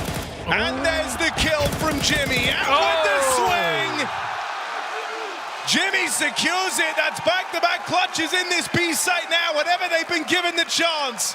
MIBR are building. Onto donk, no less, with a Galil at range. That's two difficult clutches for MIBR, both of them closed out. Bit of an awkward one for Team Spirit. TeSeS getting caught, and you see they know that ZywOo is still in this B side. torzsi's trying to throw mollies and upper to burn him out. ZywOo does do his job. Catching two by surprise is the setup that lets Spirit down, but still they should be winning those clutches, or at least denying them. 2v1. And MIBR's Galil is their best friend right now. It's keeping them up in the lead in this game. A risky move for ZywOo. If he dies, the B site is just open. They don't clear it, not properly. You just wouldn't expect he does that. Okay. ZywOo's actually going to get out with two. torzsi going to make them feel a little better with the trade back, but in the same breath, Brollan's been brought down low. This is a low econ round out of Team Spirit. Because ZywOo gets two, torzsi can't speed up, right? If that was just 1-for-1, I think MIBR might have just jumped to the chance to go B, but now torzsi has to hold on, or bomb, wait for your team. That gives time for Team Spirit to get acquainted.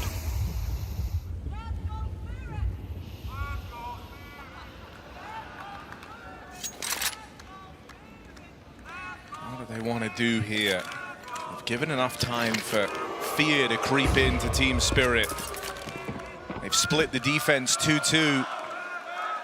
But inside of this A site, you've got donk and Shiro to worry about. MIBR, they know if they get these kills, chance of the post plant, chance of the retake is low, but there's a big spot from Shiro. Now they know where the round's ending up. Spirit can start shuffling players over. MIBR still low and slow on this take, trying to play at contact, get that util in finally. You gotta get past donk on this deagle though, and he's entrenched, he's set up. Takes a swing at Jimmy and comes up short. Tap on that bomb, trying to force a reaction, isn't given one. There it is. torzsi gotta provide cover. Run down from TeSeS, but torzsi there to reel it in. Another clutch added to the tally. torzsi with 4 and MIBR in form. This T side off to a terrifying start. Spirit jumping the gun. The opportunity to deny that plant. Just too opportunistic, too tempting. Through the smoke, giving torzsi just what he wanted. And he nails every single shot, shaking off those nerves from Mirage. torzsi finding so much impact, 2 clutches from the man. And he had to be so clean. You couldn't afford a miss there. A miss would have cost you the entire round. So that was perfection demanded, and torzsi delivers every step of the way. This is an entirely different looking team to the one that just got slapped around on Mirage. They've got a lot more fight in them. Spirit's gambit of that Mirage opening pick. Maybe it comes back to haunt them in this series.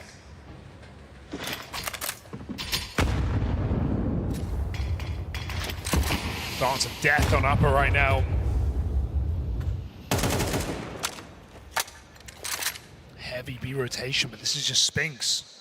I mean, something that I've enjoyed right now is MIBR have had a real focus on this B side to open up the game, and I think that's just to make Spirit very aware of how vulnerable B is. Over time, it started to siphon resources away from A, right? And so eventually you do get to change it up if you're MIBR, and you will have a slightly easier time. No third player here. This is where a mid-round move out of ZywOo is nice. And really he's at least, you know, in spite of some real rough performances over here in these B holds, he's at least been active in the mid-round. He hasn't let the performance slow his role in getting info for the rest of the team. So it's enabled the stack to come through with very little time left. Oh, but in seconds, only TeSeS, and he gets sidelined. Jimmy comes through with all the entries. Chopper makes his move. Spotted on the edge of that smoke.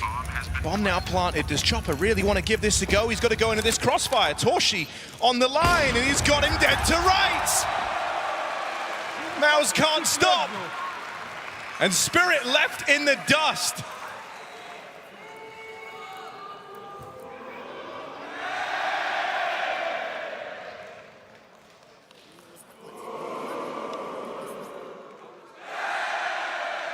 Make a great point about these resources getting siphoned, but you still feel like Spirit have a lot of information in these rounds, right? The amount of times that Sway has pushed up a B and cleared it out or found even trades or even advantages here for Spirit. Neither Donk nor Shiro actually able to hold their own in this outside site just yet. Yeah, I think, though, even with the info plays, like, there's a big difference between 3 players entrenched in crossfires, worried about angles, versus 2 guys scrambling over to try and reinforce the site, right? And you kind of felt that for Donk and Shiro in this round, who are playing super passive, but have so much to worry about. They're scared about the push down towards Ivy. They're scared about the push out of Old Hell. They're scared about the push through the camera smoke. There's a lot running through your mind for just 2 players to hold. And so at this point, Spirit have very much lost any type of initiative they might have had. They're playing from the back. Brollan successfully cooling rings around them to make them feel very uncomfortable, very uncertain, and so this is the change. Donk attempting to get aggressive, but a tag in that molly. MIBR now know about the pop player. Still want to jump at the chance of B as well. B crunch for Spirit denied. So Tania rotates in and Donk plays safe. Team Spirit give the control back to MIBR. They have only 1 Molotov left in this entire round. No kit for a retake.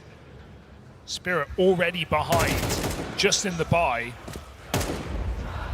MIBR poking and prodding, keeping pressure on Ivy. Spirit just never really sure what anything means. You know, you see Jimmy over here at Ivy, but that paints no clearer picture on the round. Even Donk is starting to lean over to B. Look, he was in connect considering it. Just wants to stay in the most mobile spot. That's something good here for Spirit, but MIBR have yet to decide their finishing blow. Back down the stairs now. From Chopper here. Could net them something. Instead, it's a lineup for Brollan. Donk moves in, but he's 1v5 in this site hold. Tania might be able to offer a helping hand. Someone say Donk 1v5. Molly doesn't go far enough. You know, at best, you've got Donk trapped in this little corner. He's still going to try and etch a name for himself out, but gets cleared head on. Exertion puts him down, and Spirit just look lost. They look so uncomfortable. MIBR have done a great job with the early staging over towards B, setting that reminder of how strugglesome, how hard, and how rough this B hold has been for Team Spirit, and now it's left them just anxious and lost everywhere, all across this map. This is an out-of-control T-side from MIBR. It's just shocking to see Spirit, fall apart like this so far, and you think it would be a very different game if these clutches didn't come through for MIBR, because Spirit, yeah, they found themselves in those 2v1s off the back of solo B's way holds, but now we're just seeing them plug this site with player after player. And MIBR exploit so many gaps, getting Jimmy out Ivy, getting Brollan Exertion out A main. Spirit even pushing into main with 30 seconds on the clock. With an MP9, I mean, what do they hope to achieve here? It's not a good fight. You're not going to flank T-Spawn from this. Spirit feeling a lot of pressure. And MIBR relaxed, sit back, 7-1 up in this T side. I mean, when it's going like this, you understand why. MIBR don't even really feel the need to bring the hype right now. This is just a game plan being executed perfectly. Looking at this, it feels like a masterclass of conditioning from Brollan. Cyclone himself admitted as much in that first timeout. And here we go on a smoke walk. Tania dead in an instant. They're now making plays. They're getting ballsy. They have overlooked a player up close, and Donk ends up behind enemy lines. Oh, goodness. What could he do here? Clear for Exertion. Only 1 from Donk. Why does he look there? Oh! Shots won't save you now. MIBR just have so much control. And the fastest round yet for MIBR at 7-1, even a risky call to make up against low economy to just walk through the main smoke like that, but Brollan perfect check. And MIBR getting revenge for Mirage and then some. I mean, you just really hope, like, for MIBR, savor this feeling, right? This is what it looks like when the game plan's going flawlessly, you've got in your opponent's head, and everyone has found their form. Smoke to do it as well in front of the home crowd. It must be a very great... Oh my God, exertion! That's a one bullet. If it didn't hit, he was dead. He flicked off the weapon. Okay, 4-on-4, Team Spirit. Looking for composure, looking for anything on this CT side. I mean, this game is already so far gone. The T half has been strugglesome for Spirit. It always has been. It's the harder side, or at least it's meant to be, and you wouldn't believe it right now. Donk. Timing. Caught out in the open. Util in his hands. Can't even shoot back. He's human. Chopper dead in an instant, and I mean, everyone is just hitting their stride right now for MIBR. Unstoppable. Double molly onto Tanir. Nowhere is safe. He tries to back out, but this might just have to be a save for Team Spirit. Haven't looked to attempt them in this game, and you can't say you blame them with how close a lot of these clutches were on Mirage, with the fact that every advantage felt like they could still play through, but that is not the case on Train. 2 dinks as well in this round. Spirit let down. It's an exit at best here for ZywOo. He can't win this one. MIBR will not give it to him. He's looking for the AWP from Shiro. Where's it gotten off to? As MIBR's 9-1 up on this T side. Spirit had the pistol, and that is it. Still reeling from these 2v1 clutches.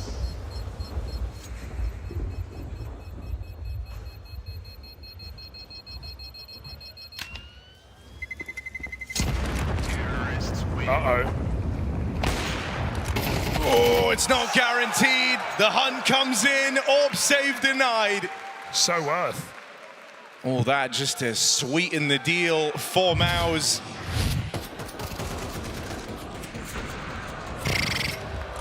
See ya. I mean, it's getting pretty desperate, right? Shiro's swinging through the smoke with the AWP to no scope. Donk, unlucky timing, pulls nades in the open though, and MIBR just peek him. I mean, you can see how brutally uncomfortable this is for Spirit. They've had no knowledge, no ability to kind of piece together where these rounds are ending up, and so it really only leaves you with desperate plays. You know, you're just looking for solutions. You're so deep in the game, you're trying a bit of everything. Random aggression, hoping and praying that Shiro gets something on a smoke push. All right, ZywOo needs to hold his own here. So maybe there's something at the end of the half. Can MIBR do a 3-on-5 right back to Spirit? Donk is armed with an AK from that early pick in A main. Ivy completely open. Chopper's getting info at least from afar. MIBR, they should announce this. I'm nervous for Chopper with the torzsi AWP closing in, right? This is a common sightline just to play for that info. Chopper knows it as well. He's nervous. It's a good peek though. It's just safer play. Shouldn't be the angle the torzsi's ready for. So let's see if he can forge this opening kill for MIBR and get back in an unlikely round. Oh, takes it a little wider, tries to recommit. There's the tag exchanged, info picked up, and a re-swing for Chopper. They weren't expecting that. No. Chance at a clean round here for Team Spirit. torzsi caught, util in hand, and Spinks hoping for aggression, but gets deleted at the first turn. It's something for Spirit in the tail end of this half, but you're just clutching at straws, hoping that you can find 3. Smart. Oh, he can't throw it out. This is a smart play, though, from torzsi. They can't have an AWP if he throws his, so screw it. You're not winning this round anyway. Deny AWP for Team Spirit. Absolutely the right decision from torzsi. Spirit find their second. They break the 9-round streak of MIBR.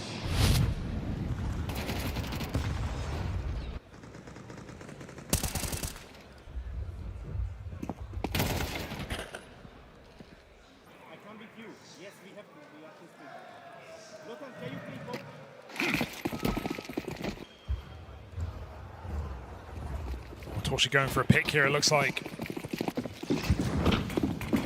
Smoked off immediately. Some breaks come in here, but no one to be seen. Spirit don't play donk close. He's looking to catch donk crossing behind the Olaf box, but not to be. Donk does it late instead. Common position. I mean, this is exposing a vulnerability of a Spirit squad who have looked stellar in at the major. Now, we were talking coming into this about donk trying to break his own record, but the thing is, Spirit are creatures of comfort, right? They've always preferred a handful of maps over the others, and they're often good at getting them. Don't have a lot of reps on train nor overpass as our decider. Mouse, meanwhile, have always been down to kind of spread the deck and try to remain well-versed with as many tools in their arsenal as possible. If they lock in double digits here, that leaves Spirit with absolutely no breathing room. Even the 3 they're swinging for doesn't give you a lot of comfort in this map. Shiro overwhelmed after the first. Chopper here to try and contain. He's got support from donk, who's pushed up over towards Olaf. Will win that next fight. Ready for the swing. Out from E-Box. It's torzsi on the wallbang to get rid of him. Spink's now dead, and torzsi clutch required. He's got 12 seconds to do it. Time is of the essence here, and Spirit goes slow. They'll swing him together. They salvage a 3-round at CT side. Make no mistake about it. This is fast building to be the redemption arc for MOUZ.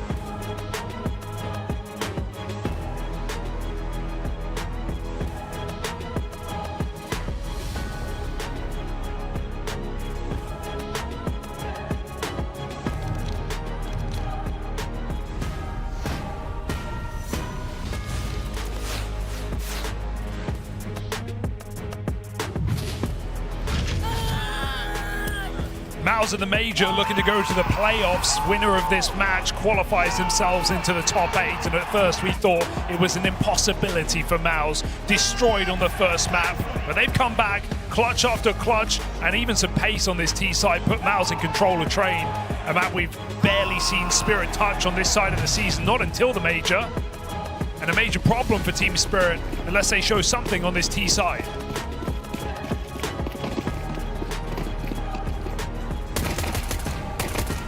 Ooh.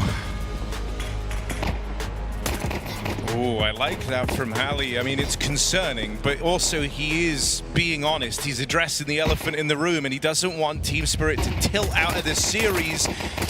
on being wrecked on this map. Yeah, it's kind of mad that you even be talking about that at halftime, not even talking about the possibility of a comeback, but more so talking about losing the whole series as a result. As Donk got anything more in this game, he had a banging CT pistol round, fell silent from that point onwards. A 3v5 last time, looking to do more of that. Tanir, Donk and Chopper edging ever closer into this connector, and they overwhelm Exertion as well. They've got control, they can go B.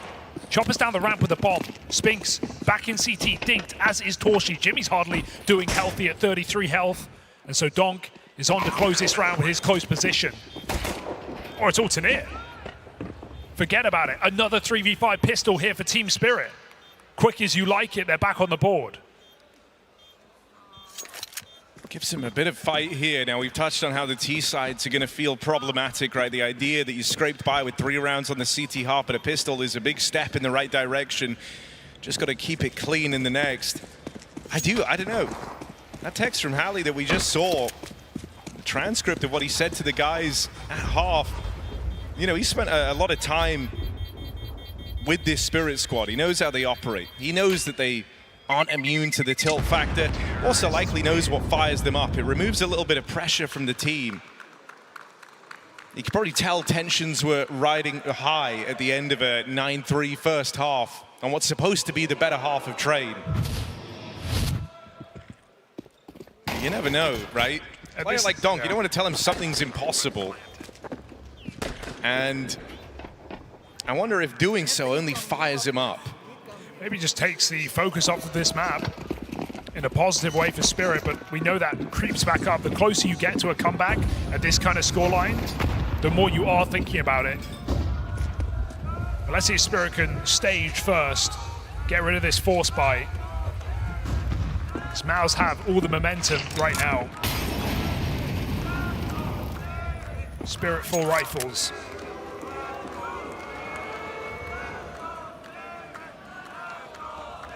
Brollan loves this boost.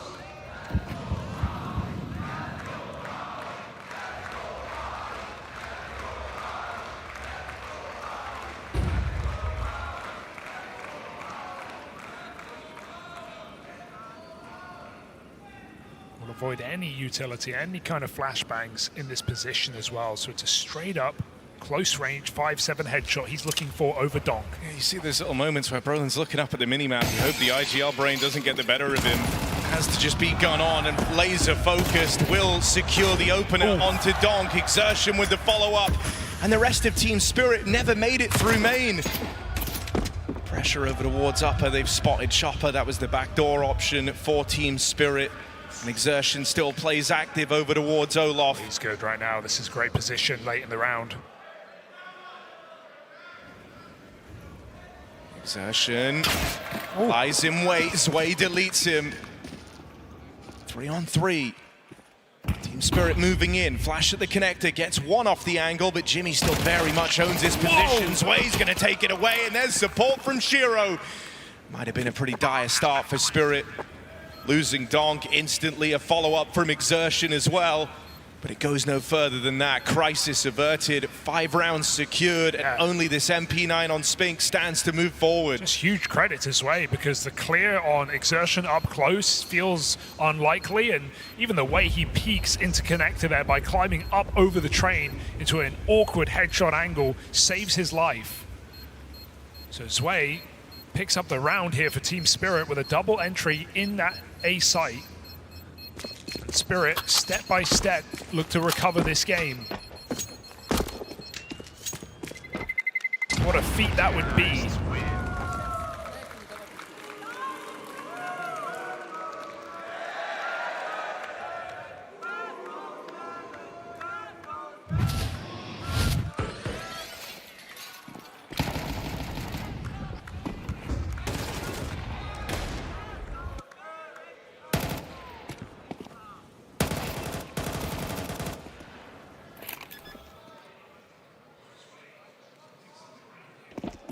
Smiles right now for MOUZ.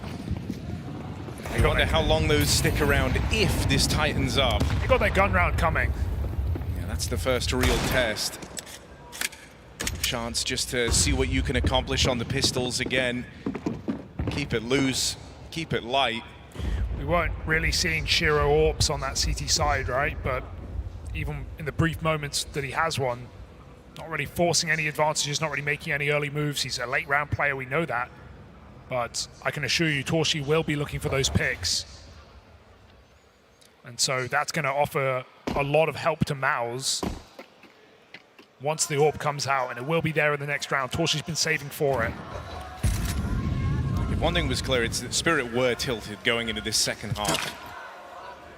And I think justifiably so. That kind of felt like the game plan for MIBR was just get in their heads, make them nervous about B, make them lose faith in the A hold once we've weakened it. Oh. That's a beautiful sequence for Tania and Donk.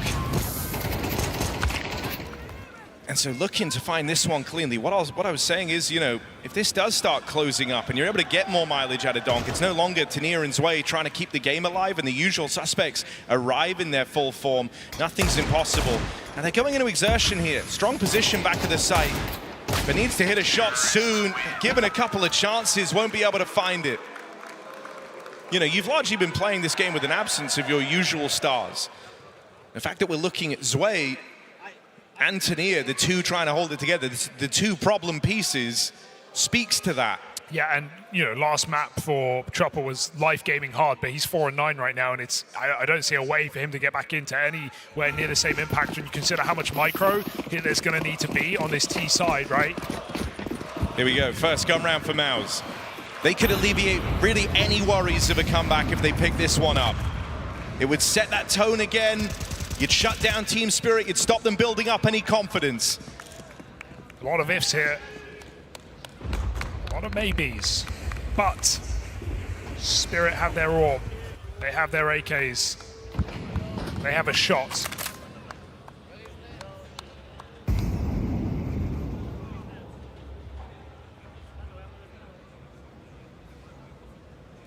torzsi's patience tested on Ivy. Fake leveled against them by Chopper. They see Brollan getting aggressive. That's at least Q enough to Chopper that this limp fake won't do much in terms of drawing rotations, right? You know that MIBR have the info, and now they learn about that torzsi AWP. This is where you look at Donk over here towards B, playing into a 3-9 Spinks, the one guy for MIBR who never really got going in that first half. Him and Tania have to try and find these openers if they want to put the pressure on, and Spinks good to shut it down. Support from Jimmy. 35 seconds, Chopper trying to carve out a bit of room over here towards A, but it all hinges on the bomb making it, and with aggression from exertion, a missed shot from Shiro. This first rifle round gonna go the way of MIBR. And it's convincing, 4 alive when all is said and done. Team Ace, everyone pulls their weight there for MIBR. Everyone holds their position well. What a spot for Spinks as well, never seen that before. Perfect headshot angle as Spirit lurk out upper, and MIBR knew it was coming, right? You said they cleared the fake. Seeing ZywOo at Ivy only confirms that. So MIBR keeping 2 at B, able to stop Spirit's A and B plan.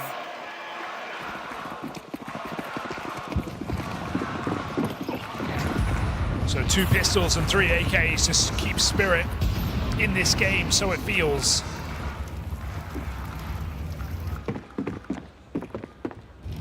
Noise being made towards B, but no one close enough to hear it. AWP spotted. So torzsi won't stay there forever. Could perhaps take a peek into Pop if he's brave enough, but Team Spirit have time to be here by now. MIBR look to back up, play towards their B bomb site. An attempt at a fake outside here for Team Spirit. Lurk smoke in main, hoping that that keeps pressure on, keeps 3 players here. Going back Pop. Looks like they do want to meet back up over at A, hoping that MIBR kind of outbrain themselves with so much silence, but exertion isn't moving a muscle. He's in the power position. He's in the spot that could just end this whole round in an instant. Goes unchecked, goes unclear. Dueling Donk around the smokes, tries to get out of there, and he'll live to tell the tale. Cross out, and now it tees up Brollan. Great bit of synergy on display from the captain and his front man to stop Team Spirit in their tracks.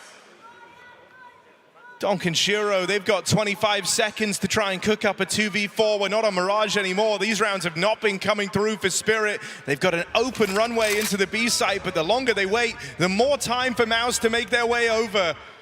It's almost too good to be true. Free site, free plant, Spirit, 2v4, what they got? The comeback rides or dies on this round. Time for deathmatch. Shiro gonna play it forward, but Donk is dead straight away, and Shiro remains as the sole survivor. Gonna deal with torzsi. 2 more coming to face him. Shiro holding the line, and he'll keep Spirit in this thing. A clutch finally going the way of Team Spirit. Shiro with 4. And the game continues. MOUZ could have put a stop to it there and then. That is a frustrating round to give away. Oh yeah, it's not the best play. Both swinging the same angle. Low player going last. MOUZ could have gone over the top, faced him 2-on-1 at the same time, but they give him the fights. Shiro takes him every damn day. Great control taken in post-plant here, as Spirit win the least likely round of all, a 2v4. Yes, the name value of Shiro and Donk, but MOUZ maybe kicking themselves for giving Spirit the opportunity to win that round. 1v3, 4K clutch for Shiro.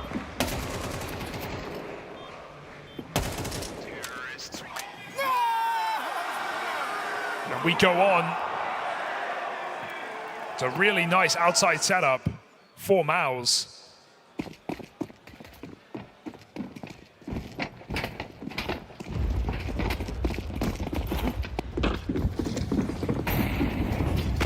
You win this, you break MOUZ, but it goes both ways. Spirit can't afford the loss. They would be broke moving forward. MOUZ could suddenly forget all about that lost clutch. These are the rounds that decide how much pressure gets applied in this map. Jimmy and Exertion, they respond to it well. Donk and Tania try and throw themselves into the fray, and they come up short. 5 versus 3 for MOUZ. Donk just tried to trust his intuition there, tried to seize the opportunity. Here's Exertion throwing nades up high through the rafters and just starts running, but he's not close enough. Exertion could pull his gun out in time. And so Donk, a mortal man in this map, 11-15. Mind a detail there, but Exertion crept forward and grabbed the deeper AK to stop Chopper from getting it in that smoke. Ouch. There were 2 on the ground. He took the riskier one. torzsi even hits that leg just to make matters worse here for Team Spirit. So a sick 1v3 Shiro clutch looks to do nothing for Spirit. Arguably should be saving here. And even that not guaranteed with the spam connecting.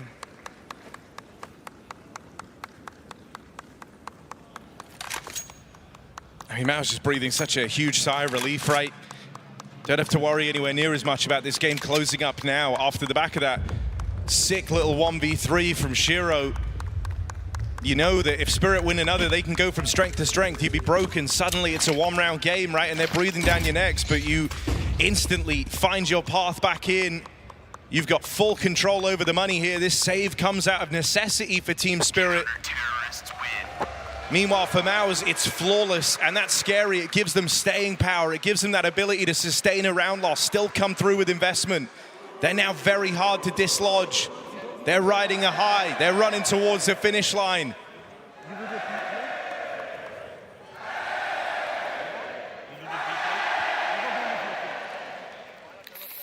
An 8-win streak for MOUZ. Minutes away from making it 9. And taking this series all the way to more unknown territory between MOUZ and Team Spirit onto Overpass. torzsi at the forefront of so many of these rounds. Again, puts himself in position with the AWP. Spinks flash to B, and it did catch him. He hides out in the smoke, though. They're walking right past him. They're blocked. Spinks ready to flick back. Donk still gets that headshot. Dink down to 10 health. Donk not going out quietly. Spirit go into this site. Been a long time since you've had to worry about Donk's name even in the feed, but yeah, an important opening here, and it's cracked open the ability to go for this B play. Chopper's giving chase, going for the hunt before the bomb's even planted. He wants to try and sweeten the deal. Chopper getting greedy, looking to take stuff away from MOUZ. The orb's the big ticket item, but he might just get sandwiched here. No, there's the kill on Brollan. torzsi at least holds his own with the orb.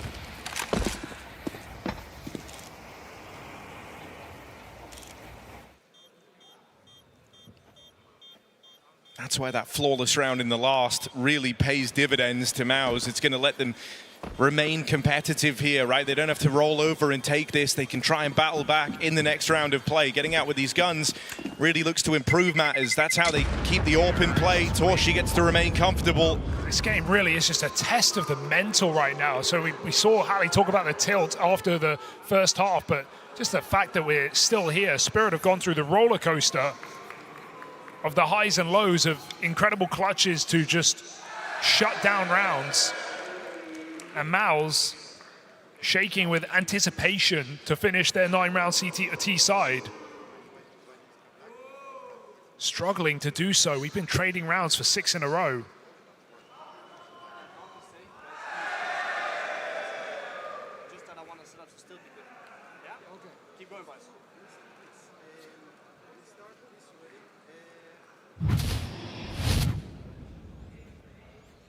Seen Cyclone up until now, a coach who always loves to be optimistic and, I guess no, a better word would be pragmatic with how he uses his timeouts. Likes to try and bring them in very early in games, but he's largely left MIBR on their own here because the game plan's been working. He finally calls one in there.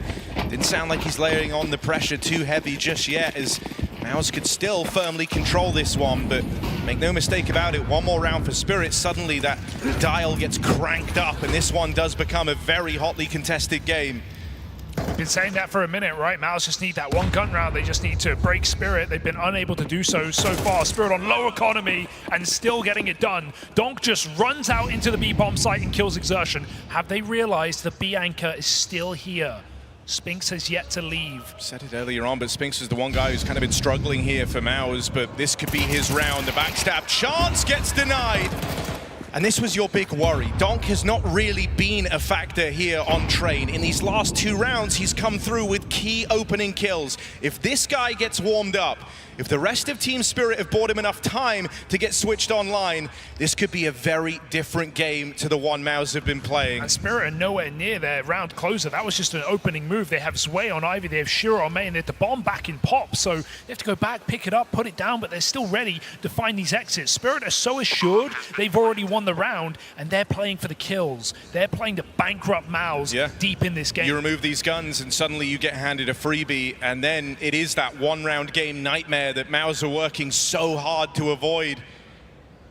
So the hunt would be brutal, and I like that ZywOo hasn't moved a muscle. Ivy's such a common point to try and save these guns. He knows he's going to have to drop on them if they head that way. Don't think they'll move from here, though. They're all bunched up together. They've got enough control, so if you really want to get these guns, you've got to go chase them. Spirit electing not to do so right now. Eventually, ZywOo's going to make a move. Plays out from the Ivy side, gets the spot on Jimmy. Now you know where they're saving, but time's really run out to go for this hunt. Maintaining these guns lets MIBR remain competitive. Even losing one would break the bye moving forward. So there's still more chances for MIBR here. Spirit could have committed more into that HUD, definitely, but it was a nice setup for MIBR, all tucked in together. So here we go. MIBR with another chance off of those saved rifles and a bit more left for later. But this is getting too close for comfort, certainly. And Spirit winning 2 in a row for the first time since the pistol.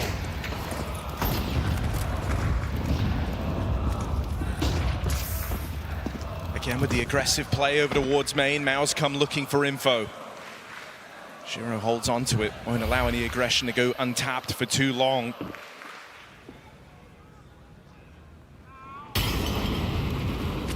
It's a very tense atmosphere right now. Donk brought down low. He's been instrumental at getting these openers, but going to struggle to do so at 27 points of health. That responsibility falls to someone else. Did he get wallbanged in upper or through the windows, perhaps? Trades out onto the AWP. Don't see that every day. Taking it over Shiro. ZywOo spotted on Ivy, but he's not exactly been able to get control here. He's just been blocked, ignored by Jimmy, who has more util to shuffle down Ivy. Can trade smokes here. Jimmy's rotating out. Does Spirit take this space and do they go all the way? 40 seconds to make this play. The idea was that torzsi would be able to hold this eventually. He's been smoked off at the hands of that ZywOo smoke, and now constantly looking over his shoulder. This is quite the uncomfortable setup for MIBR. Huge catch for Jimmy on the reposition. You see him in Z though, you know you've got space out towards Ivy. Donk late. And that's what Spirit go looking for. Tick-tock. Taken what was a very claustrophobic setup. You've made it work for one, but still you've lost this sight control. Chance to catch Donk, and they will find him. Huge stuff from torzsi. They can just plant, they have to. And the option for Team Spirit, plug in those numbers, trying to take Con away. It's ZywOo playing it forward. Oh. Spirit looking for the 3v5. Important kill for Exertion. Shiro's had a clutch that got this whole comeback going, and more might be required yet as they are boxed in, trapped at Z. ZywOo can't play it forward, and Shiro now has to fly solo, has to hit hard. First shot connects on a Spinx, but this is what it's all riding on. Tap of that bomb, it's being held. Shiro can't find it. MIBR get onto map point. Finally, they arrive at that promised 12th round, and they break this comeback from Team Spirit. One more to extend play onto overpass. Felt like heartbreak was in the air there for MIBR, but at least relieving some pressure with the overtime locked in. Terrifying, slow burn for Spirit as they sneak around the map in this T side. But MIBR with map point first. ZywOo's given us a great game here in this T half. It might all be for nothing here for Spirit.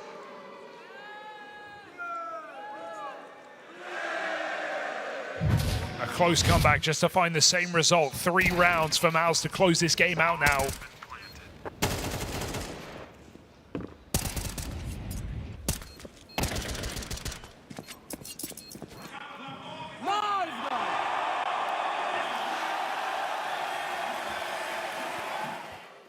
Without a doubt, it's ZywOo's best game at the major so far.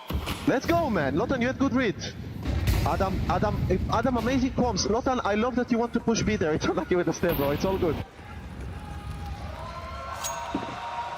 Shiro almost given that advantage, but Spinx not known to swing out for the 5v4. He's already had a tough game, has Spinx. So staying alive is the right play. torzsi again, second time of this. Is it donk on the other end of the skewer? Nades out, nades pulled, but a missed shot cost torzsi dearly. Donk, this time they don't whittle him down low. That was a big reason as to why that last one gets away from Team Spirit. He gets to play first, gets to play early, and when you're up against donk, you really can't afford to miss. 5v4 for Spirit. So a chance to keep that pressure on. Jimmy blows the smoke open, plays it through, tries to get in their face. Brollan, at least there for the trade, stops this from getting too weird. But it's still a 3v4, and desperate times calling for desperate measures. They bought Spinx over, trying to pad out the A site. They lose Exertion out in the open. Spinx has to just be the joker in the deck. Gets in behind the bomb site. On a quiet game, Spinx can't find a thing. Brollan, the captain of MIBR, coming to terms with the fact that Spirit will keep train going as he is left all alone in this round and no room left to play. Money gone on Exertion, Jimmy, and torzsi too. Team Spirit might just get their wish of making this a one-round game, going all the way to the end of regulation. At this point, you still have rounds to play with, still have a little bit of room. And so I envision if you're MIBR, you want to try and have everything. You don't want to swing for the fences with a weak, cobbled together force here. I feel like this AK is all they're going to have moving forward. And that's if Spirit let it come through. Brollan looking good to get away with it right now as Spirit show a bit of respect. Don't hunt down the captain, he'll get out with that, but this one is really tightening up. Just when you're ready to write off Spirit, when you're ready to say MIBR have done enough, they come through with these rounds time and time again. Brollan has 4,800. I think he's going to just buy the AWP, and they're going to piece rifles behind this. It's actually a good enough buy for MIBR to yeah, have a go. You don't want to be full ecoing this deep in the game, especially when you have a saved AK. You can buy an AWP, so malbs will get a rifle round here. They're going to force for the final if they can't do it now. I don't know, it feels kind of crazy, doesn't it, though? Nah. What kind of limitations are they working with? How much util they got? It's not the best, but it's the guns that matter here for malbs at this point of the game. You feel like you want 2 opportunities to close rather than 1.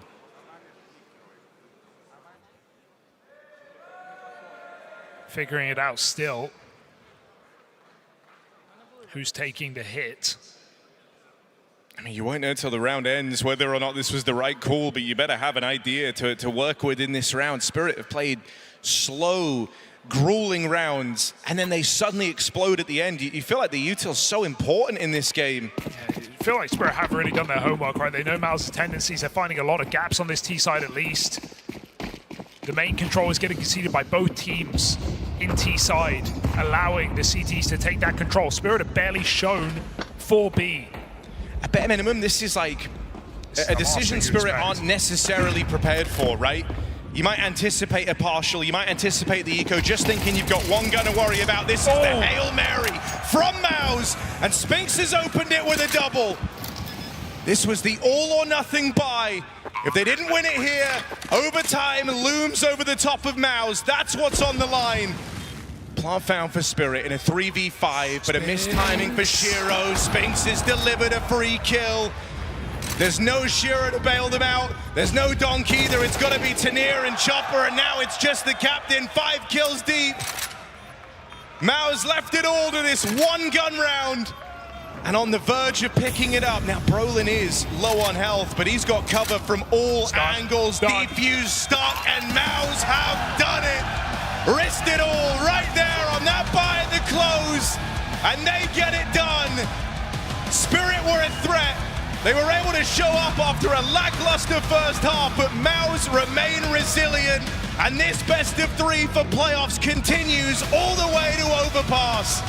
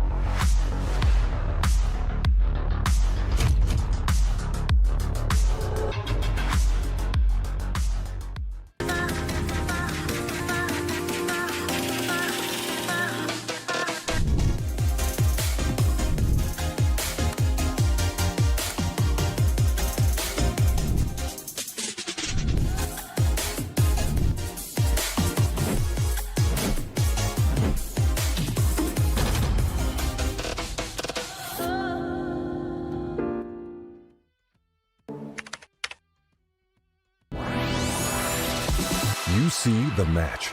We see every restart behind it. You see lightning-fast reflexes. We see countless hours building trust. You see a single moment of triumph. We see the 1,000 failures that forged it. Victory isn't just the moment. We win because we reached it together. Level up as one.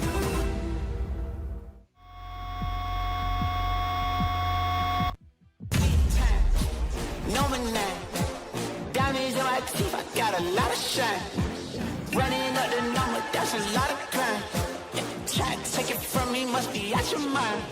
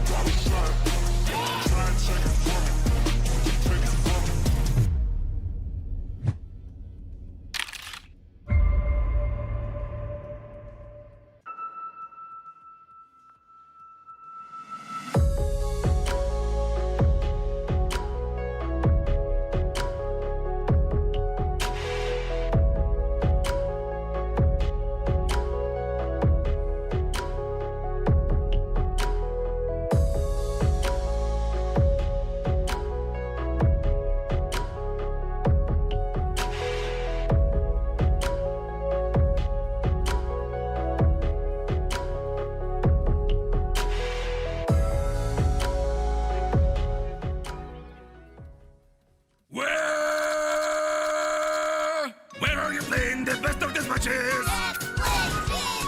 Where in retake will you pull up that clutch? Where you'll be testing your deadliest thing? Where are we perfectly training all day? Ready?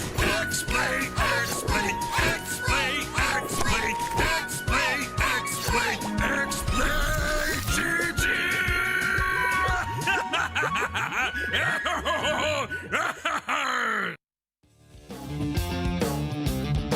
So this is Dubs. Yeah. I think he has a beard, no? I'm not so sure. I feel like he... Beard is good, but I was also thinking about the tattoos. Does he have tattoos? But it's really difficult to spot, yeah. I would say his beard. I don't know, it looks like he should have one. We can go... Let's check? You can check, yeah. Yeah, I knew it. I felt something was off. Yeah, it's really different, okay. This is a bit of Latino brocky. Yeah? You like the Latino brocky? Yeah, it's good. Yeah? Thank you, Ryan. Brocky with tattoos. Sick, actually. You should do it. It actually fits him. Yeah, it fits him good. Okay, please. Oh. Okay. Yeah. Brollan's hair is blonde. He's not blonde. Yeah, it's all, I think, yeah. No way, bro, he is blonde. No way, yeah, let's go next. No, elephant. What the hell? I didn't see because of the light. Oh my god. StarLadder Berlin Major, it's not the good major. This is Budapest. Ian has a helicopter or a peltor. What is it called? Some sound headset, sound cancelling. I've never seen that in my life. I think it's pretty old. You use this for like wood chopping or I don't know, like something with the loud noises in when you do something like this. So yeah, it's the headset there. Yeah. Okay. I think he's the second guy who's playing in it. Yeah, it's like keyboard thing. Maybe he plays like this. No. No trophy? Zivnex with wonderful hair. Ariana Grande hair. Wonderful. Actually, maybe you should do it. Looks good. Okay, Zivnex done. Oh my god. Nice. The Phoenix for sure. Looks good with that. Yeah. Yeah, looks good. The mouse is the mouse is not missing, but it's another mouse. Gate smoke. He can sneak hell, boys. Out of bell, dead. Nice. Only one more. Yes, I'm on it. Nice. Blow it up. He went back. And Chopper, he was sneaking. I have pop. Okay, He went back in Ivy is open, Ludwig. Yeah. If he was there, he could have had... Pop that. Nice, can be city. That guy unknown. He should be towards main or Ivy. Okay. I'm going long. Nice, boys! Hade sig köret. I'm defusing, boys. Okay, ska lower. I have lower. Up. Nice! Strong start on the T side for MIBR and able to put a halt to any potential Spirit comeback as we move into their offense. Game is truly on now, Devil Walk, and a great showing from MIBR that proves they can hold their nerve even in the most high-pressure situations. Yeah, I mean, we talked about in the pre-game that the game plan for MIBR should be hitting that B side. What I liked about it is they did that early on in the offense, but then they kind of switched a little bit more into that A bomb side.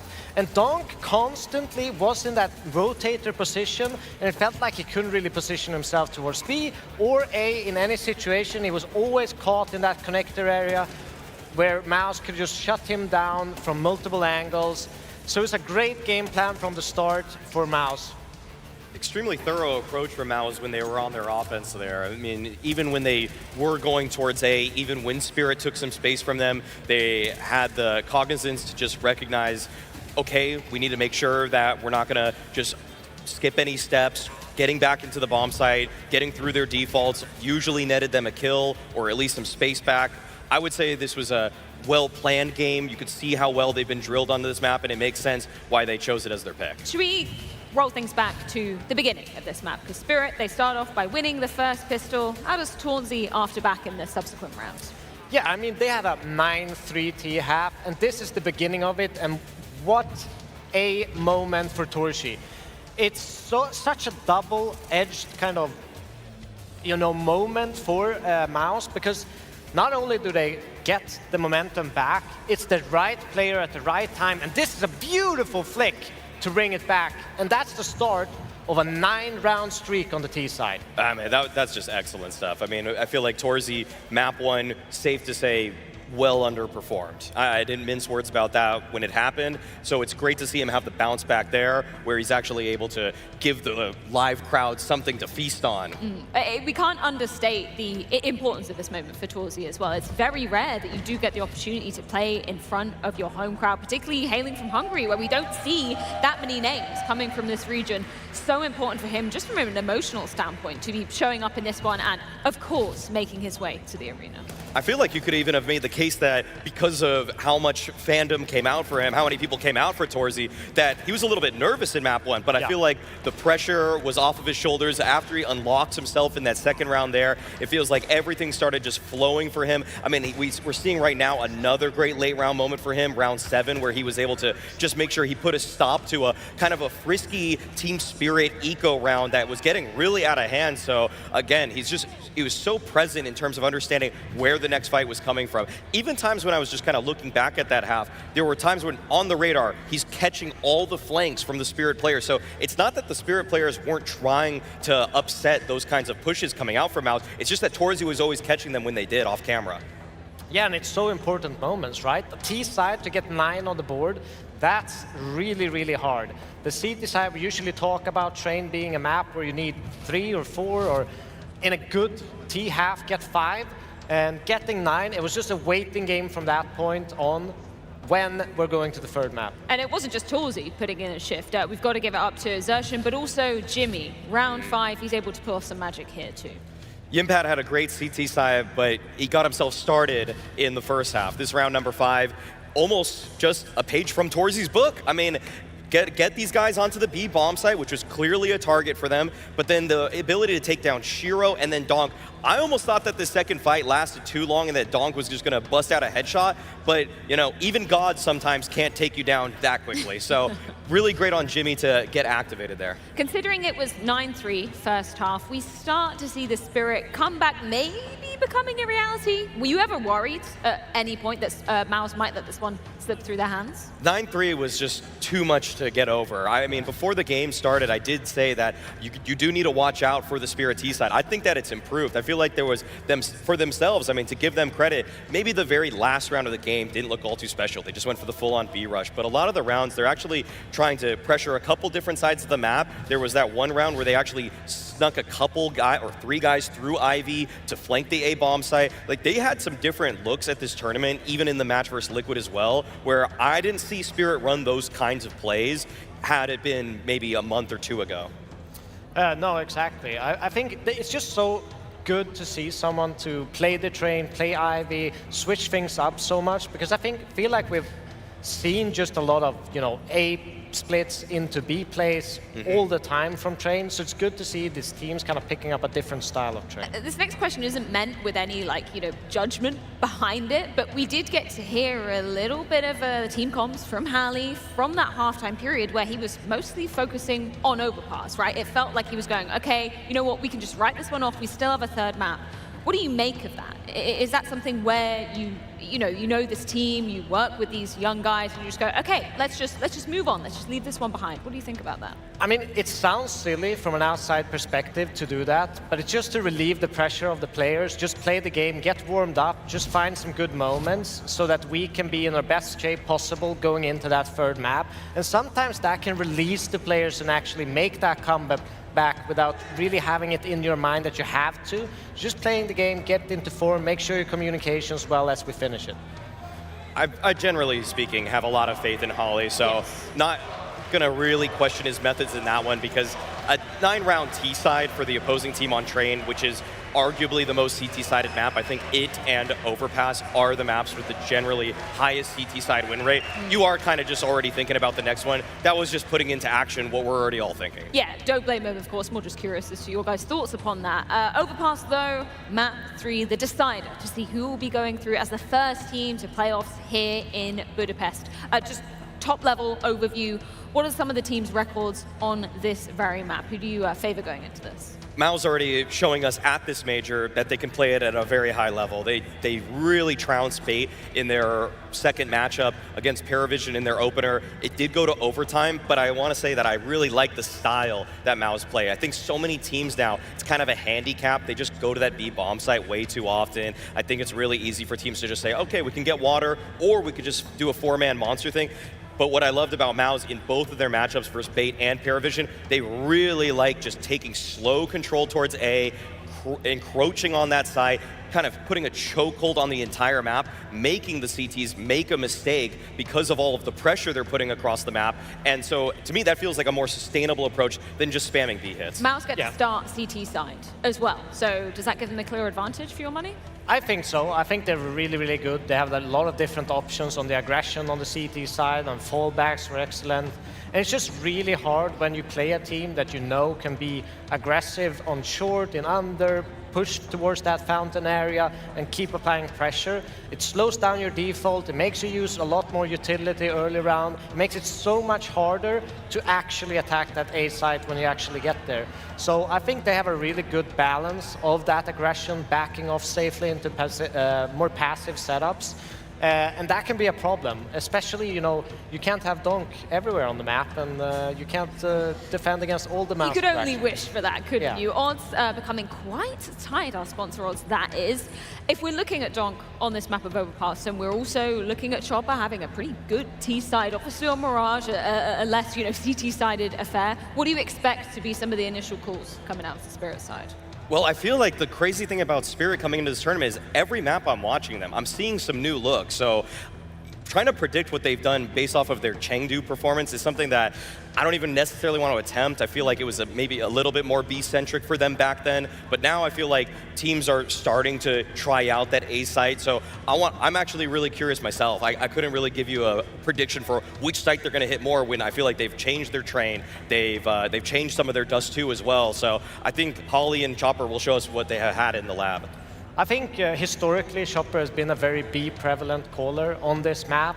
I mean, we've seen this actual matchup on Overpass in Cologne a couple of months ago, where Spirit won 13-6. And so I think that they haven't really played it that much, but they have that in the back pocket, a little bit of a mind game momentum with them, that they've beat them before, they can do it again, and adding a few different looks, like Maui pointed out, could gain them a good advantage, but it's really, really hard. You need a good start on that T side, and I'm worried for Spirit because MOUZ CT side is so good. One more map will decide who is the first squad to make it to the playoffs of StarLadder Budapest Major 2025. MOUZ looking to set the record straight by the end of this series and break the streak that Spirit have amassed against them. 3 times this season, Spirit have taken wins over MOUZ, including in a BO5 final without dropping a map. even an overpass win for Spirit. They've had everything in their pocket, but MOUZ have flipped the script, coming through and closing on Train. Despite some difficulty in that second half, we now go to Overpass, a map that MOUZ are battle-hardened on here at the Major, with 2 wins already on day 2 of Stage 3. Yeah, Spirit's coach Hallie parting advice at the end of, at halftime on Train was to not tilt for this third map. He already got the vibe that this would be a 3-map series, and he was right in that assumption. Team Spirit, they're gonna lose Donk to open things up. And if you can keep Donk kind of cold, kind of tamed here in map 3, this is a player who doesn't get to have an off day. Someone who always has to stand tall for Team Spirit.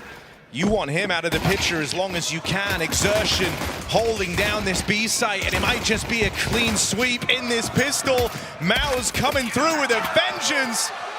All 5 alive.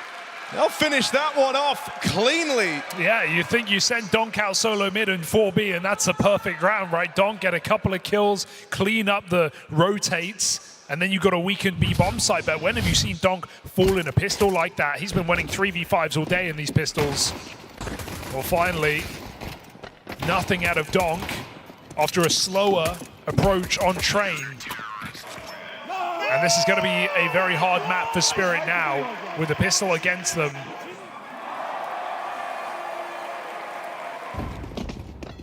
Got to keep their head in the game. Yeah, for MOUZ, it's start as you mean to go on, and you don't get a better beginning than that. MOUZ are just a team with such a strong resilience and such a strong mentality, and we've seen that just shown across this entire year, right? It's a team that, with the exception of Spirit, Falcons, Furia, and Vitality, they haven't lost a BO3 since February. They've lost 1 BO3 this year to teams outside of that top 4 squads. That's an unbelievable show across all these top events, Swiss stages, majors. I mean, yeah, it's like if you want to say Na'Vi are gatekeepers to tier 1, MOUZ are the gatekeepers to the top 5. And despite that, no trophies, right? Not since Cluj. Gatekeepers, but themselves gate-kept. Now they finally look to not only go one step further, but to take down Spirit in their stead. A series that has eluded them all season long. What a time for it to show up on home soil for torzsi. Here to make a clean 3-0 run through the 3rd stage of the Major to be that first team into the playoff.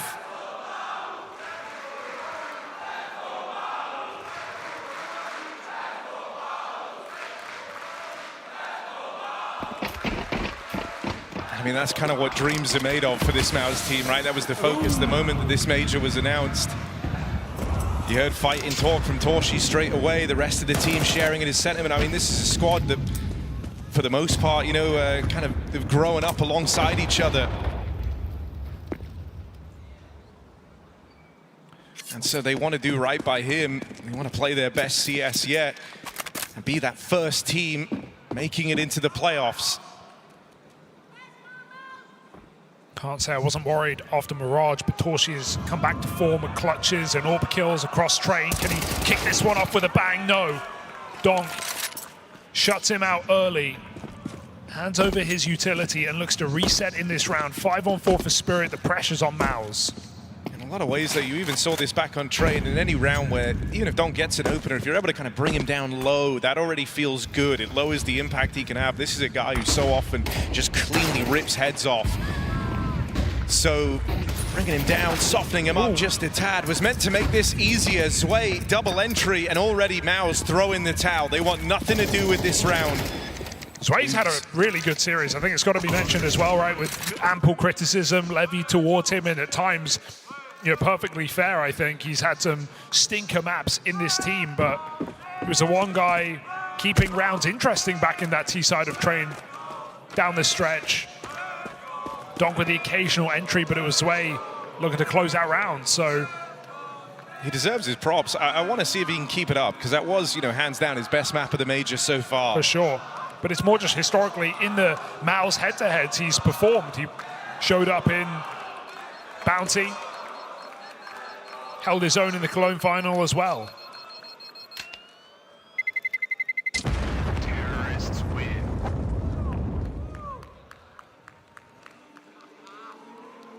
So Spirit on the board early at least. No dominant starts.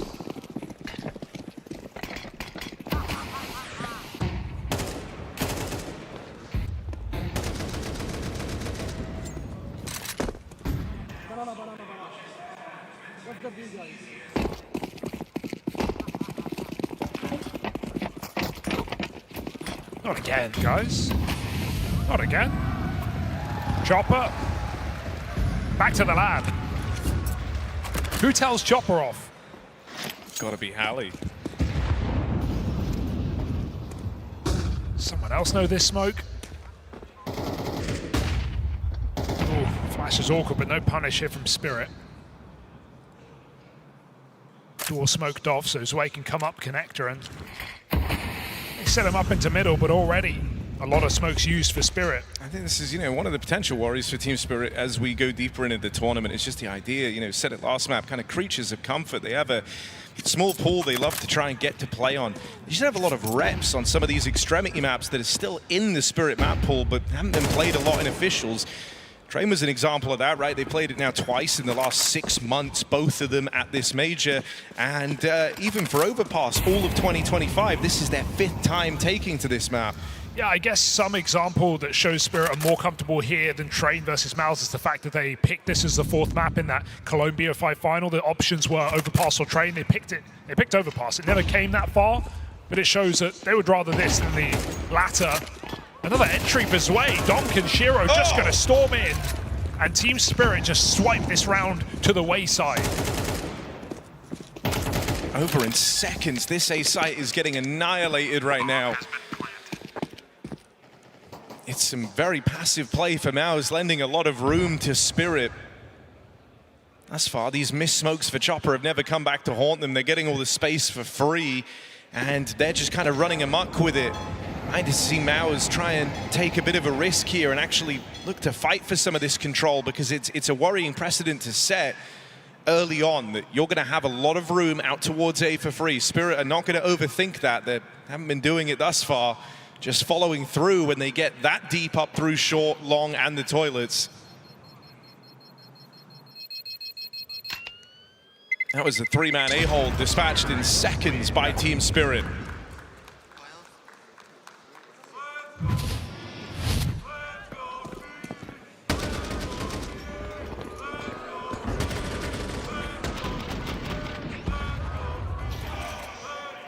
Making it look easy. Torzsi was caught throwing nades, and that's the bottom of the house of cards coming apart. All right, Chopper, we're watching. 3rd time's the charm. He nailed it.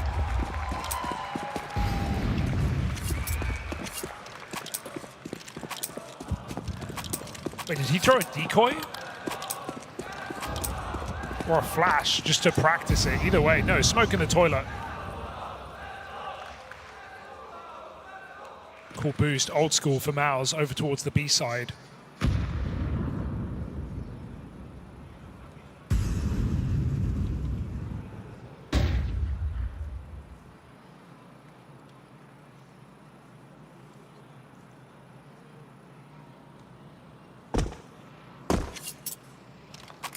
He threw a flash to practice it.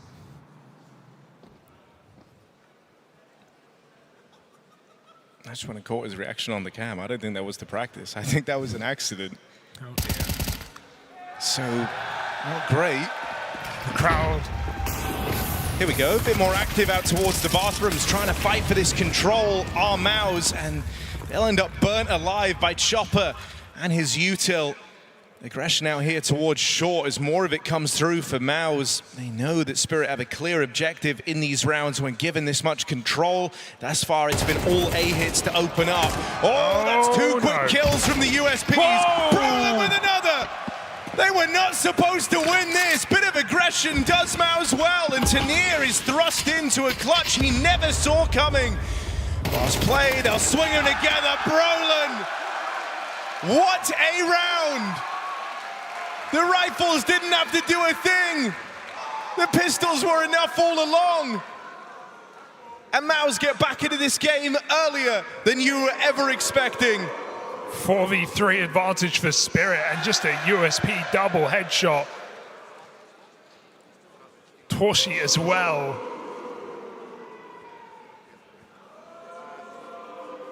And MIBR pose an early problem to Team Spirit.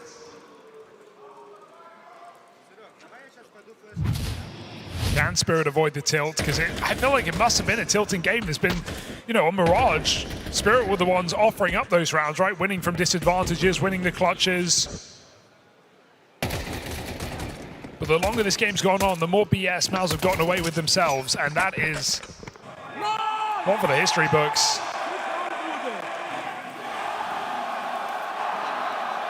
Look, if the goal was to not get tilted on overpass, this has not been going great. Chopper has not landed this smoke yet. Finally, he gets to throw it. Round 6, first one. So he's been missing that every round, which is just frustrating on a micro level, but now you've lost to USPs.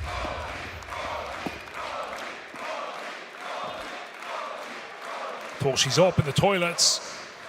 Yeah, MIBR quite liked that aggressive stance, didn't they, right? Not tucked in back in the sights, not giving so much away for free, and expecting Spirit to go back to this move that's worked so many times. They play aggressive out here in middle, and they will get past torzsi.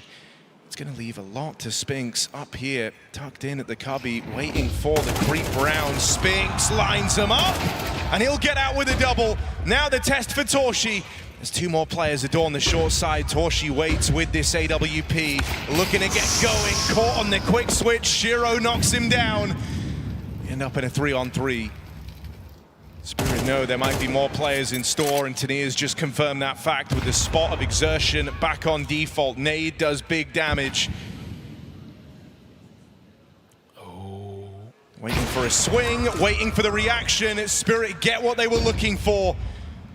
And so Brollan might have delivered a very unlikely round once. Is he able to do it again? Spam comes through out of Tania, and that's A wide open. Now you look on to Jimmy. He got that electric 1v2 back on train to help kickstart everything for MIBR. He's looking to do it again. Chopper caught out in no man's land, and the bomb's dropped over here in the bathrooms. Tania fast running out of time. Jimmy still closing in. Plant will be found. Jimmy round the corner, plays this one quickly, plays it forward, backs his aim as he looks for the fight, and Tania swings it wide, rips his head off, clutch denied. Very important round for Tania, right? He's not been at the tip of anyone's tongue in this series, but thrust into a couple of very difficult clutches in this game. He does come out with one. It was pixel perfect, getting away with the bomb.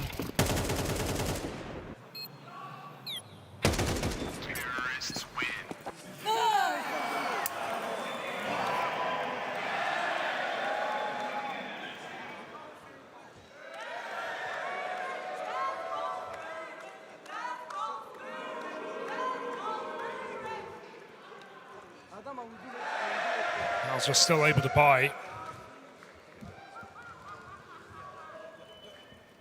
A very A-focused game right now here for Team Spirit.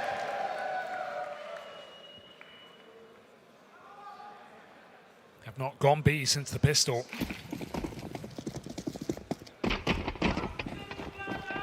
MIBR know it's coming, it's only a matter of time. Starting 3 on this site still. torzsi again. Aggressive, even more than before, but flashed off the angle. Spirit employ boost to clear this position.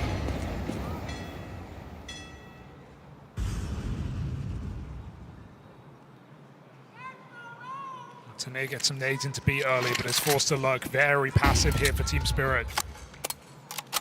Onus is still on clearing the toilets before Spirit do anything.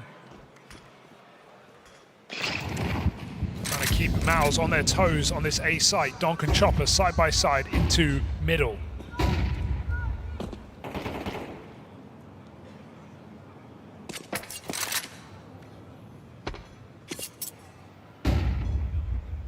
Two flashes left for Spirit. That's always a big problem when this AWP is present. The A side, so Spirit set their sights away, down on lower, good nades on Jimmy. Yeah, let's see how they handle this. Haven't had to worry about these B plays yet ever since the pistol. Spirit have been so laser focused with this room and space they've been given over on A that they haven't felt the need to explore other parts of the map. That's about to change. Monster's free. There's that one flash for Shiro. Comes in now, explosion on the back of it. Brollan gets out with one. Jimmy here to lend a helping hand, but he's got to stay alive, got to buy time, and he's overwhelmed, surrounded, knocked out of play. Rotates arrive in the form of Spinks. And torzsi sat up over towards the heavens, blocks out another. MIBR combine. B play denied. The retake works out, and MIBR move into pole position. There's the value of playing passive on A, right? It speeds up your rotation down lower. MIBR are able to keep the pressure on Spirit and never let them get into a post plant. You want to cross out of the bomb site. You want to get back to short and play that bomb. Spirit are not giving the satisfaction. Those two topside players there in time to keep their thumb on the round. And Spirit out of desperation, forced by donk, AK, 4 pistols.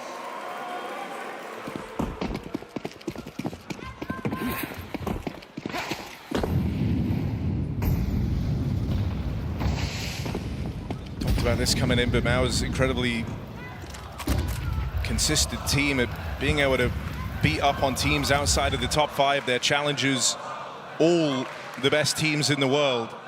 This year took a huge step in finally beating Vitality, a squad they were going blow for blow with. What? For a long time, and right when they were able to break through, new challenges emerged, Spirit being one of them.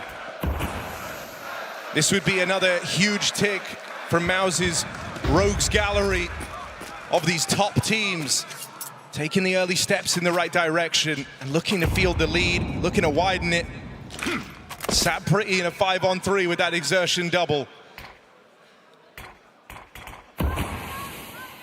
Just constant re-smoke. Stonk just wants the heads-up fighting monster with this AK, but they're not giving it to him. We even saw in that B hit, MIBR had 3 around Pillar and Pits. No one playing towards Monster. Does leave MIBR with a lack of information, but is also low risk.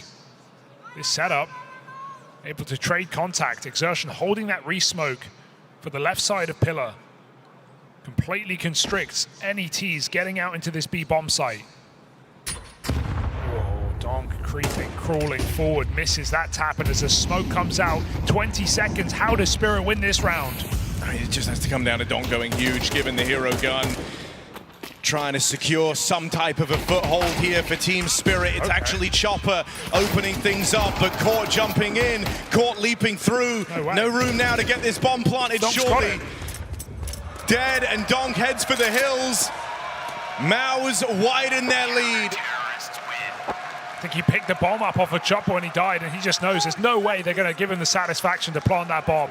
Every single MIBR player there, even with one entry, MIBR can just spam the smoke, spam the wall, blow donk out of the round. So just keeping that AK going here for Team Spirit, but this is a very hard map to find a one-man AK round win.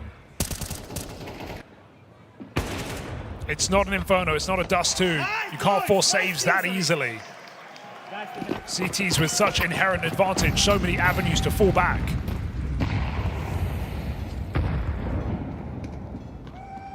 Again, donk given a hero gun. It seems to be Spirit's whole prerogative here is just get him activated because he's still got some of that ring rust left from Train. Right, MIBR's got in the head of Spirit. Ali kind of reflected as much, and we got that transcript. We saw him speaking to the guys, saying, guys, just don't tilt for map 3. MIBR, meanwhile, feel like they could be on the cusp of something great here. The home major for this squad, thanks to torzsi. They would love to be the first team to make it through, the first team out of stage 3. And to do it, without losing a series.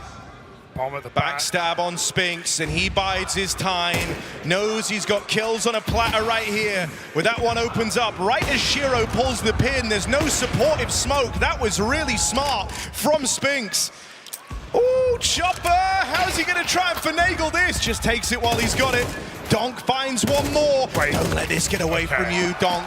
Dealt with.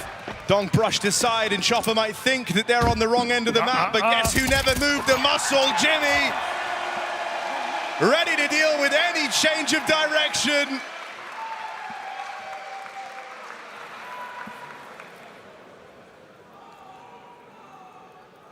And this is where you look at Spirit and you sometimes doubt the firepower across the board, even though the ceiling is so high. What Donk provides, Shiro able to close rounds across the board, it can come into question. MIBR don't have that problem.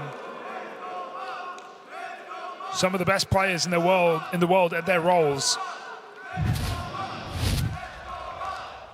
Spirit walking down struggle street right now, because if Donk isn't multi-killing, who is?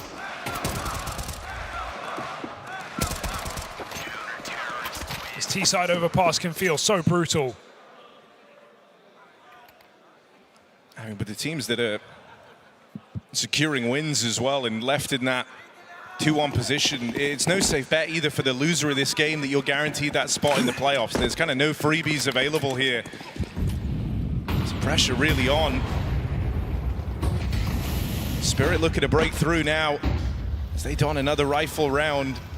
But that usual threat of the Donk hero gun has largely been quelled without an issue from MIBR, who are playing a confident and concise game right now. A swing from exertion to find yet another man advantage. Just keeps everything flowing when you have a 5v4 like this, and they still have so much control. Spinx is down in connector right now. MIBR's never let off the gas. Spinx can pop his head out at any moment. ZywOo unaware, unprepared to deal with the connector player, puts MIBR in a formidable 5v3. Late to the play is Shiro. Spinx is still ready, but he can't stop him. 25 health, however, leaves you with almost no room for error. You'd rather run into the orb. Shiro goes back lower. Donk trying to take space in long, but torzsi's here with a flick up top, drops him. 4v2. No saving this round, Spirit. No, even the way they play this 3v4, they kind of played it to leave options open, prepared for failure with Team Spirit. The idea that Chopper could come and regroup with Shiro, but this really doesn't leave you with a lot. You're relying on Shiro securing an opening, and Jimmy's got that spot right there. Now calling for reinforcements. Jimmy just playing a delay around this smoke. Shiro low on health, and Jimmy's ready for it. Chopper's got no choice. No road left to run at the end of this round. And they've even heard him drop this gun. They know exactly where Chopper is. They could look to remove it. Time's about to expire, and this would be ballsy from MIBR. Yes. This was something Spirit never got the chance to do back on train. They let the time expire. They come looking for this AK. Oh no! Oh no! Calamity for MIBR. Oh dear. But you like that they tried. Yeah, 7-3. I do like that they tried, because it came to the end of train where I was looking at some of these rounds that Spirit have all this money in on the comeback with no room for error anyway, and they're not hunting the guns hard enough. And MIBR's got out with multiple rifle saves when you could argue that Spirit can risk weapons to chase them down, and it ended with MIBR having a good enough fall by to close out at 12-10. When if they had 1 or 2 left saves in that half, they would have probably ecoed that round and played for the final one. So MIBR know the importance of taking the guns away. They are unable to do so. But Donk has yet to get these entries. Contact on it as well. It's ZywOo and Donk working in tandem. Suddenly we're looking at Brollan. Been good in this game thus far, but not in this round. He'll get overran. 2v4. MIBR's torzsi's going to try and give it a look in, but Spinx is so far away. If they do want to go for this, it hinges on torzsi getting something done out from heaven. The round is so far gone. And so it will just be this save call. Spirit, contact B play, change of pace. MIBR were not ready for it. Yeah, keeping it simple. Nice enough for Spirit to just get a break into this game. 4 or 5 rounds, absolutely enough on this T side.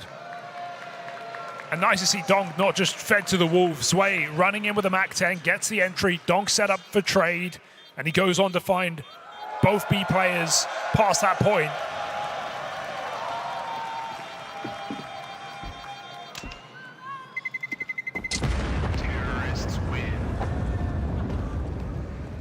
So Donk used well, and Team Spirit do enough on this T half.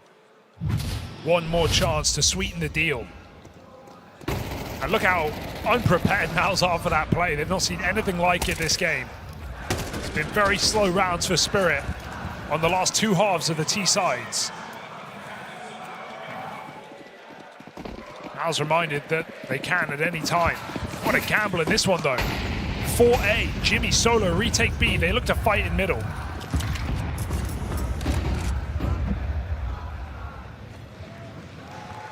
Feels like up until now, Spirit have still been playing a couple of rounds behind, right? Used to getting this space for free out on A, but that just hasn't been the case since those initial rounds for Team Spirit. I was always trying to come through with an opening move, and finally, one of them won't pan out. Still, exertion keeps things even, and they weren't ready for a second player. Brollan putting in a very solid shift right now for MIBR. Keeps them in the advantage. They get past connector. This is exertion's domain. Damage put down range, softens up to near, and that nade will find him. Brutal. Bit of trigonometry for exertion. Can Chopper and Donk wrestle this round back? 2 versus 3, thanks to that opener for Chopper. Chopper always willing to give time to Donk. Able to pull out after that kill of the B bomb site. Let Donk get in position to try and sandwich exertion, but torzsi quick to the shot. Chopper, chop into this B site.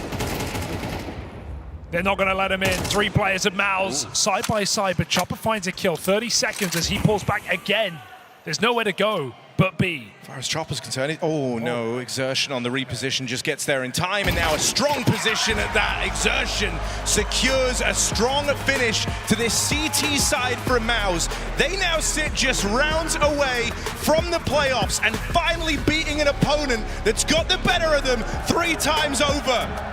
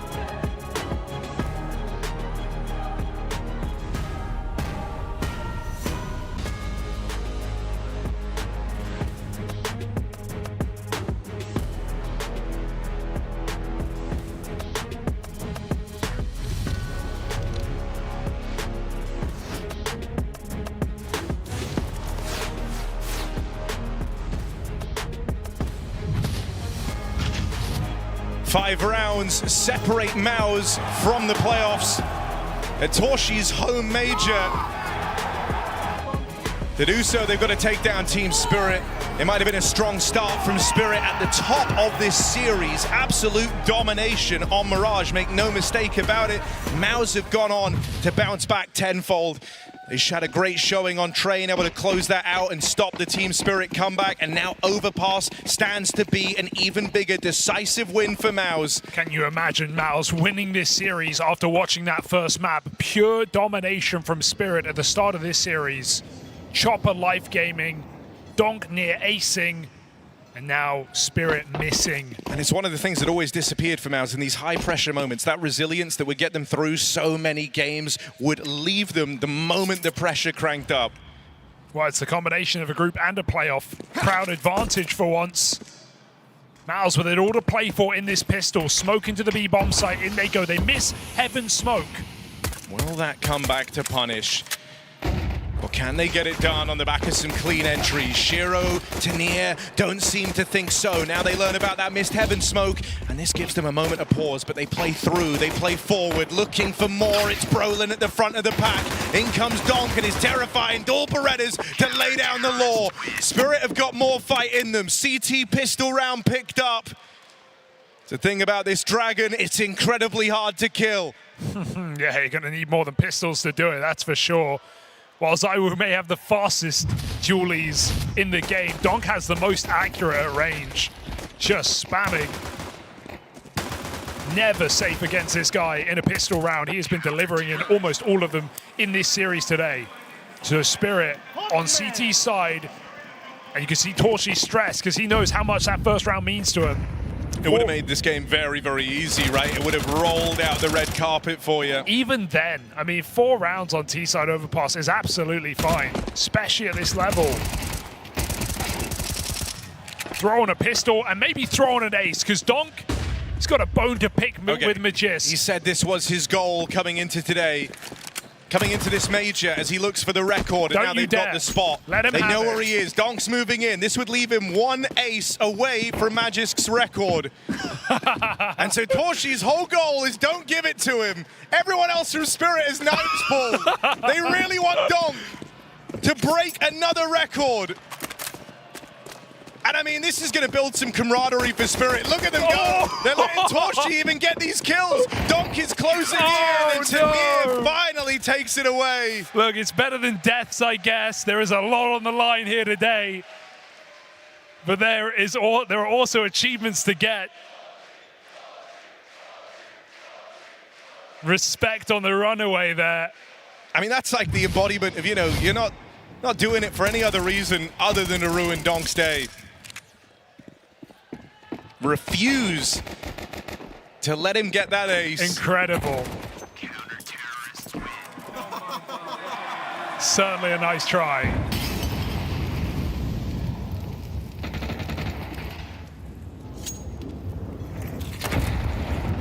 But there is still a playoff to progress to. Spirit can't afford to lose the guns. First rifle round comes out here for malbs. I think while both teams are down to laugh about a round like the last one, that's actually like an important morale booster for Team Spirit, who have looked a little tilted, right? That was Hallie's kind of worry coming into a third map. But when all your teammates are knives out trying to give you the ace, I've never seen anything that like will it. give you, you know, a great deal. It kind of brings the camaraderie back into the game. And actually, I wonder if that could prove really, really threatening in the long run. Let's see. Oh, Shadow. Donk, Shadow advantage, only going to get out with 1. Shiro steals himself away, doesn't want to play this too early now. There is this long wrap for Spinks coming in on a lurk. When Spinks is alive, you're always looking over your shoulder. If Chopper's able to hold the line, nope, never mind, there's Spinks. Jimmy finds another and looks to close in. Chopper brushed aside. ZywOo backstab. Nets the first onto torzsi.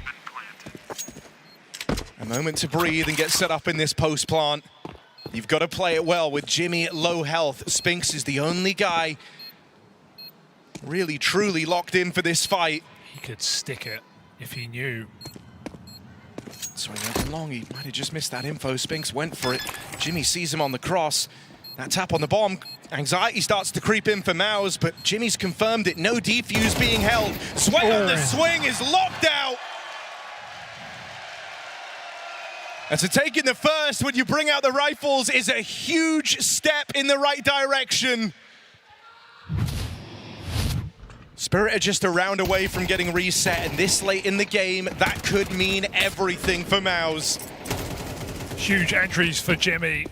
Akin to what ZywOo was doing early at the start of the T side. But off the back of a winning half, those 5 rounds turned to 4. 1 more step in the right direction here for malbs. And 1 more will break Spirit's money. That all but tees malbs up for the match. So this is the most important round of the game yet. Morale might be high, but stakes are higher. No AWP for Shiro, even limited util for Spirit. They got to make do with what they got. torzsi top performer, but the other day when he was against Paravision on this map, he came in cold to that CT side. That being said, he recovered so well on the T side of Overpass. Not exactly a paradise for AWPers as much as that first half. But torzsi can do it on the offense as well. Bit of aggression here, but this is Donk putting his head out there, a chance to find him early. He's got teammates backing him up, and Donk wants to stop this one before it becomes a problem. No way. He can't quite deal with exertion. Will he even survive the cross? torzsi's got his number. That'll do. And so mau's get out with that double from long. It comes at a cost of 3-on-3. 2 players down at the B site, and Shiro's still floating around in the bathrooms. That happens so early, you're not quite sure of the setup here. You don't know where Spirit have laid their hat. Yeah, this is still a dream situation for maus, right? To get 2 players out of the round this early. You can play with Spirit here. You can make them gamble. You can make them doubt. Shiro's 5-11. It's not exactly been a barrier here for maus. They're going to walk into B either way. So into the better setup of 2. Winning this round means that Shiro might never get to see an AWP on this CT side. It puts you on a fast track to a win. And so there's Chopper practically handing it to them on a platter with that smoke walk out towards short. You're looking at Tania now, who's called for rotations. Shiro gets here in time, and torzsi brought down low. The home crowd favorite shut down in the clutch attempt. And Spirit lived to tell the tale. Gap continues to close. Getting so scrappy down the stretch. This has been a long series between these 2 top squads. Seeing audacious moves being made, missed aim. And still Spirit fight on from another disadvantage, trying to draw this game back like they did trade.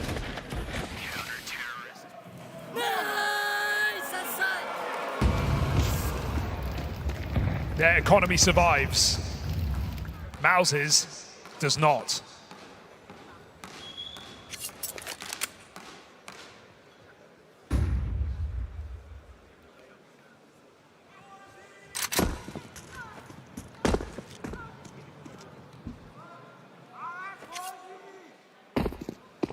Pretty passive here from Team Spirit, knowing that they're likely not up against much. Only way this gets weird, really, is if these deagles, these pistols, able to secure an opening and you can just flood the site. But if it's left as strung out engagements coming in from the long side, you're not in the position to win this. Not supposed to either. And with Chopper securing that double, this is an eco round that's quickly cleaned up by Team Spirit. Now we have almost an even game with Spirit on the CT side of Overpass. Who is the favorite now? Yeah, the thing that feels the roughest is you lose that window of opportunity, right? You lose that chance to reset that you got from winning the first rifle round. Spirit, if they keep 5 alive here, they make a hearty improvement to these bank accounts, and that starts to give them staying power. That means the rest of this game is a grind for maus from here on out. If you're gonna win this series, you're gonna have to earn it in the rifle rounds.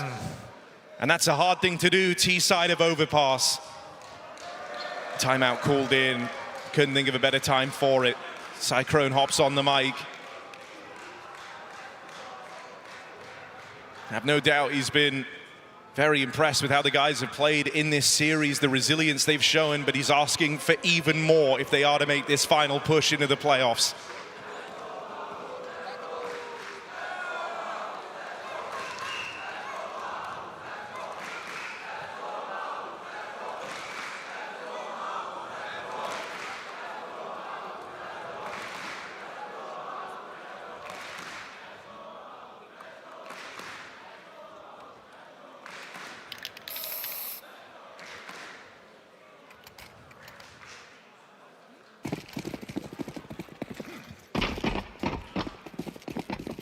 Series that maus used to have in the bag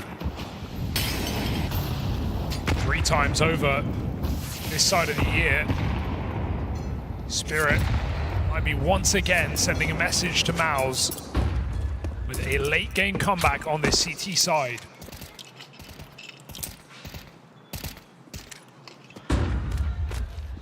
Explosive for Spinks, the flash lands, right chopper, but Spinks gets stuck, he can't swing round, and Donk shoots him in the back from Connector. Can he escape?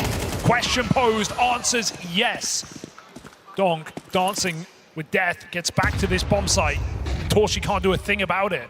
Short control still taken, Spirit, headshots galore, 3 kills deep into this round. Make it 4. ZywOo knocking out Brollan, and this one is over in seconds. Whatever MIBR had planned on the back of that timeout, long since forgotten. Lost to the history books. They never get to run it, picked apart by donk and ZywOo. And ZywOo's work is not done in this round. He plays it forward, wanting to make it very expensive, very costly.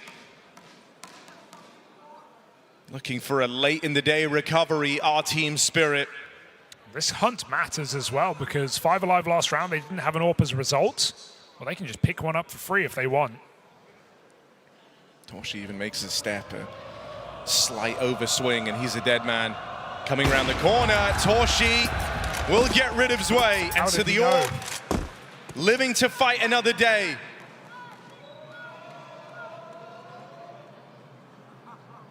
He'll get out of there with it, but that is all MIBR will have going forward. Yeah, you wonder if Shiro even buys an AWP here. I'd expect he would, but it's also into low economy. So maybe tempting to just keep rifles going at this point. Especially if, you win this next round up against what is mostly Glocks, you could go and get torzsi's AWP. Yeah, and that's going to hamstring him moving forward, right? There's a world now where this AWP becomes a kind of distant prospect for the remainder of the game if MIBR falls short in this next round. Shiro decides AK will do him well. They drop it over, and I actually like this decision for Spirit to lean away from it for the time being. Like you said, get it for free. And don't get rushed on pistols. torzsi goes back for this boost to look up into heaven. I mean, it's now more than ever. You're going to need torzsi to stand and deliver. The pressure he must be under is tremendous here, right? Seen already for a number of players, it feels incredibly personal, and as a result, you're incredibly invested when playing in front of the home crowd. You want to do right by them, but now he's got to do right by his team as well. He's the only guy with anything to work with in this round. Family, friends, and country watching on. Team by his side, and the only weapon in the round as Spirit step closer and closer to that victory.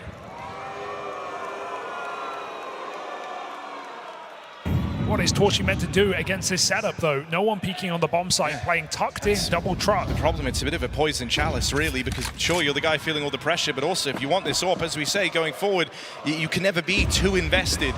Okay. Look for an opening as Brollan sells a fake in towards lower. He's drawn a lot of rotates. Donk, though, is the man to get past, and he's gotten that spot on guys back in the toilets. Jump spot could be deadly. Brollan still down here in B, plays ahead of this smoke, but with him it's snuffed out.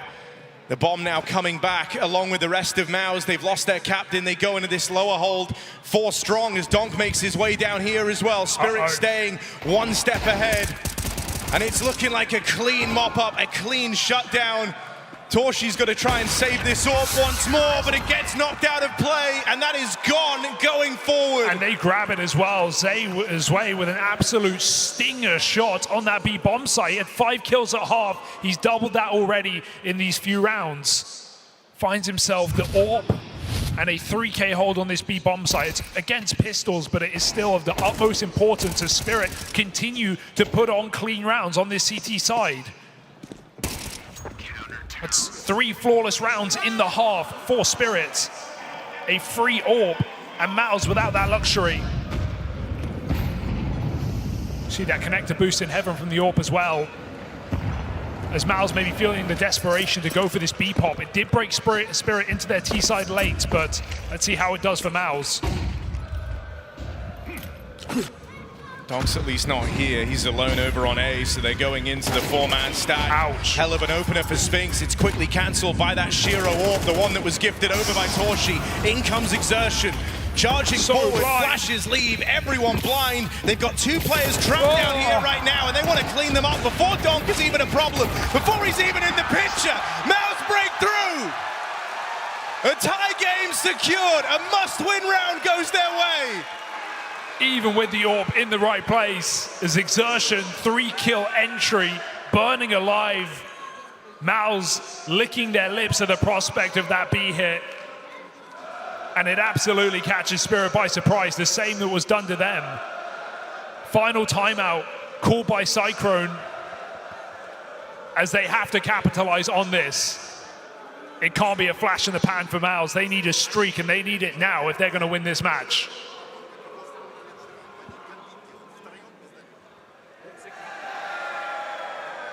That's it, Cyclone hands off the wheel. He can no longer elect to get involved in these rounds anymore. That is the last time they're going to hear him unless Spirit call in pauses.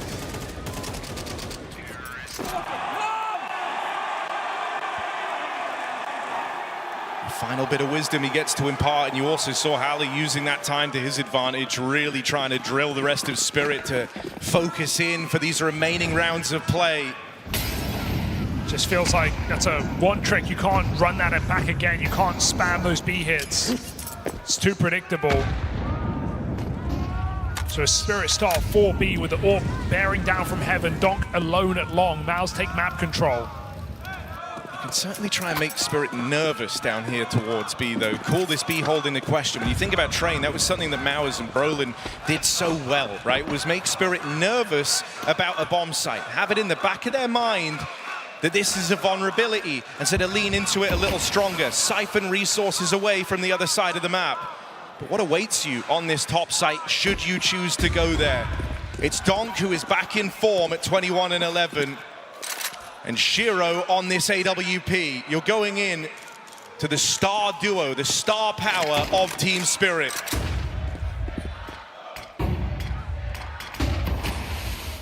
Shiro Donk set alongside. That smoke is a problem. Shiro's going to take the risk. Plays ahead of it, plays through. Torzsi, I don't know if he'll expect this. Shiro out like a light, and that baits them forward into Donk. Bomb away from MIBR.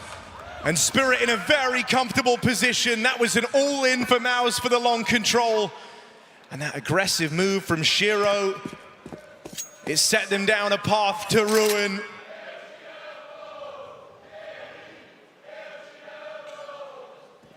Donk has been waiting on long round after round for that play, and it finally comes through at the perfect time for Team Spirit. What more could you want from that long setup? Or pick first, Donk double up, grabs an AK, and secures the round. That's 11-10. MIBR have to buy. They can afford to. But then that is it.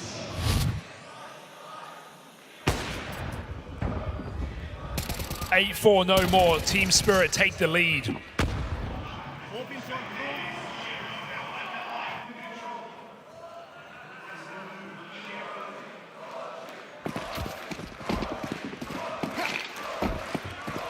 They cobbled together another buy, but it's quickly becoming a dying effort for MIBR, right? They were able to break through last time. That felt like the huge sigh of relief. That was really where things had to change. Now you're asking to go do it twice on these low econ rounds. Everything about this game riding on success right here, right now. If they don't do it, you reach that conclusion that's been building for some time, and that's the spirit of the squad looking for those playoffs. And going to do it right at the 11th hour as well, right? MIBR could almost taste the victory here. They were so close to it, only to have it snatched away late in the day on a comeback from Spirit on this CT side of Overpass. Feels like you have to hit B, right? You've had 2 round wins in the half. One was an early A execute where Jimmy found the double entry behind the site, and then that B rush for MIBR. So they're going to go back to it a little slower from the short side instead. The nades land for Spirit. MIBR at the gates. Will Spirit be the initiators? The flash goes high. Oh, and they play ahead of the exec. Spinks with an important trade, and that might be the go button pressed. You get out with a kill to open. Rotate start to arrive for Spirit. They get here quickly. Chopper holds the line from the heavens. MIBR will get in. They will have a bomb plant, but they've got to try and complete this a man down. They still have Tania in the sight, stuck in this close corner, able to play on whatever timing he wants. He's letting the rest of his team get set up right now. That util meant to harass, meant to make life awkward, and the smoke certainly will. Spinks trying to play ahead of it is shut down, and now you look on. It's exertion or it's nothing. Missed shot from Shiro, but caught out in the open. Team Spirit, match and series point, a round away from robbery and moving in to the playoffs. It would be a heartbreaking loss for MIBR. It would be a new team entering the conversation of that major run. All eyes on Furia, Vitality, Falcons, but Spirit in form as well, looking for a 3-0 clean sweep through the Swiss stage over MIBR on home soil, and some tenacity on this comeback against the team of Resilience. Teammates in that round, everyone plays their part. Team Spirit jumping at the chance to close this game out. 2 opportunities. Maps they haven't been playing.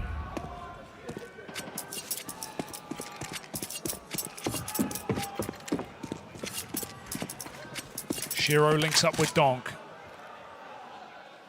One of Counter-Strike's deadliest duos.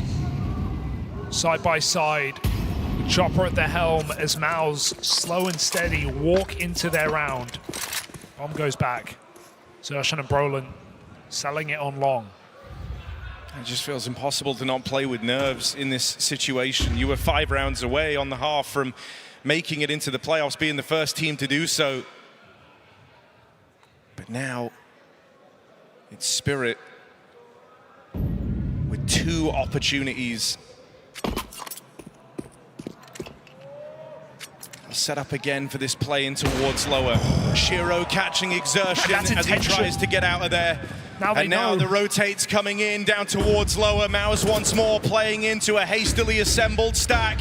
They'll head through. So he flashed off. Tania in at the barrels. Into this crossfire. Brollan, Jimmy do what they can. torzsi with one more, but has to contain, has to stop Donk in his tracks. It's all eyes on torzsi. And it's almost poetic that it would end with him down to this 1v1.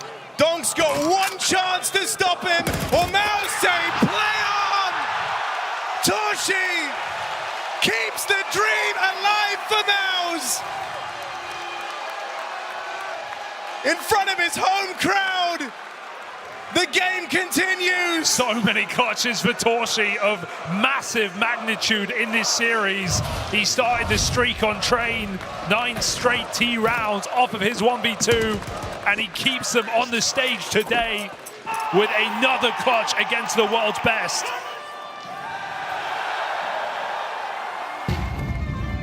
That's got to mean something. That's got to be for something.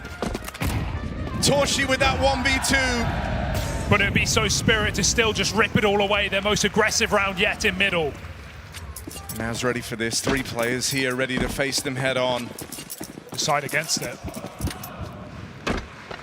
Change of tune. Look, it's an unlikely candidate, right? The amount of stress that torzsi's under in that clutch, but pulling through for his team. Now they've got to do the same for him. If this is going to go to OT, boost up over on long. Brollan runs the risk of getting fed to the wolves here. Instead, it's torzsi. Dead after the heights of that clutch. Plucked out of the round by the Shiro orb. He wants it. And Shiro's playing it forward. Shiro's hungry to end this here and now. Bomb lost on long.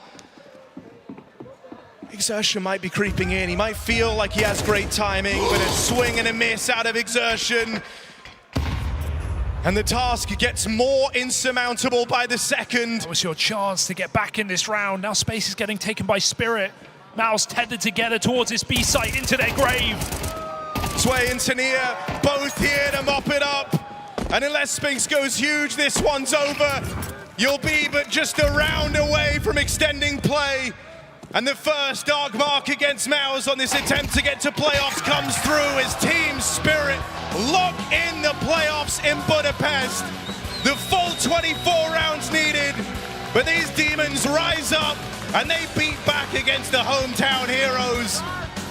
MIBR leave it feeling sunk, feeling flattened at the end of that one. It takes everything to try and claw it back into OT, but Spirit prove, as they always have, to be one step above. Just too much for MOUZ. Yeah, Team Spirit with the world's best putting on the performance today. He went missing on Train, but Donk in this third at the end of the game showing what he's made of. Team Spirit, it's been a slow season despite heights in Cologne. Back to playoffs and back with a vengeance, maybe even title contenders is this Team Spirit roster.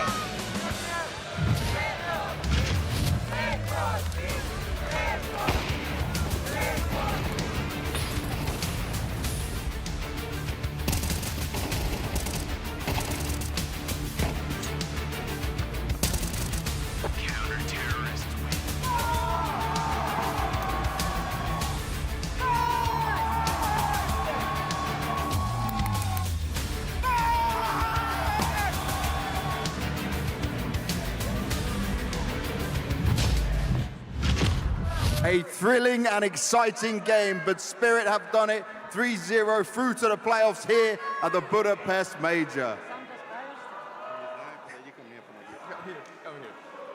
And I first want to ask Hallie, when it comes to this, is you recently talked about the system, working in the new players, how this all came together. So is he happy with what he saw, with the changes he made to make you guys go through 3-0?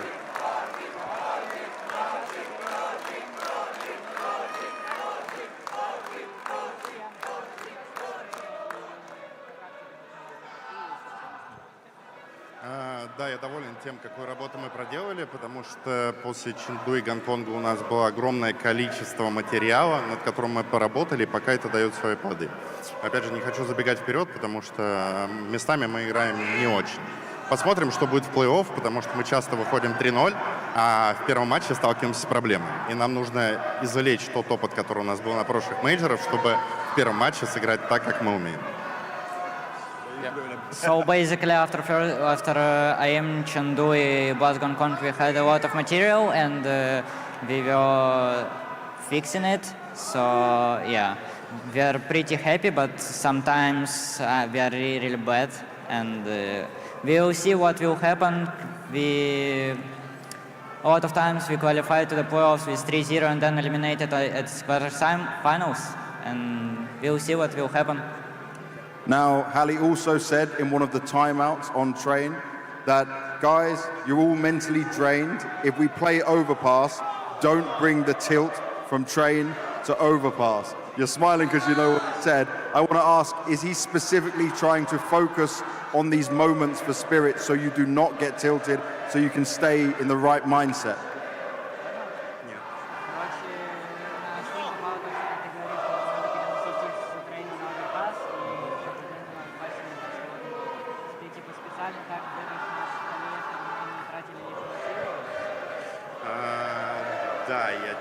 Чтобы не тратить лишние силы. При этом, я думаю, мы после первой стороны предполагали, что шансов у нас немного, но нужно постараться зацепить, набрать максимальное количество раундов. Но при этом, если мы сохраним холодную голову, то у нас повысятся шансы выиграть оверпас. I heard something that you didn't have a lot of chances, but you needed to mentally reset for the next map, right? So yes, he does. He's just keeping us calm, and so we didn't have a lot of stress. That we will have stamina to play third map and with good communication. Because like at first map we were pretty good, and second we was like off a little bit, and that's it. Maybe it was a feeling during the game that we're gonna lose it like 3-13, but we all know that if we stay calm, we can come back from any score.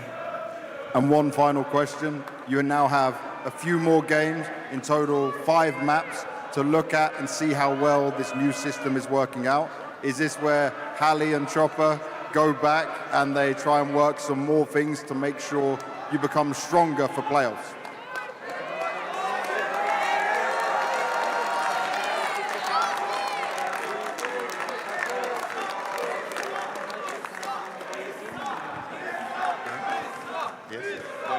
Yes, just as easy as that. And Donk, while you're here, thank you first of all for translating and helping us. We're going to see more AWP in your hand in the playoffs?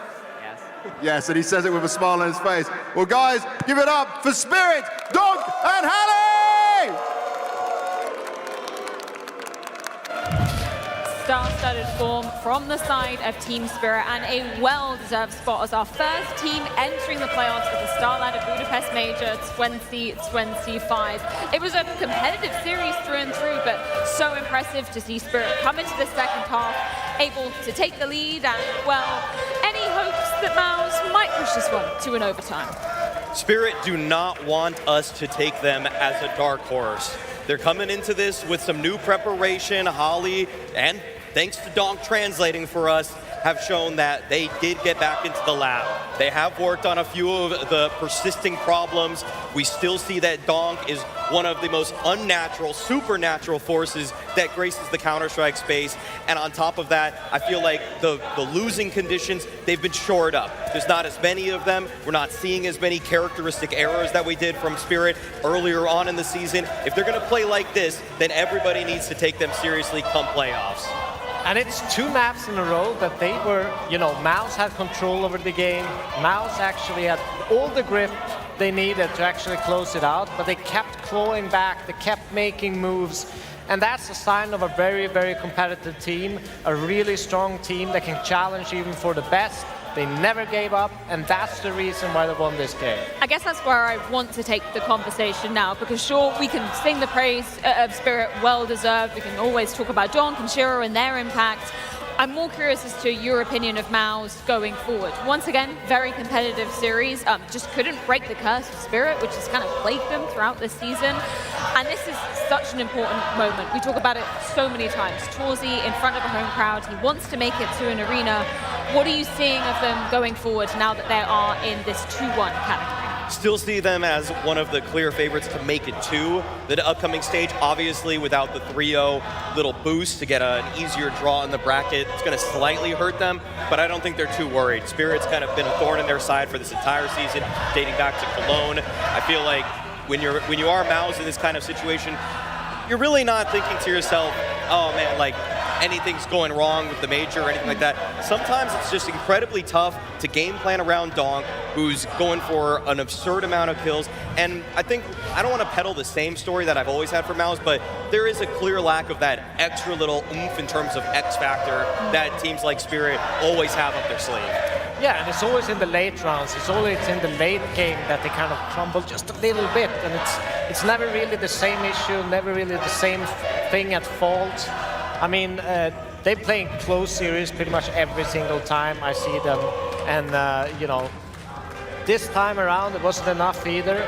But as you say, MIBR is going to make it to playoff. They look like a stable team all around. All their players are very close together on the fragging department. They're all doing their job. For me, the most impressive player at MIBR is Jimpphat at this tournament. He's been a really solid anchor for them, and that kind of gives the freedom for people like torzsi, for people like Sertians to be aggressive.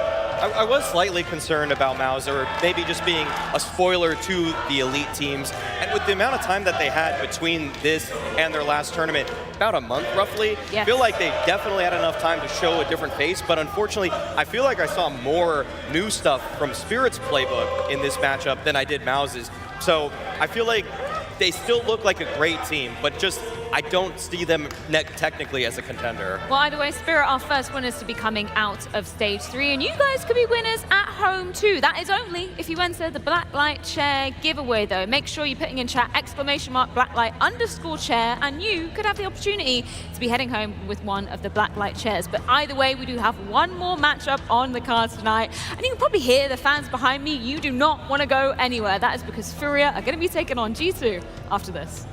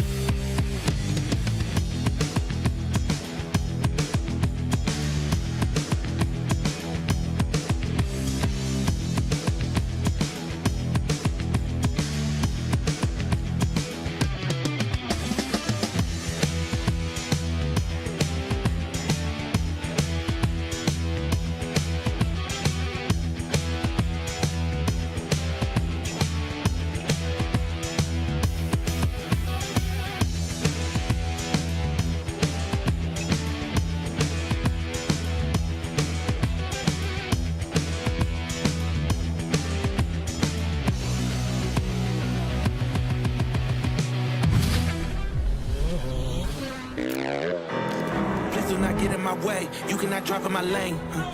Tires is burning the pain. You don't have nothing to say. This is how legends are made. I know I got what it takes. And I'm not popping the brakes. And I'm not popping the brakes. I'm too competitive. I like the narrative. I don't know best in the league. Who you comparing with? That isn't competitive. Top of the throne, it is me. How you moving slow when it's speed? I just been bringing the fire. Bringing the fire.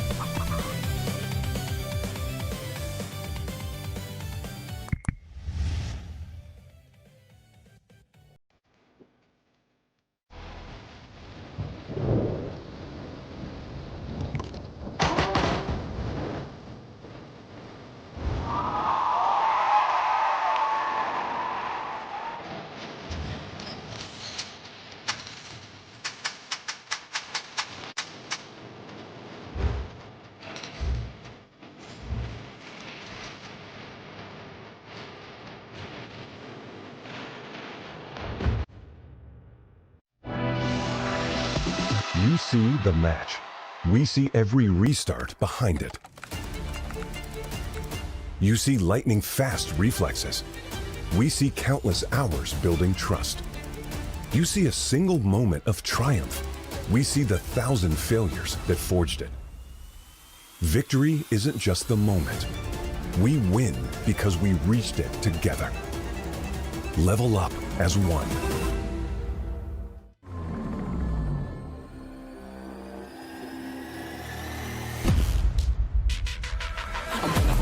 I'm shooting my shot and I'm already grinning. You know that I'm one up on one that you're sending. You know you've been cutting, you know I'm ascending. I'm one up, I'm winning. I'm one up, I'm winning. I'm one up, I'm winning.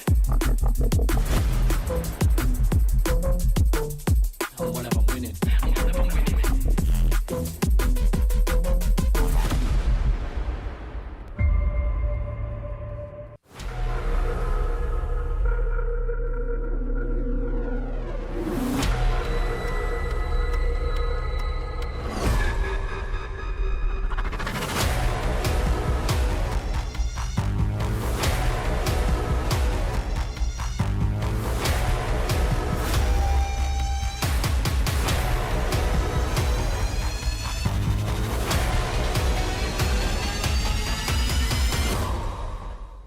We often ask ourselves, bigger or smaller?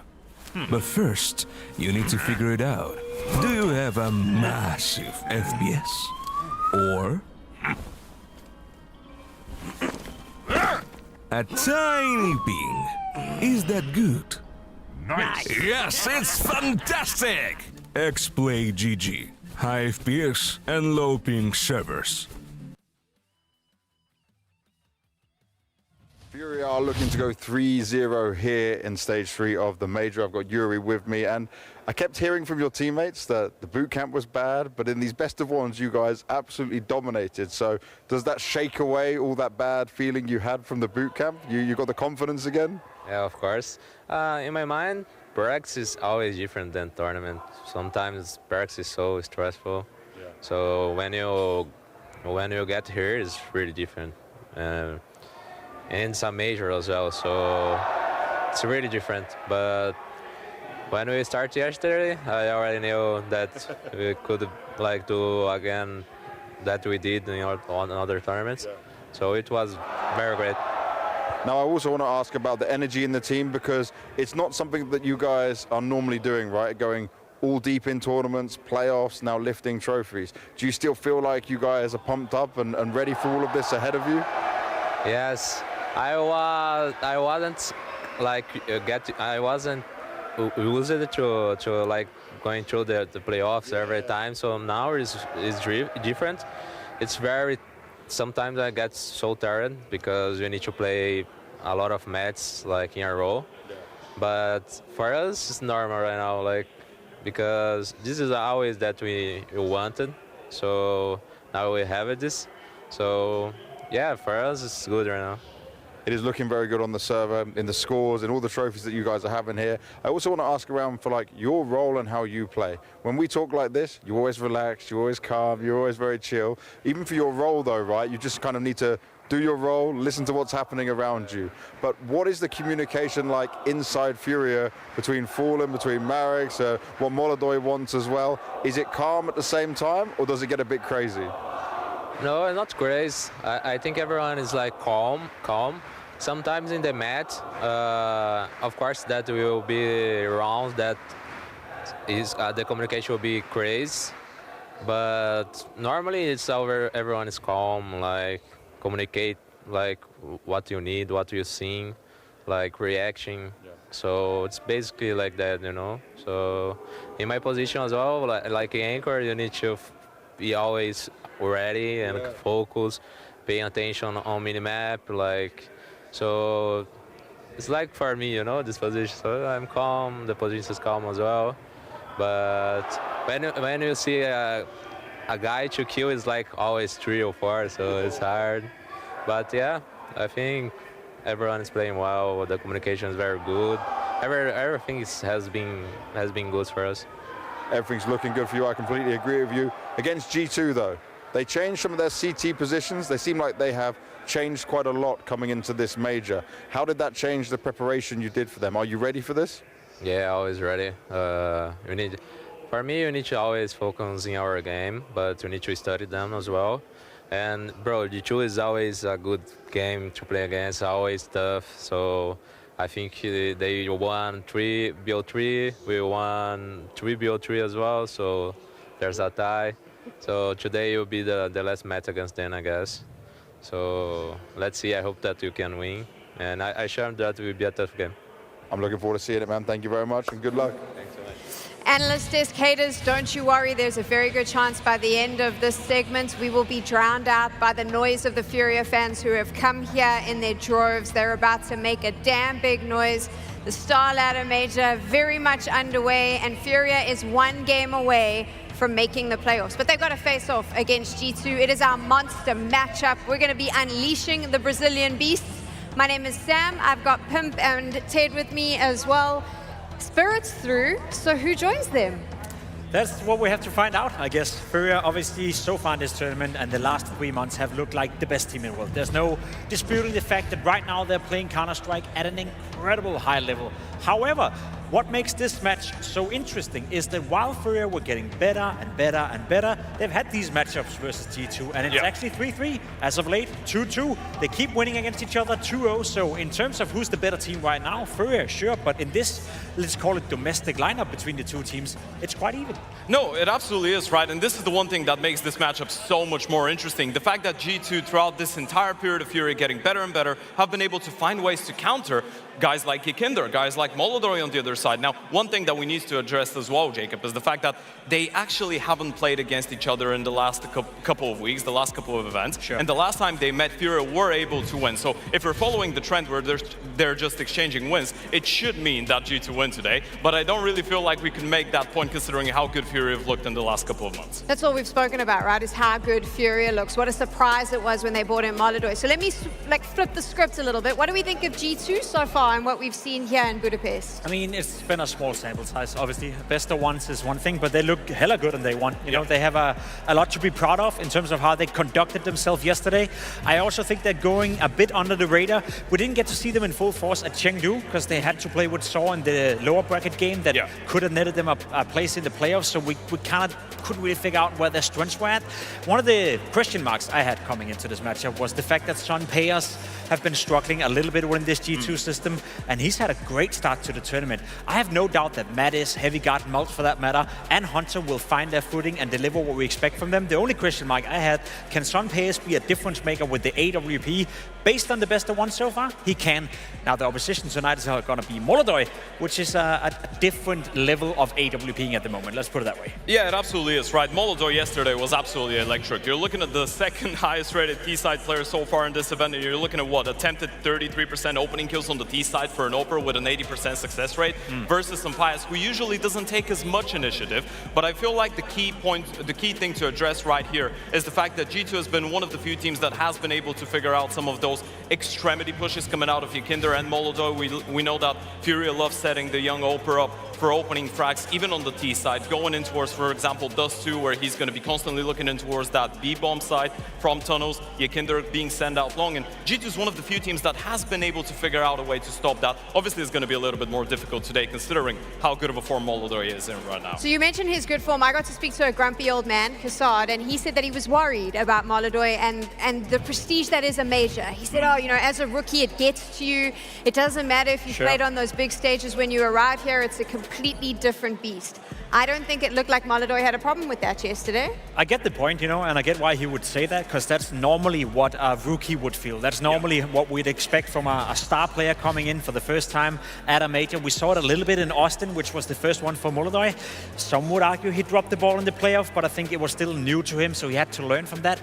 I'll be honest, what I saw yesterday in the best of ones, that was some world-class opping. What I saw back in Hong Kong, what I saw in Chengdu, that's a molbsMd that seems unfazed by any sort of pressure. So I don't think that's going to be an issue, and it's not going to be an issue in a group stage game for going 3-0. Maybe when we come to the playoff in a major grand final, that's when we open that conversation again, but for now, I got no issues. Yeah, and it feels like he had that opportunity already to get accustomed to what the stage feels like in Austin as well, right? Because he did make the playoffs. They did bomb out in the quarterfinals against Spain, but I feel like now we're seeing him being a little bit more comfortable when it comes down to playing in front of a live audience, which, to begin with, he was handling pretty well. Okay, so here's a question for you. What does G2 need to do if they want to shut down Furia?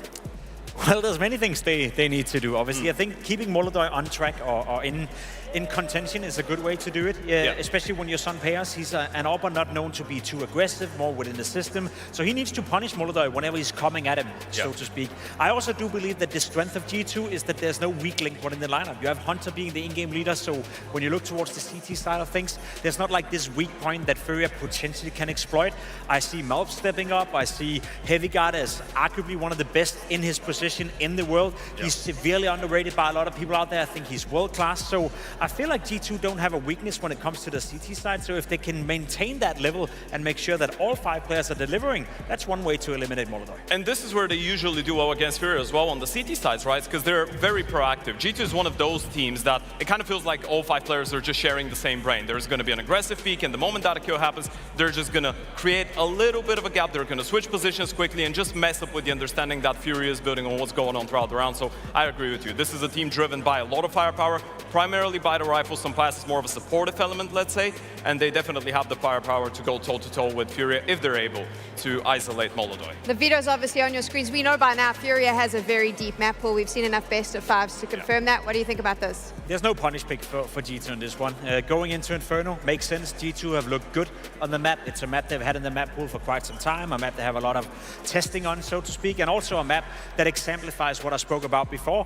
When you're playing the CT side of Inferno, it is mega important you don't have a player that is a liability, because it is so tough to defend a bomb side on a map like Inferno if you have a player who's not keeping up to his own, especially considering how tough it is to retake both bomb sides. So I think in that regard, that's a comfort pick for G2, but as you said, there is no punishing Furia, and Furia picking overpass, we know them to be the best team in the world on that specific map, so no surprise here.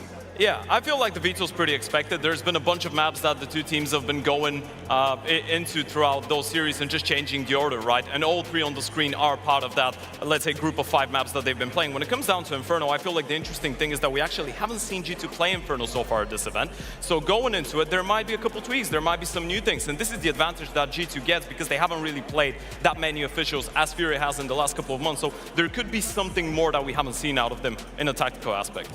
Everyone's talking about Furia and how they could potentially win the major. Why is no one talking about G2 as a potential major winner? Well, the problem is, and I would love to provide this point to people at home watching the major now, you may not follow Counter-Strike as close as us nerds, you know, who are living and breathing it 24/7, but G2 did win a tournament in London where they did beat Furia, where they did beat FaZe, where they beat Vitality in a best-of-5 grand final. So they have shown us that they can play Counter-Strike at a level, at a tournament-winning level. The problem is we never saw them replicate that kind of performance. They dropped off a little bit it, couldn't do it at Pro League, couldn't do it in Chengdu, so expectations have been lowered a little bit. The way they play in the group stage, that was a step in the right direction.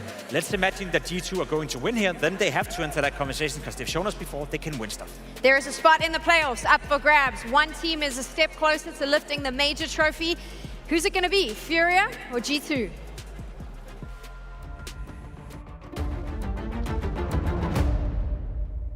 Energy of the arena was very good, to be honest.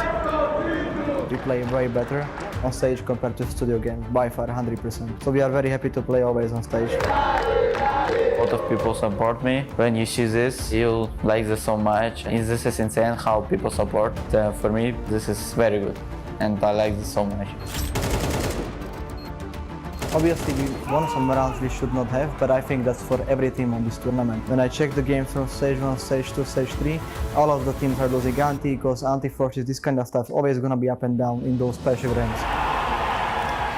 We were keeping like good mentality and we were not tilted or tilting each other. Our frustration level was not going up. You need to always start strong. If you lose something in game, it's hard to come back because it's major and all teams starting every time strong. You need to think how you need to start strong and just enjoy the game. I think it's gonna be the same when it comes to BO3. Maybe only thing that will be different, of course, is the timeline. For example, between the first and second game, we couldn't prep that much as we wanted to, for example. It was tough schedule and pretty tight. So I would say this is gonna be the only important and different thing. I heard we play against G2. They know how we play and we know how they play. And every time this is hard game. Every time when we play against G2 it's a good game. I'm not looking for 3-0, to be honest. I just want to qualify. For me, it will not matter if it's going to be 3-0, 3-2. For me, the main point is to qualify, and for me, it doesn't matter. As long as I do my job correctly, I try to do my best, that's the most important. If we don't qualify, if it's not going to be enough, then it doesn't meant to be. We're ready to play against G2. Well, tonight we have two teams that have lifted trophies in 2025, and they're here in the 2-0 game, looking to qualify into the playoffs of the major here in Budapest. Furia, the world's best team on current form. Jason, no stranger to lifting titles, and G2 trying to get back to some of the form they had earlier in the season. Yeah, so much of the conversation throughout the year is peaking at the right moment, and if you're Furia, no moment was better than when they've achieved it.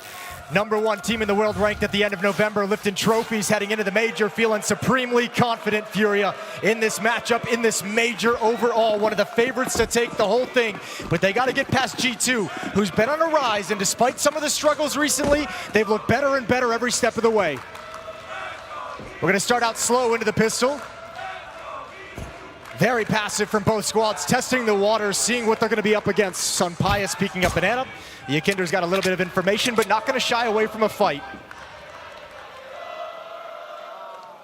Yakinder, no secret, battling illness throughout this competition. Let's see if he was able to handle the pressure inside of Banana early on. Only down into the peak. G2 continue to push forward. Yakinder falls away and has the support of Fallen, who is juggling nades, getting ready for G2 coming this way. Yeah, holding on to utility for the moment, though, not panicking just yet and dropping it out. That's the bomb as well for G2 at the top of Banana. Neither team making a move just yet, just past the 1 minute mark. Yakinder waiting for any piece of information, any sound cue, any piece of utility flying over the wall before he dumps the smoke. It comes out just now, good timing on it, falling with the flash to activate him, and G2's, oh, surely they'll be stalled out behind this smoke. Throwing utility in, and now they're going to go right past Yakinder. Molodoy's got first blood. Yakinder on the follow-up, and Furia off to the races, is falling, cleaning up inside of the B site. Furia pick up the first round of play. And look at him go crazy, loving that out of Fallen. What an incredible year he's had as he's tried to find another bright spot in a long and storied career. His humble nature and stepping down from the off to activate Molodoy, and he's become such an important piece on the rifle, such an impressive timeline in his career. And Furia get the pistol to start this out. Now, in the opening halves of their matches they've played so far, in the BO1s yesterday, they've gone 23-11 in rounds. First halves have been so dominant that Furia's been able to just walk to map victories. And G2's gonna be a little bit more of a test. I don't think they'll let it get that bad. Well, they've got the pistol on Team Furia. They're also going to find the second. Borrowing magic from G2. Minimal investment. It's a Deagle coming out here. You know, both players have had impressive rookies, obviously Molodoy. the Rookie of the Year. But yeah, hands down. I can't imagine anyone taking it away from him. It's not even really a conversation or an argument. Matto's second half of the year comes into this G2 roster and shows us what he's made of. I think really impressive results from him and adaptations into the Tier 1 scene. It's been very smooth for him. I mean, the conversation when he joined the team was, I think, a surprise from the outside that Mattis was selected. Hunter had some good words to say about him, saying he had sharp aim, but a lot of the reasoning was given that it just felt like role-wise he fit exactly what Furia needed. But then you get to this major and he's their top performer so far. So, I mean, he's going above and beyond Mattis for this G2 lineup.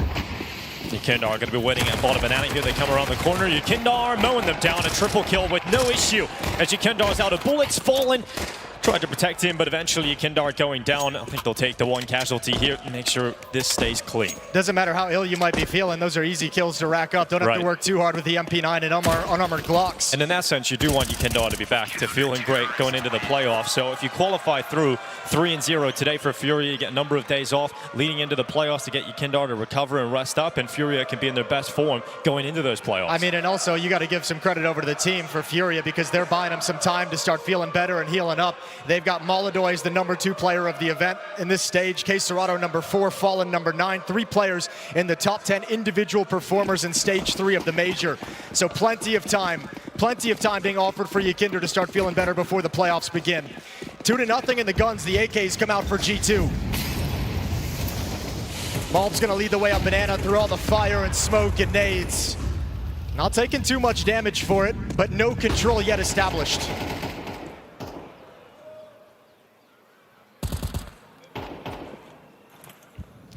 And all the forces of G2 coming into banana. Hunter, a player who's switched into the IGL role this year, commanding the troops. YuKindar waits at the car. They come over the top. There's the first fight. Spotted the second. Fallen's got that covered.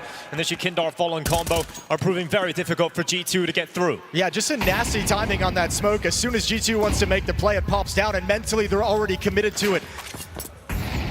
Going through to their death. It's a 2-for-1 trade, and still the B bomb site is well defended. Yeah, even further defenses now arriving on that rotation. Yuri's come back towards CT. Molodoi is pushed all the way through. He's going to be flanking eventually through T-spawn. So G2 completely cut off here and stuck inside a banana. This is looking incredibly strong for Furia in the final 45 seconds. We've got Fallen on the fountain. Yuri ready to pounce on his contact, and Fallen is taken out. Good clearance here from Mattis. This is going to allow them to move forward, but here comes Yuri flying through the CT smoke. kyxsan's got him covered, and Furia keep on going. 3-0, flawless start. Lovely trap set up with 3 players there, and G2 never realized that Molodoi had pushed all the way down alt mid, so they knew everything that was happening. You probably felt a little bit of security when you take down Fallen stepping in, but then Yuri and kyxsan able to pounce through the smokes. And another hot start in the opening half for Furia, up 3-0 without breaking a sweat. This will be a test for Hunter, as I mentioned, switching as the IGL this year, but spending plenty of majors as a player. First time he'll be leading the troops. Oh, YuKindar straight through that smoke. Furia loving how these early fights in banana have been going. Just controlling this area. G2 not getting close to a bomb plant. Fallen's going to play in front of that half wall just behind the smoke. YuKindar protects him. The smoke fades away. Great reaction from Fallen. Goes into the open, was a little bit too committed, so HeavyGoD able to get rid of him. And YuKindar was replenishing the ammunition. But he comes back in, he goes for a further fight, and YuKindar, he is just stepping up again inside a banana. HeavyGoD doing what he can, but there's just nowhere he can go with this one. This is a great recipe for a strong win if you're Furia, right? Let them know early they can't take banana. Let them know every time they want to get into this bomb site, YuKindar and Fallen are going to make it costly for that first step. G2 would love to be able to establish some semblance of control, show that they have the ability. Good kill from HeavyGoD, 3 HP. Plant is really all you can ask for in this scenario. Yeah, still uncomfortable to do so. Hoping he can catch another kill, but kyxsan changed up his position, went towards CT spawn, and Furia continue to build. And we talk about the strong starts and halves that Furia have had so far through the first 2 maps of play, straight into the 2-0 game. And another flawless beginning, winning the first gun round. And now 4-0 up. G2 gonna go for a timeout. Yeah, and I mean, it makes sense. You know, you're buried in this hole, and obviously plan A hasn't worked. And now you're gonna have to come up with a different idea. If you can't access the B bomb site, what part of the map can you give some attention to and come back towards B a little bit later? Ice out Fallen and YuKindar, make sure they don't get on any more of a hot streak than they already are. Come back to that idea a little bit later on in the half. These two teams have played against each other plenty of times this year. 6 matchups going blow for blow, winning series, alternating winning series. Every win has been a 2-0 run from each team. This game to decide which one of these teams moves on to the playoffs of the major breaks the tie. One of them is going to get the edge in the series head-to-head, as well as qualifying into the playoffs. So a little bit of pride on the line as well. And who knows, maybe we can get 3 maps finally in this matchup, Jason. That would be great. Smoke out towards top banana. kyxsan responds with some utility. A deep nade. Going all the way down to the T-stairs, catching Hunter, dropping him to 54 health. This time they don't want to aggress up towards banana, at least not right out of the gate. malb's going to step in now, a little bit of utility as the smoke fades at half wall. Now they can take control of top banana. Counter nades from Furia are in. HeavyGoD and Mattis clearing out the A apartments. Great peek from malbs. That's what they need more of him out of. Nice kill. You know, Fallen moves out from the bomb site towards CT itself. Minute 5, no rotation. Thinking that G2 are likely to back away because we've seen some early heavy rotations from Furia in the early going. Fallen's just going to try and sell there's more presence there on the B bomb site than there really is, hoping G2 backtrack into an A finish where currently 3 Furia players still wait. Yeah, puff up your chest a little bit if you're Fallen and make it feel a little bit more resistant. Question becomes now, how much does he have stockpiled behind him for the late stages of the round? 40 seconds on the clock. Well, they know the AWP is still here. They know Molodoi is still at long. Making no secret about that. 35 seconds, though. Furia might be taking the gamble that because they've been able to hold on to B so well, that G2's not going to come back here. What a shot from kyxsan now evened out. Yeah, miss shot from Molodoi, a rare miss, and mattis opens things up. In fact, they're going to go for a B split. They're coming at Fallen, and he's going to wait inside of the ruins. He's going to try and build his team back up. No movement from Furia and kyxsan yet. And that bomb is now arriving. Fallen hearing the steps. Can he get anything done? mattis going to clear him, jumps on in, and Fallen's gone. And no rotation whatsoever, so that's going to be the safe call. And G2 finally getting their first round on the board. Yeah, very important opening provided by malbs to open up the map as well. You force Molodoi to make a play through the smoke, a missed shot from him, and then all of a sudden you've opened up the avenue. So out of the timeout, Saul is able to get G2 into their first round win of the map. And Saul's going to play a big part of this team. A very, very strong coach within the scene. This is maybe the first chance he's had with a team that feels like they're going to be willing to put together a championship caliber squad. He spent all those years building up that ENCE team, years in Heroic, replenishing a roster that keeps getting bought out. Now finally in G2, he's got a chance with a solidified roster to put his name on the map and put his name next to guys like Blade, put his name next to guys like Zonic. This team can actually do that for him.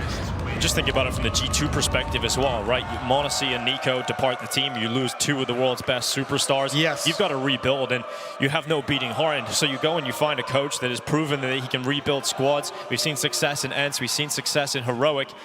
And so it just seemed like the perfect option for G2 to get back into a competitive position. And now they sit 2-0 here at stage 3 of the major. Yeah, 2025 for G2 has been the year of them trying to step out of the shadow of the kind of star player philosophy within the roster. Having NiKo go over to Falcons, having m0NESY join him a few months later, trying to retool and find ways to replicate the production those two guys provided in a team environment. Doing pretty good so far. 1-4, but kyxsan's found one through the smoke. Oh, that time can't get away. Yeah, it goes back in. A little bit uncomfortable there for kyxsan. malb's able to get rid of him, and once again, Fallen left. He's only got an MP9 in this round.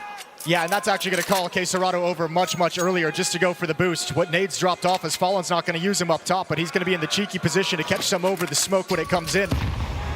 If it comes in, as G2 haven't made their final decision just yet. Minute and 10 seconds in a 4-on-4, but they're not going to work the map.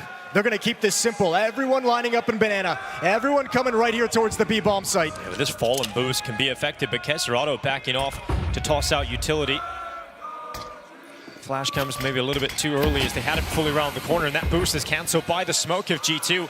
So now kyxsan stepping into the open, looking into the corner to dodge a flash, but they just come right through it. kyxsan still stepping up, still delivering here for Furia, and he gets away. He gets to safety, and Sampayas in the clutch. Yeah, I mean, that's a great double play. I mean, the both of them stepping through the smoke to fight at the exact same time is what sets kyxsan up, and now a tough clutch for Sampayas. And Molodoi is waiting for him to come back into banana. The patience, but the missed shot again, as Sampayas hits the headshot on the AK-47, and he goes for his chosen weapon. The AWP falls into Sampayas' hands. Is it the weapon that will win him this round? Smoke is deployed towards CT. Finally, that defuse being stuck. ZywOo needs to go, and kyxsan will deny as he collects himself a triple kill. Yeah, using ZywOo's own smoke against him, hiding in the edge until he senses the perfect moment to swing out. Really tough scenario for ZywOo, and yet again, Furia come out on top with the 5th round. I love this. Everyone is so razor focused. Fallen's making the sound cues. kyxsan's walk and play an anti-flash. Nobody knows he stepped there as well.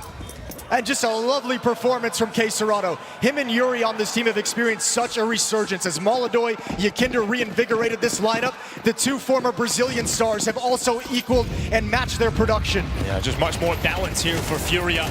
Everyone's comfortable, thriving in their role, and YEKINDR charging his way back into Banana again. Yet another opening from YEKINDR, but it's a one and done just like the last round. But this time Fallen isn't alone. He's got the AWP of malbsMd, but again, malbsMd getting caught. They've kept malbsMd quiet for the start of this game. Yeah, I don't think that's going to last the whole time, but it is a great way to start the map, but you don't have anything for it. Like, yeah, we've seen some critical miss shots from malbsMd. We've seen him taken down here in a weird situation, but Furia still have 5 rounds on the board, so if he does show up, G2 could just be in a lot of trouble. And if that AWP falls out of the hands of malbsMd and into the hands of Fallen, you know you've got a great secondary sniper. It also lets him keep the defenders, both defenders at the A bomb site. He'll be confident as the solo AWP at the B bomb site. 2 players left on the A site for Furia. They're quite passive here. They aren't gathering early information, but they've still got a strong setup. It's kyxsan and Yuri playing together. Yuri from pit, kyxsan on the bomb site.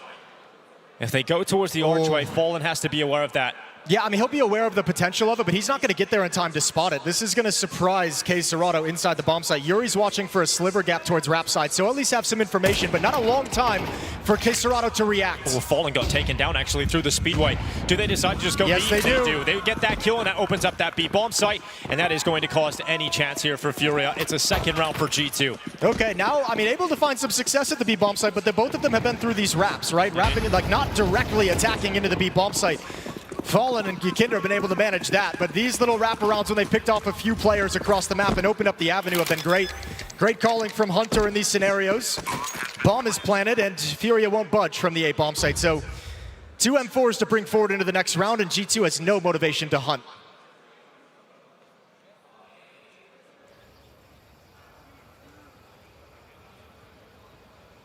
Inferno is featured in 4 of the series they've played this year. It's been won twice by both teams, so a very even map for them. But yeah, certainly so far at the Major, it feels like Furia showed up at a level that nobody else can match. An absolutely blistering pace on day 1 in the best of ones. Yeah, G2 have shown some great form on Inferno at points throughout this year, especially in their win in London. That was where G2 did some of their best work. One of the maps that was picked up and looked comfortable for Hunter as a caller. You know, talk about the fact that G2's main goal has to be to try and disrupt that huge momentum that Furia have been able to build at the start of every half so far at this event. They're starting to do that now. You know, you've got 2 rounds on this T side. Look at the level of aggression in this round from YEKINDR and Furia, jumping up on top of the car with the MP9 to fight over the smoke.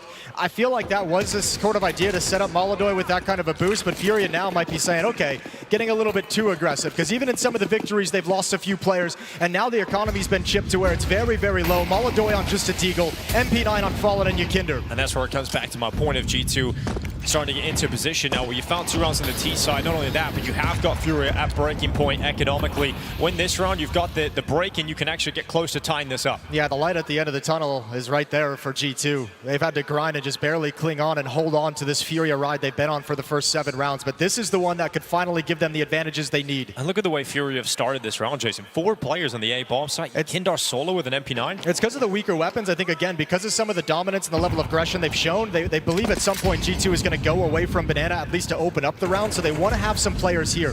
And with the weaker weapons, if G2 do commit to the B bomb site, you kind of just get a rinse and repeat. Right. I want to see if YEKINDR is going to have enough stopping power with that utility. Playing all the way back at CT. malbsMd currently the only player for G2 even close to that B site. YEKINDR just dropping the nades early. G2 are slowly moving towards top middle. Supportive utility. A flash around the corner to peek short. Ykinder can now stall this round out, or the B bomb site out for the rest of this round, so G2 have to come to this A bomb site. If they try and shift back, Ykinder still has 2 Molotovs to drop down, and the bomb is inching there. Looks like they want to try a split again, but they want Hunter to show that it's going to be an attack into the A bomb site. 22 seconds. Yeah, keep these players busy. kyxsan spotting the archway play. It's kyxsan with the double. Madison HeavyGoD go down, but now we have to focus on Ykinder. Can he do enough to hold on for the final 10 seconds? Can he stop them from getting to the site? He doesn't have to do anything. Let him in. Let him in. You have a 5-on-2. If they really want to come in and plant this bomb, go for it. They don't even have time anymore. So nervous clearing out this B bomb site. It's done. Nothing was shown, and Furia win a cerebral round. That's surely going to make G2 feel quite embarrassed. Yeah, kyxsan, great work just on the side of that smoke, spotting the archway, knowing that's a play that's been working for the side of G2, getting into the arch and splitting into that B bomb site. kyxsan's positioning and success on that double kill cuts open the round entirely. More of a gap than they expected over the top of that edge of the smoke. Nicely done from kyxsan. Well, you missed the opportunity to break the money there, and you kept all your players up if you're Furia, so you're loving that. You got a round win, and you also have everybody alive, so that money can start to stabilize immediately. And you upgraded to free AK-47, so it just gets a little bit freakish. Tough task for Saw to help his team out on the fly. They're getting beat in a multitude of different ways, and he'll have to find the solution. At least they've still got a good buy here at G2, but this is the side of the smoke. kyxsan catching Madison HeavyGoD, sort of eclipsing one another. Yuri stopping Hunter's solo play forward, and just that split never happened. They still haven't really done any kind of like direct hit towards the A bomb site. They still haven't really seen them kind of take bracket control, use utility, scale into the A bomb site, actually try and force their way in, going for a little bit of the trade game. kyxsan and Yuri have been able to chill at that A bomb site for quite some time. Oh, there's the jump up here from Hunter, catching Ykinder's aggression, and so close to losing Fallen as well. That could have been 2 players down for Furia immediately. Yeah, they're getting a little bit cocky now. I think Furia's trying to be 1 step ahead and say, all right, they're going to come back and do a fast banana take. Let's just double spray. And boy, did they get punished for it. Ooh, feeling like they need to rotate Molodoi over as well. He's going to toss some nades over to Fallen. Molodoi can certainly strengthen this B bomb site defense, and he's coming at the right time because here comes G2. This might be that direct hit we've been looking for. Well, you imagine Molodoi, a good nade, beefy nade. Sunpius brought down to about half HP. I mean, you imagine Molodoi going to get smoked off, and that would leave kyxsan inside the bomb site on his own. Supported by the utility of Fallen. But Molodoi's had some misses so far. Well, he doesn't have the ult this time. Just the AK instead. We'll see what he's capable of in the rifle in behind the coffins. Once the flash come in, do they call it on a timing? Do they call it on utility? kyxsan taking first contact, hiding in dark. Util's going to come and heat things up for kyxsan. Molodoi over the top of the coffins, opens them up and swallows mobs. Madison's burned out kyxsan. Some more pressure on Molodoi to deliver with this AK-47. His teammate in Fallen is gone, and Molodoi cleared out by Madis. That's the B-bomb site under wraps, and G2 finds success to put their 3rd round on the board. Yeah, we didn't catch it. We might get it in the replay. I'm assuming Fallen just naded himself, but G2 happy to take the man advantage, the damage they did over in Banana, and just march into the B-bomb site.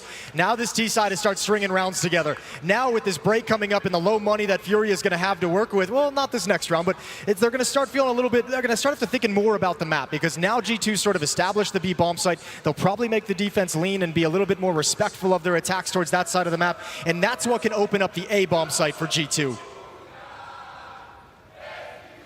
Almost feels like G2's been stubborn in this B approach, but now that they've got that success, it's going to give them the reward that they've been looking for this whole time through. And in the rounds they've been able to win in these 3 rounds, they've done a very good job of winning it convincingly with multiple players alive. 4 players alive every win that G2 has had. Oh, there we go. That's how it happened then. I'm assuming it hit like a sidewalk just underneath the smoke. Towards it. I'm sure Fallen a little bit confused by that. Regardless, 6-3 scoreline. G2 staying tenacious on this T side. It'd be a good time to see Molodoi's ult come into effect. We mentioned the misses, we've mentioned the slow start here on Inferno. If he can find impact now and that ult heats up, the end of this half could be spectacular. Mob's already up beyond that half wall. Molotov doesn't spread fully, so he's found a little bit of sanctuary as he moves through it now.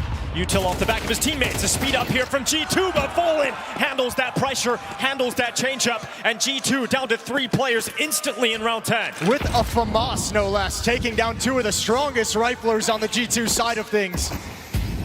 Unreal, and once again, Furia have a great read of the situation. 3 players open up defending this B bomb site. And it's molbsMd now waiting at short with that sniper.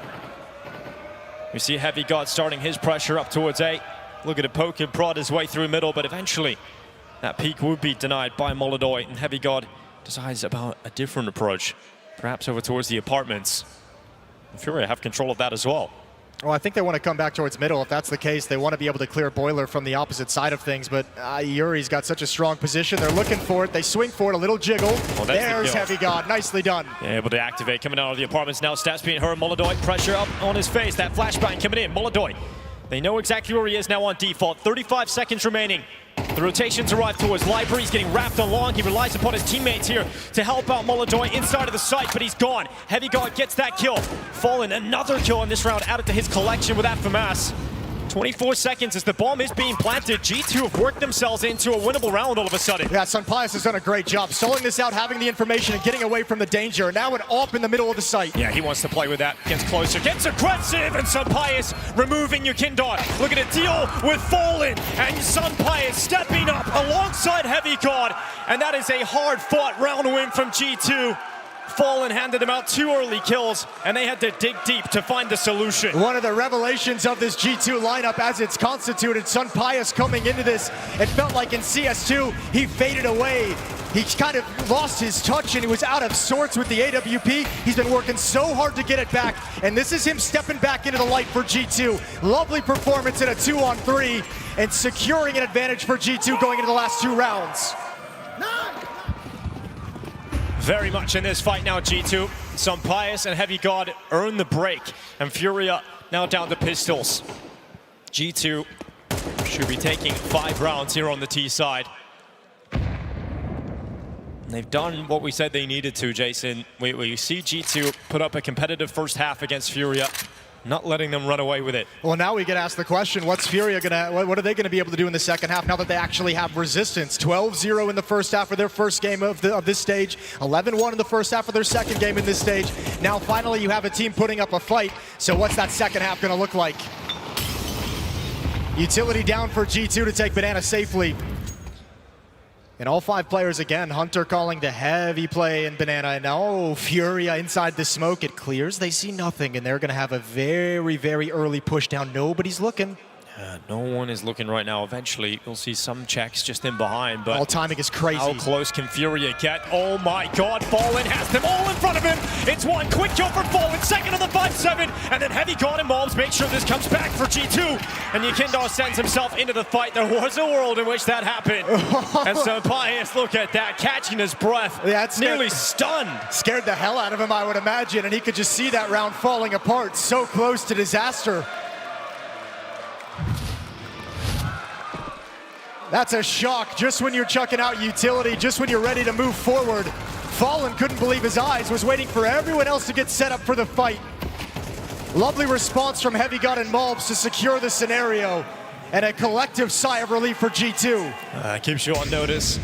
Last round of the half here, molbsMd with the AWP out again. A half where he doesn't find impact. Perhaps it is in the final round. He finally gets his shot, but it's a missed one. Madison HeavyGoD cut open the A bomb site, and G2 with speed heading towards the A site. Fallen unable to do much about it. Just the single kill as kyxsan once again trying to keep his team in this fight. HeavyGoD is down. And malbs wraps around the motor smoke, gets YuKindar to catch him, but can he drop him? Not yet, and now YuKindar's out of bullets, but kyxsan, a killer in the bomb site! Once again, murderous from kyxsan! And he's up against malbs, 1v1, and kyxsan, that is what he does for Furia all season long!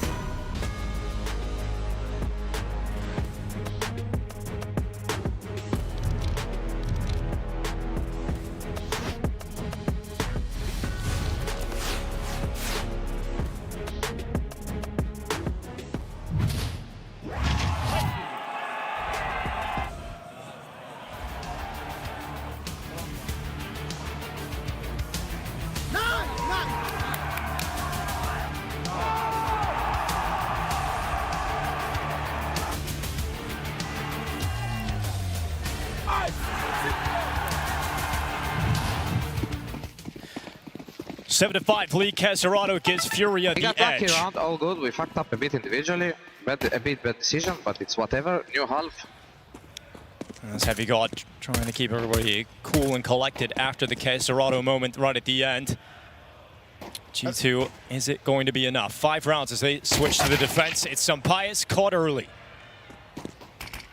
Look at that nasty little way to peek into the mid brackets. Good kill from Yuri, 5-on-4 now.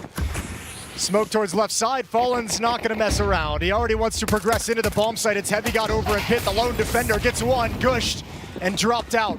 The strength of this retake comes from the flank. It's malbs coming up with Jimpphat. Excuse me, Mattis. They're making their way up middle, already through the top of it. We got kyxsan winning in the apartments, but it's malbsMd. It's short. Looking to cut the lives of G2 short here. It's malbs swinging alone. Mattis actually got that kill in the apartments on kyxsan. Now he can come back and they can double up. And malbsMd is preoccupied with a library player. kyxsan's pit position. That might just be strong enough here for this post plant of Furia. G2 trying to thrust their way into the bomb site. It's Yuri on the double kill. kyxsan taken down, but Yuri doing what he does best. And it's a 4K in this pit surround. Another progression here for Furia. I like that. No patience to it. Fallen just finds that opening kill, realizes he's got space to work with, realize they've got real estate they can work with. Smoke left mid, hit the bomb site. Don't make things too crazy, don't make things too complicated. And that's both pistol rounds in this opening map for Furia now on Inferno. Setting themselves up very nicely. 8-5, a 3-round lead, but MP9's come in, a force buy out of G2. Yeah. So one more round Furia have to get past, and then they've got all the advantages in the world. Yeah, I wanted to bring the fight to them early on. Don't want to allow Furia to have an easy start to the half here. And look how far back they're playing in Banana. They don't even want to mess with it in case there's a nade stack, in case there's aggressive SMGs running down. Don't want to get fall prey to any kind of trickiness. Yeah, you don't have enough to challenge with utility here if you're G2. You got 2 flashes and 1 smoke left. Really hoping that Furia come towards that A bomb site. Well, it is important rounds like these to apply at least a little bit of pressure onto this B bomb site, right? You want to make the B defender nervous. We saw Furia do this in the first half on the CT side as well. That lone defender, get that smoke out early, cycle it out early so he can't stall you out in the late round if you have to come back to the B bomb site.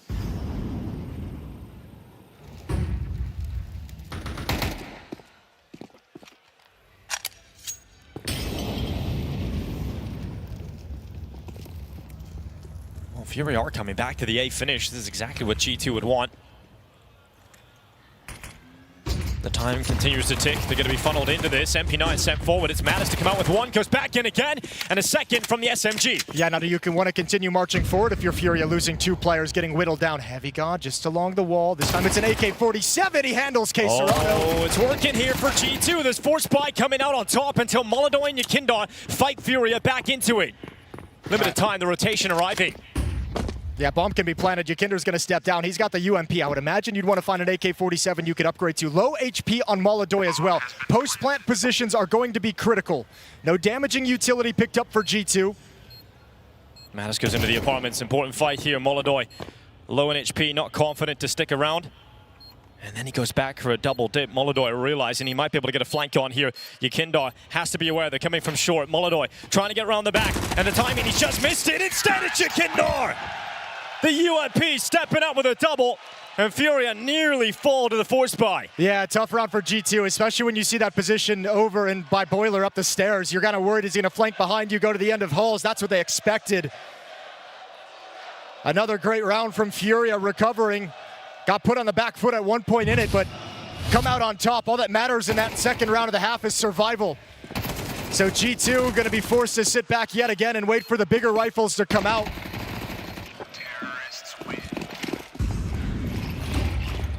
2 MP9s for G2, and one of them going to be gone immediately. malbsMd just running up through top banana with a MAC-10, a second kill, and then he dies to his own Molotov. All right, nice little confidence kills for the young man, having a tough start here on Inferno. A couple easy ones to get some money in the bank, make you feel just a little bit better. There's the other MP9 in play. It's Hunter at new box. Look at this little challenge of just 2 players stepping forward into the edge of the smoke, not really committing too much, but still being here as a point of danger. Now Hunter forced into the open. Done from the MP9 to get a single kill. But Furia have all the control in the world. Oh, HeavyGoD, look at this. Oh, just about misses out on kyxsan that, who just gets up into top banana. HeavyGoD thinking about that flank. We have a minute left on the clock, or just under. Let's see if HeavyGoD can get anything going. Yikindar's going to come back. A fair fight for the 5-7 as Yikindar's head turns. A quick upgrade, always out of bullets, and Fallen's able to turn and make sure it's a headshot. Molodoy's laughing right now. Yeah. He thinks that's hilarious. Sunpius with a P250 behind the smoke. Going to be a 10th round for Furia outside of any kind of spectacular sort of magical shots with this P250. Yes, and Furia shouldn't really give him an opportunity with that double peak coming through to secure it. And they stay comfy here in the second half. It's a 10-5 lead here for Furia, starting to get into gear to close out the map. We'll see that buy start coming through here for G2, but we have got to start seeing rounds posted almost immediately. Now, one area that G2 can have a leg up on their defense that Furia didn't have in the first half is the AWP effect, is the AWP factor. Molodoy had that tough first half, some critical missed shots. If Sunpius can get that rolling, we know the AWP can influence the way Inferno plays on the CT side. So many positions it can open up in that it can deter you from attacking. Saw's called his third and final timeout to get G2 back as close as they can to their peak level of performance here on Inferno. Struggling and labored, we heard the words out of HeavyGoD. But Saw knowing this round is critical. If you can't win this first gun round, Furia is just going to march away with the victory, and he wants to get everything rolling as soon as possible. Coming into this major, Saw mentioned this is the right moment for G2 to see another big peak similar to the one they had in London when they lifted the trophy there. He said that one came very unexpectedly, very early on, but because of the work they'd put in since then, because of the practice leading into the major, this time, this moment is primed to be a strong showing from G2. Your success earlier in the season gives you a glimpse of what you're capable of. And Sunpius on the hunt in mid. Doesn't want to go too far with the angle, so posts up now at short. And we'll see Furia start to move a couple of their forces into banana.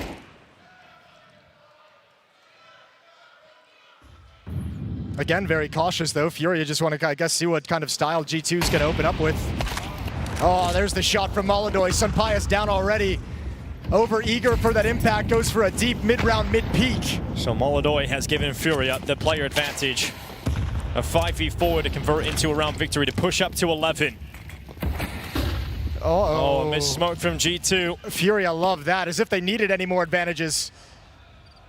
Molodoy can just take up that angle in the long corner. kyxsan clearing the half wall. You know, I don't think Sunpius would have expected there to be an AWP in the field for the T side. I don't know if he would have thought that that was going to be there with that kind of a peak, but certainly punished for it. And you can see what it does. This G2 defense has to go passive. It's such a long amount of time in the round they have to play with the disadvantage. And, I mean, all the real estate just tells Furia, we got to go wherever the hell we want. Yeah, they're coming at the bomb site with only one player. Mal's being forced out of his position as well. And there's no other option. You've got to save. And look at the way Furia just did that. One Molotov, kyxsan kind of challenging with the confidence of his individual skill and prowess, willing to take any fight that he finds. And when he gets to a certain point, chuck the Molotov, force someone into the open for him for an easy kill. And you're not risking a whole lot, right? You're just risking one player when you already have a man advantage. Very smart, very strong from Furia. Bombs planted, 11th round coming in. How many guns are G2 going to lose? We got Yikindar holding Boiler. He's got a pick on Hunter. There's one. And the trade comes back in from Mattis. AWP is recovered. A pretty important piece to keep in their hands, but you can see Furia, they know what's going on. They want to take all these weapons away. Yeah, shouldn't see Molodoy move too much further forward. They won't hunt too harshly. A couple players very low on cash, so they're just going to sit and wait and hope that G2 extend way too far in the attempted save. And Molodoy, he's going to get exactly what he wants. And now HeavyGoD going for it. He's getting spammed down through the door, missed shot.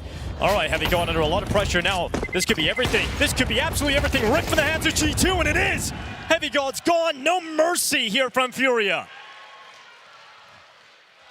Former coach in the crowd as well, putting this team together. Took a lot of heat over the years for the inability of Furia to lift a trophy. To get a trophy for kyxsan, who's building into one of the best riflers in the world. Well, he can be proud now. This team, with the confidence they've built over the last few months, just seems unreal. All the risks taken have panned out. And Furia coming to the major as favorites. Yeah, and there were so many risks taken as well. Fallen. Could he do it on the rifle? Could he continue to in-game lead at this level? Yikindar had obviously dropped off the face of the earth in terms of his form. It wasn't a great time in Liquid, bringing him into the squad, hoping that he can somehow get back to some form. And then the biggest risk of all, picking up a rookie sniper and switching from speaking Portuguese for this player, and it's all paid off for Furia. And there's no slowing down as kyxsan goes past the arches. It's another frag in favor here of Furia, as they look to put 12 on the board. Grab at map point here on Inferno. No one has been able to touch Furia yet in this competition. And it looks like G2 will just be added to the pile. Up next, Overpass, Furia's map pick. It's been a map played in this series, or in this head-to-heads, the 6 head-to-heads across this year. It's been played twice, but Furia's won both of them, so feeling very comfortable on that. And after a win like this, going in supremely confident yet again. And G2 have had no answers. I mean, they really, the first half clawing into their game, just staying alive, just clinging on barely, but never able to find a solution that lets them settle down and feel like they're actually truly fighting back.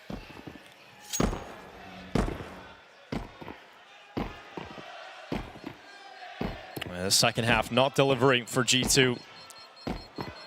Missing out on that first gun round, but also losing every player in the save costs you your potency in the next round. And it's really come back to bite Furia, losing, rather G2 losing all of those weapons. And Furia now at map point on Inferno, map point on G2's map selection. Yeah, they're just marching toward victory, aren't they? kyxsan has 17 kills and 5 deaths. He's been an incredible piece. YKindor up at 16, Fallen at 16 as well. Those 3 players have been driving Furia towards this victory. They've got 7 rounds to close it out. So Pius going down mid for that early peek. Unable to find success, backs away, doesn't want to lose his life to the challenge of Molodoi again. Furia make their way up banana. kyxsan clearing out the sandbags with utility. He's got all the space he wants. It's been so much more chill for Furia to take banana on their T side than for G2. Really, G2 hasn't worked up the motivation to go challenge down banana and fight it. So Furia feels so confident, just kind of march up and take some liberties with the room they're given. Now malbs mounting a little resistance, at least pushing them further and further back with utility, gradually forcing Furia back to the steps, which they started the round.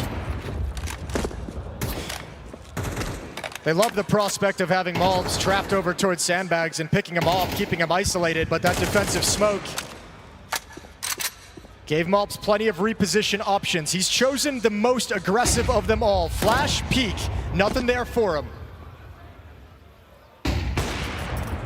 So Pius running all the way back into the site. Furia doing a great job at pushing G2 further and further back. Actually, this smoke is so perfect, though. Furia's going to have to come through it at some point. Yeah, malbs is already playing in front of the car, just in behind it. Here's kyxsan up first. First victim, but traded immediately by Yuri. And now it is Mattis at the back of the site. He is the only G2 player left. This could be the last round of Inferno as Furia come charging forward. They have not cleared him, and they line up. Mattis gets them right back into it. G2 not dead yet, thanks to Mattis. 10 seconds left. YKindor scoops that bomb up, going for the plant. Hunter not finding the position to deny just yet, but eventually he's got it. YKindor's gone in no time for Furia. G2's keep on going, and it is Mattis who steps up. That's a very rare mistake from Furia in this game thus far. They didn't think anyone was going to be home at the back of the bomb site. Nice sneaky play from Mattis to just chill and take a double kill, stop that plant, set Hunter up for the winning frag on YKindor. But you won't get many more of those mistakes out of Furia. Most of this game has been very, very clean from them. 12-6. Yeah, you still got a lot of money for a really good buy here for Furia as well, so the pressure's not off for G2 whatsoever. It's got to be flawless just to get this one into overtime. Pius once again searching for the opening down middle. He's actually going to allow Hunter to push down with the rifle. Ooh, I don't think, well, Furia is certainly not ready for it at the moment. Fallen going to come back. Yeah, it is the bomb, but Fallen well aware. Hunter goes down. IGL action.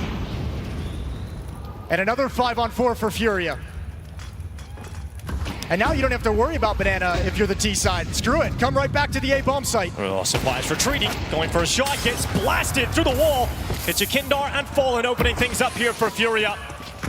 HeavyGoD, Mattis, and malbs remain. Mattis towards default once again, a great double kill to keep G2 going as he moves into the bomb site. It's Molodoi striking onto the kill feed. Mattis trying to strike them out, and he's doing a great job over the last couple of rounds here. He goes forward. Molodoi retreats. There's still a lot of time left here for Furia. Yeah, waiting for kyxsan to get into position. 48 seconds. This is a long time to not peek into kyxsan's spot. He's waiting for it. HeavyGoD stand tucked down. Mattis looking up. They're so low on HP. The health might actually prevent them from stepping into kyxsan's crosshair. It's now Molodoy's op coming up. Not too far off, landing that one on HeavyGoD. He keeps his head tucked away, letting that time drain. Will Furia finish right now? Molodoy right through the pit, and Mattis looks the wrong way. Patience from Furia, and first blood drawn. Inferno falls in their favor, and now Furia one map away from playoffs in Budapest.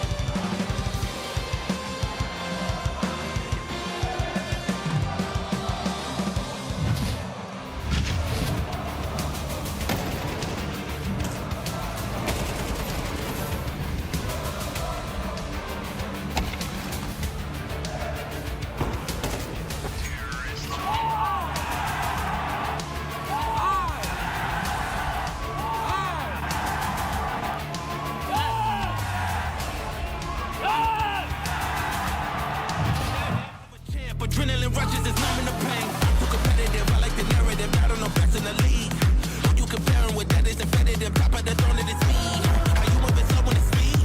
I just been bringing the heat. I just been bringing the fire. Been bringing the fire. I just been bringing the fire. And they can't stop me.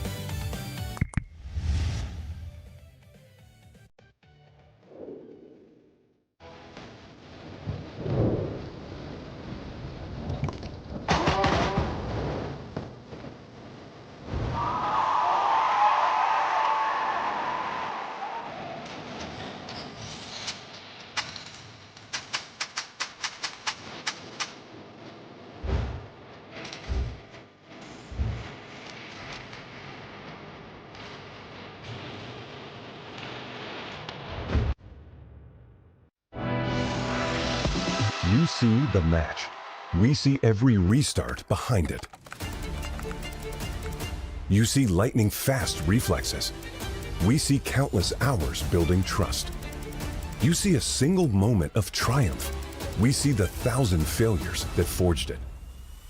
Victory isn't just the moment. We win because we reached it together. Level up as one.